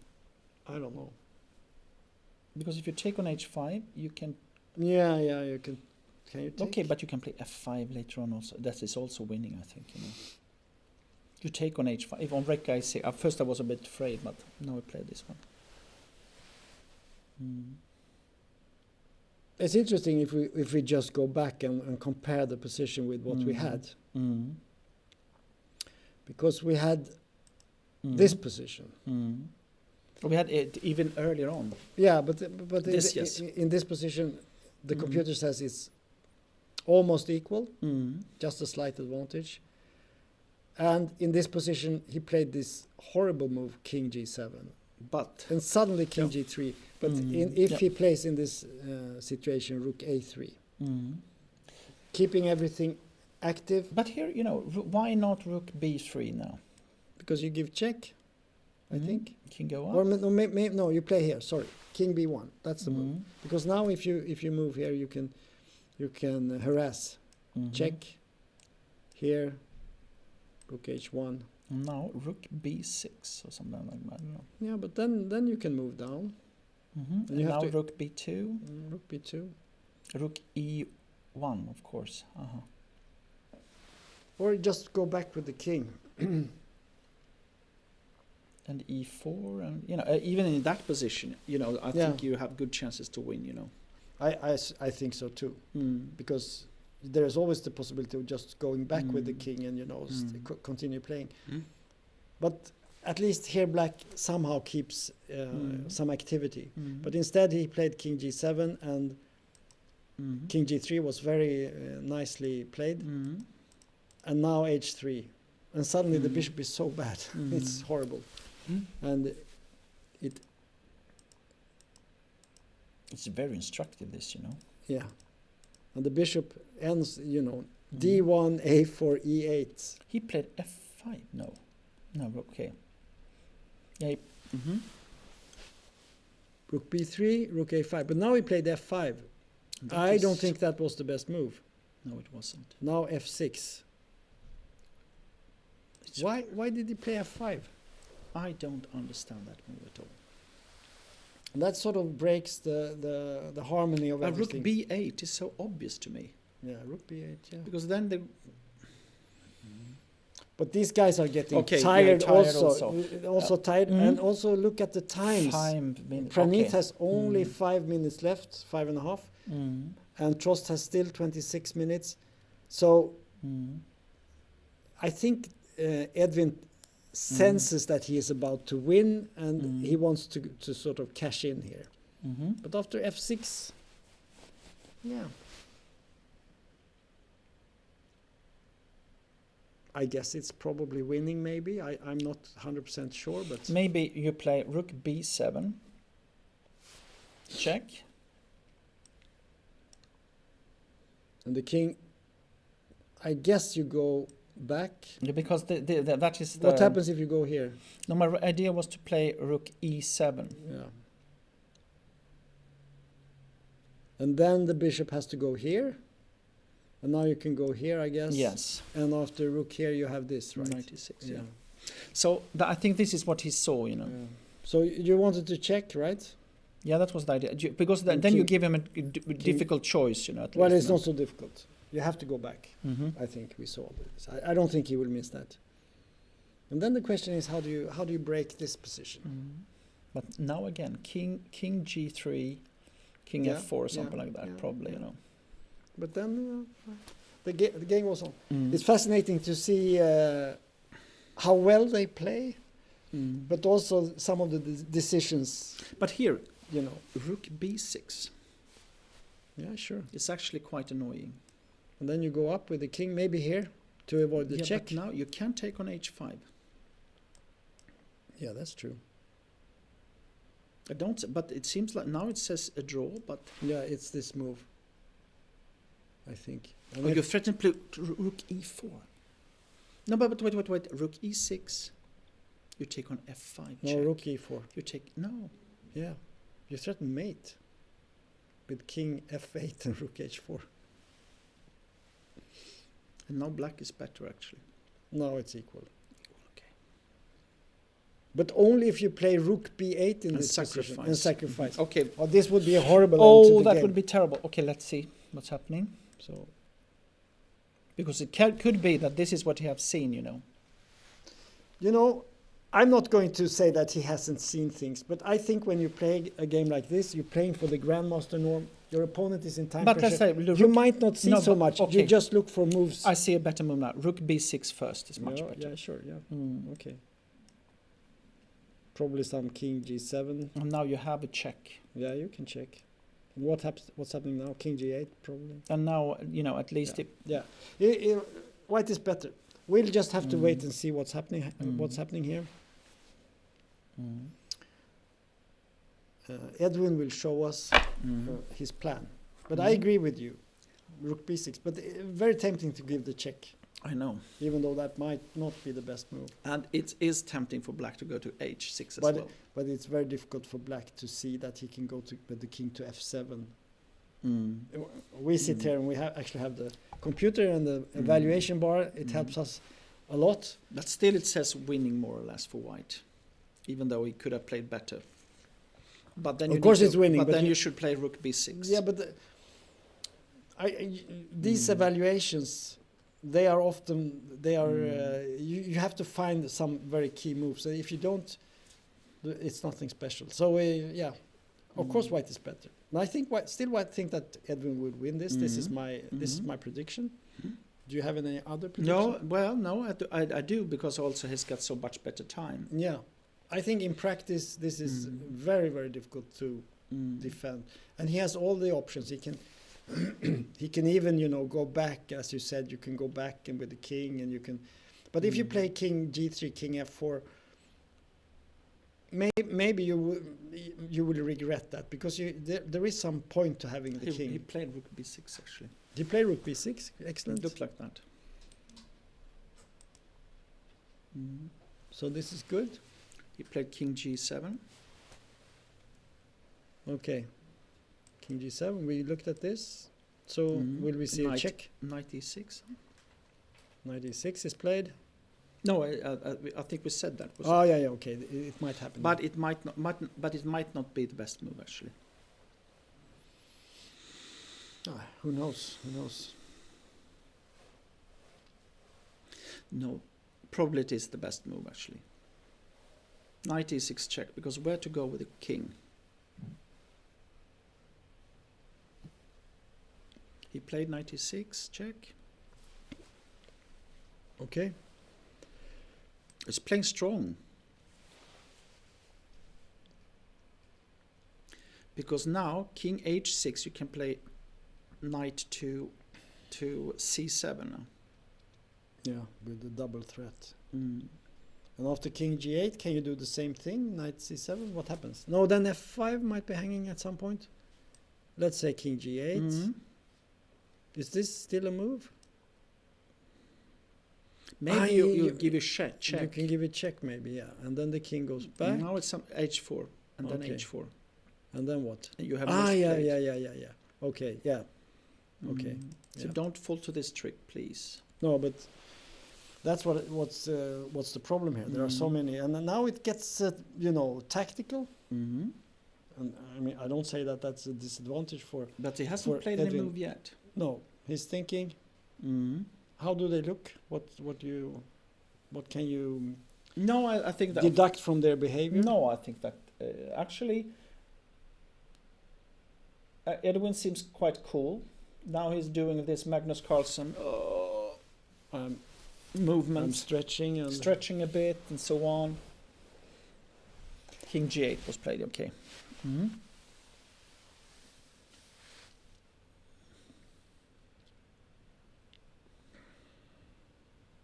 yeah, king g8.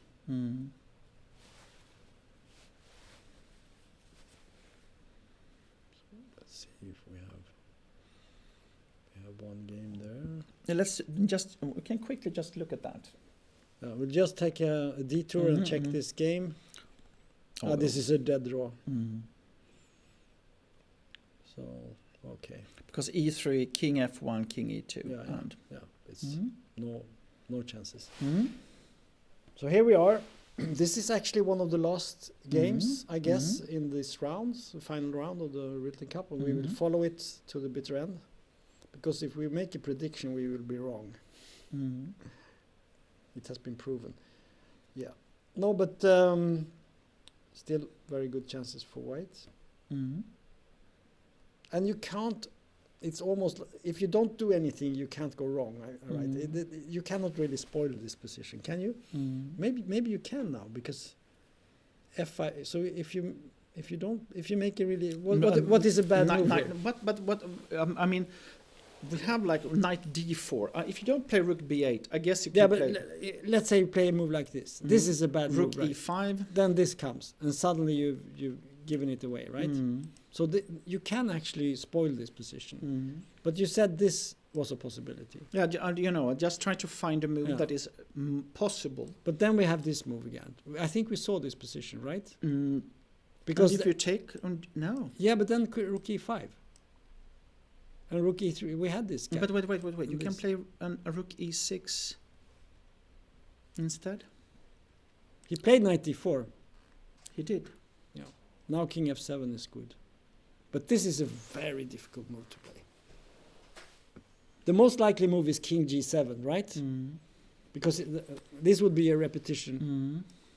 And then after this, go back. But actually in this position, this is maybe a better move. Because you avoid this line we looked at.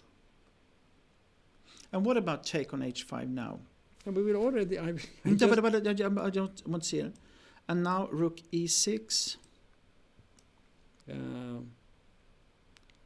I don't think it... No, you take on f5. That's the point. Yeah, this is the trick. And you have to take it, I guess. Maybe you don't. You can go back, but then no. But now it's check here and then king g4, and now it's it's a draw.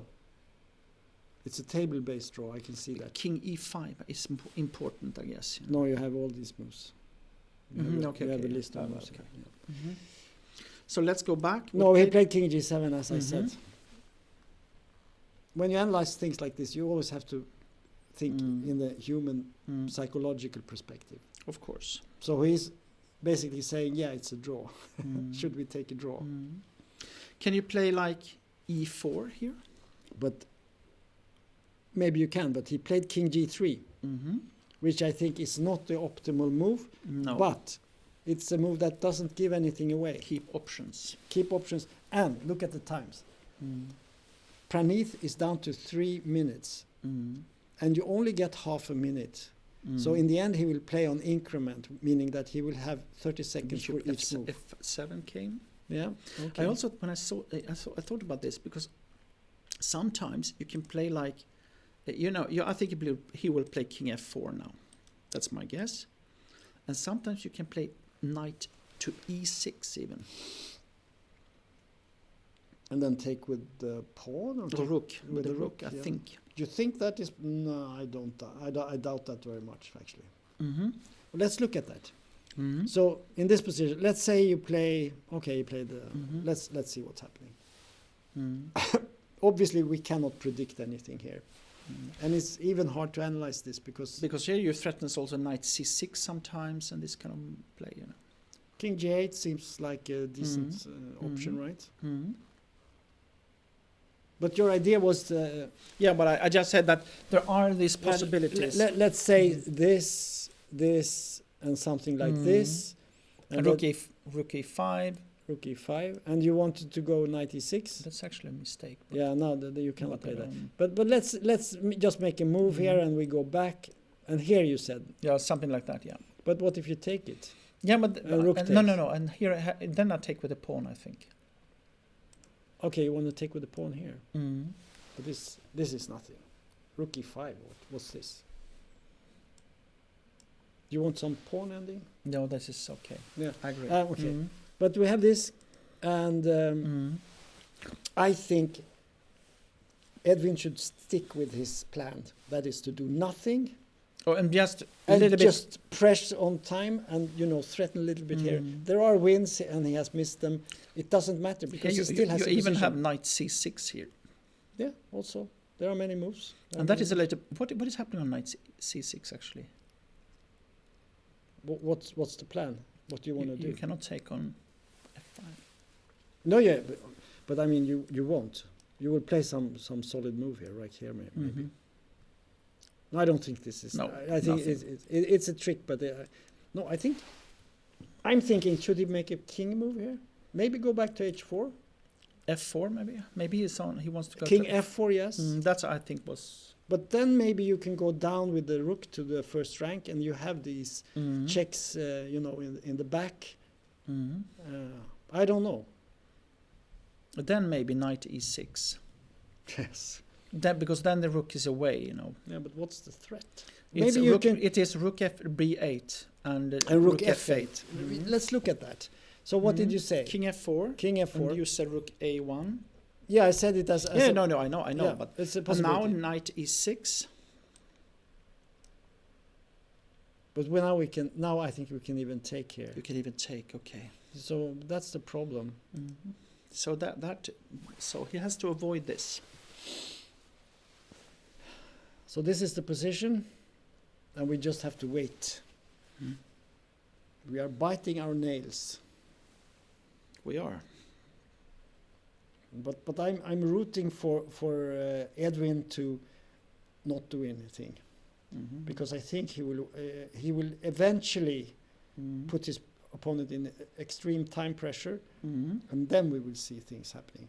Of course, he can be stressed too. It will be very stressful final part of this game. So far, both have played very well. I mean, it's up and down, and Edwin has had his chances, but he hasn't squandered his game. He can still win this, I'm sure. But that's a little bit how he has played in this tournament as well, Yeah. It hasn't been perfect, but he has played very sensible human chess, It's right? only one bad game, but that was due to a bad opening choice or mistake. It might have been partly nerves, because he had everything, and the tournament's victory and Grandmaster norm and everything, and perhaps a glitch in the preparations. As Sivuk said to us, that and I guess they talked about it afterwards, since he said, I think he mixed some lines up. So that's very likely. Rook Because b2. Okay, rook b2. That's a big surprise, actually. Yeah. This is not a good move. That is a very bad move. Because now we can play rook e5. But He played it as well. Rook e5. yeah, that's Horrible, because now it's what's the thing? Is it bishop d5? bishop d5. Now we get activity,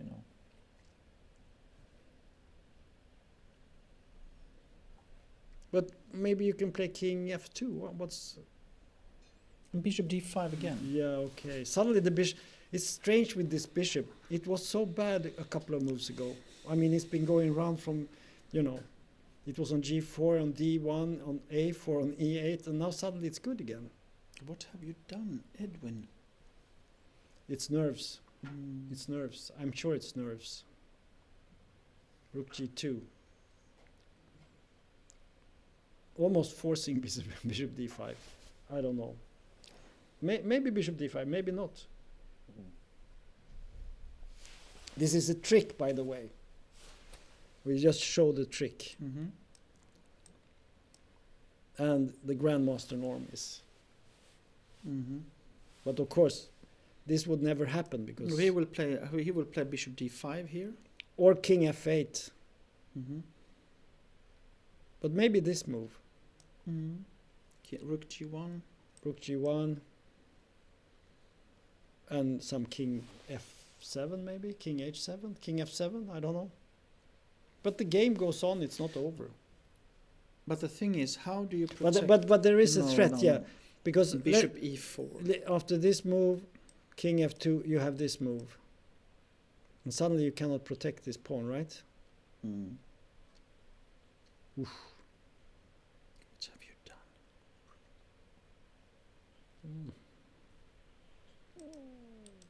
Yeah. Yeah. He played bishop d5, rook g1 and king f7. So this is the position now. Yeah. Okay, rook e1 maybe. Rook e1 might be the best move, yeah. But then, you don't rook e4 or something like that. Or just a king move, just wait. I don't know. It's so strange. Yeah, he's shaking his head now, Edwin. Yeah. He played rook e1.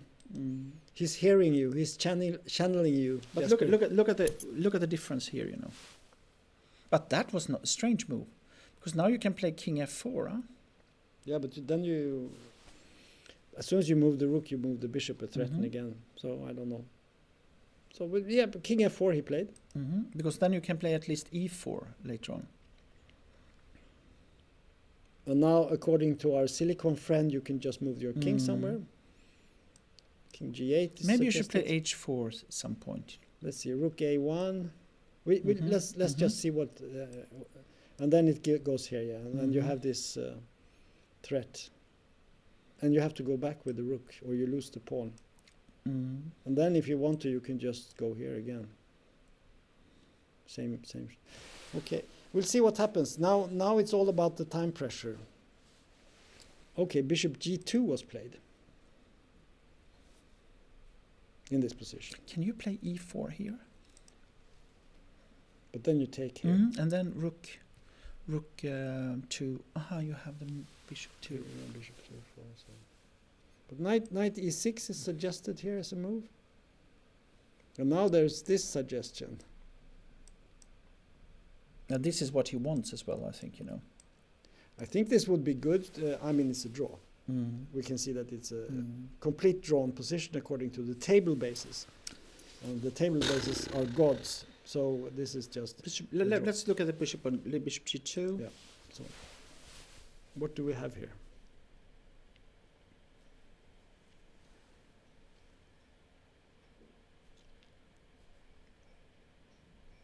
Yeah, but if you play e4, let's take the pawn. Now I wanted to go for example, rook to e. Well, this is the same as before, but with the pawn less. Suddenly, it's very difficult. Now I think you cannot win with, let's say, after a rook exchange, it's a complete draw, right? So let's go back. This is the position.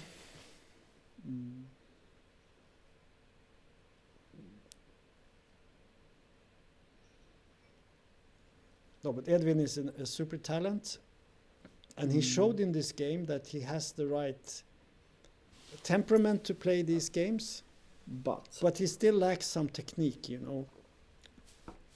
And he should study the games of Ulf Andersson. He still, his game is still a little bit, e4. We looked at this, right? But I have no idea here. Knight f3, and then e5. Yeah, we play here. Yeah, I see the idea. But you have, there was this check here. And if you play rook e4, you simply take, you and you take. take on f5, and you take on e5. Yeah, now you can play this move, I think. e6 check? I wouldn't play that. Maybe not, but let's see. King But f4? is this really winning? No, it's not winning. Yeah, but this can be winning. No. What do you mean? Knight to h4, You think so? knight to h4, and then knight to g6 or something like that. This The is king- good chances. Okay, let's see it. Prove your point. I'm going to play bishop c4 and take on e6. Knight to d4 then maybe. And then we go here. I go king g3. And now I go here. Yeah, king h4. Now I attack your knight. And then I take on h5. And then I take your knight. Maybe, at least. And then I maybe No, lose again. No, you can do this, but then I play bishop f7. So no, I think it's a draw. Yeah. But okay, I agree with you. That was not the most efficient way. He played rook f1 in the game. Yeah. Rook f1. What about What is happening after bishop d3? Well, I don't know, because he played bishop b7. So let's check that. Mm-hmm. Well, it's simple. You attack the e3 pawn, and now white, unfortunately, King has to. f2. Yeah, king f2 is playable, but then we can again attack f5.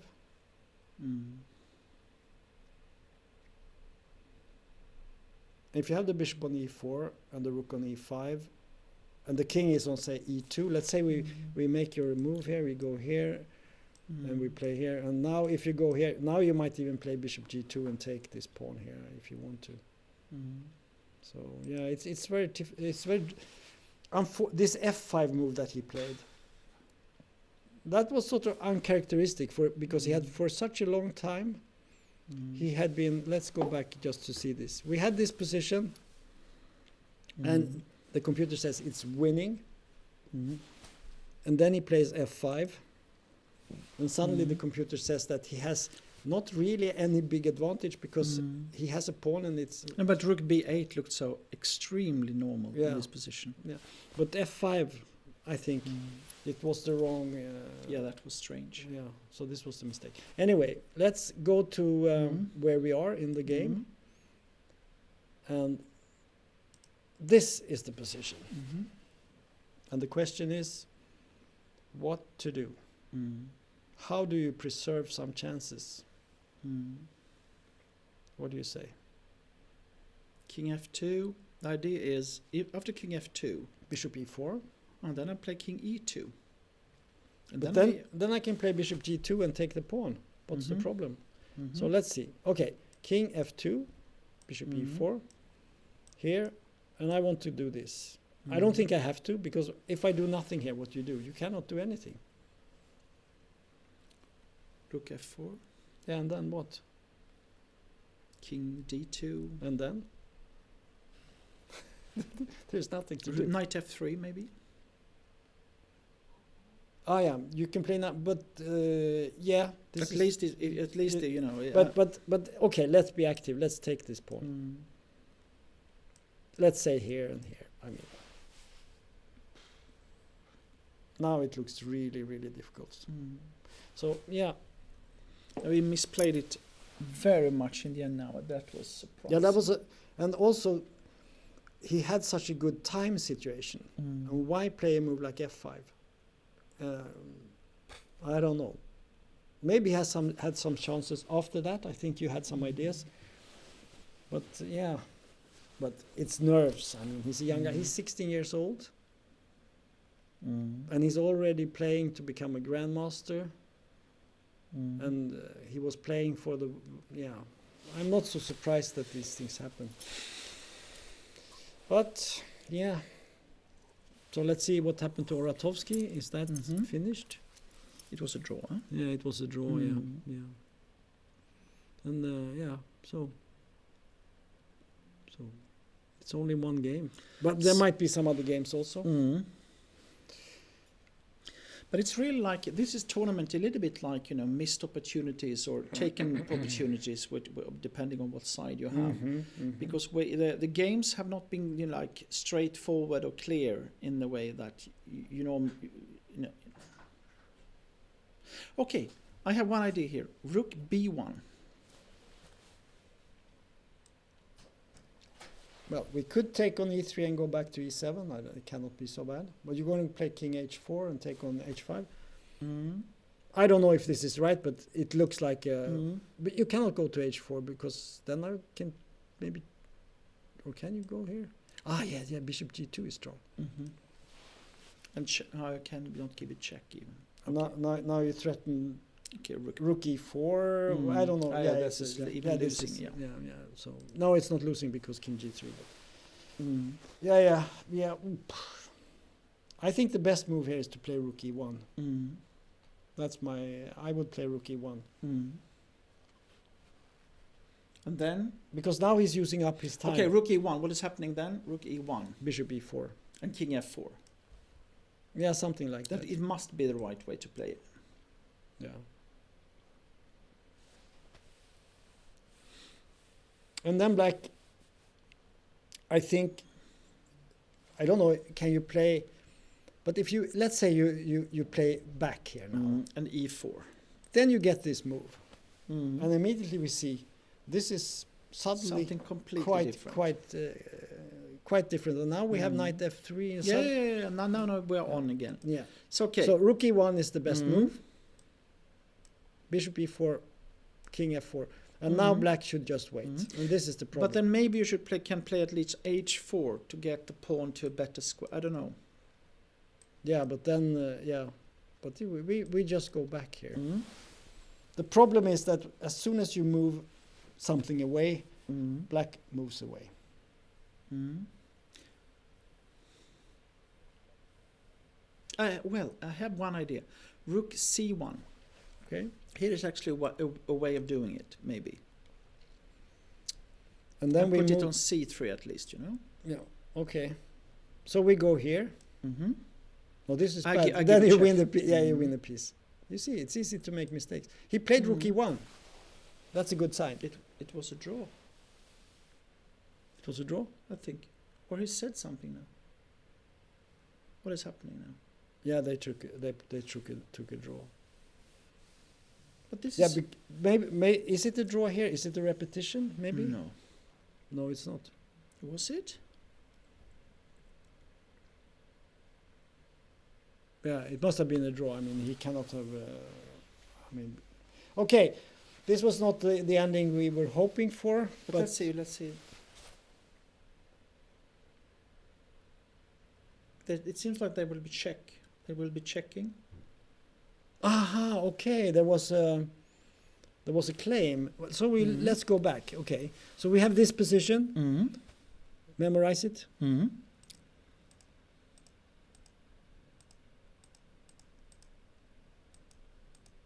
No, this is not a draw. No, he cannot have claimed. But the you draw haven't. here. But you haven't. This is not the correct. Probably in the wrong. The wrong line. Is this the wrong line? No, Are you sure? they're shaking hands, so it became a draw. I think this was the right. Yeah. Anyway, okay. So, Tom, time to summarize, I guess. But let's go and look at type. You know the. Do we have the final? I don't think we have the we don't have a final list. Let's take a look. But we can sort of we can deduce. So we have as a winner, Vitaly Sivuk, 32 years old, and he told us that he had 2600 in the rating. Yes. But he had some unfortunate tournaments in Asia. I can also think of other reasons why his rating went down. Yes, of course. Natural causes. He has his family in Nikolaich, I think it's the name, something like that. And he said it was a little bit better than other places, but of course that must be a big worry. How can you play chess and have that worry for your family? Anyway, he won a great victory here. He took 7.5 points. Really good. And on the second and third place, we have two Israeli guys, Sokolovsky and Parkov, who both made GM norms. Here we can see. Yeah. Then we have Edwin and Pranath and Raya. Malek, Chasin, and Subel. Yeah. All of them with 6.5 points. And they are sharing 4th to something, I don't know, 8th, 9th place. And then we have lots of people with 6. We're not going to say all those. So Jesper, I have a question for you. What was Sivuk's main strength that gave him the win in the tournament with all these talents? He was not making the last mistake in some of the critical games because and I think he played quite safe and the mistakes he made they were not so huge. That's And then he took his chances when they got them. In that sense, solid play and let the opponent do the mistakes in a way, took his chances. And then, of course, you need a little bit of luck. I mean, because in these very hard games where it could be, and in critical games like against Edwin, because this was a critical game, Edwin simply misplayed, from the very beginning, and he had a simple win in that game, I think one of Sivuk's advantages is the fact that he is a little bit older than all these young guys. Mm-hmm. But he's still very young. I mean, he's only 32. So, but this extra experience that he has counted very well against Trost, and also in these other games. So he really excelled and showed us how good he is. And also, like you said, he has been up to 2.6 almost. And probably, his rating is far too low right now. He should probably at least 25-50 or something like that. So in that sense, I think it's it is. He should be one of the top rank of this. Also, he showed that during the Swedish Championship that he won before quite a lot of other grandmasters. So yes. So that's why. Yeah. And I also think it's very great that we had 2 GM norms actually, Sokolovsky and Parkov, who came 2 and 3. That is also the purpose of the tournament, to let the youngsters have the chance. And of course, we would have loved to see Edwin Trost also making a GM norm. He was extremely close. Yes. So, but I would think that it will not take so long. This was a stepping stone, and he learned something, and he will go back home and he will think about what happened, and he will come back stronger. We hope so. Yeah. So with that, we conclude the broadcast from the Rilton Cup, and hopefully we see you a year from now with a new edition of this fantastic tournament. Because there is one thing that you need to know. The Rilton Cup will be played for eternity, because there is a big lump of money, and they are only using the dividends, and not even all the dividends every year. So it's just growing, this fund, and the tournament will go on forever. Yes. So see you next year, or this year. Yes. In December. That's right. Thank you, Jesper. Thank you, Tom. Yeah, great work. Okay, bye.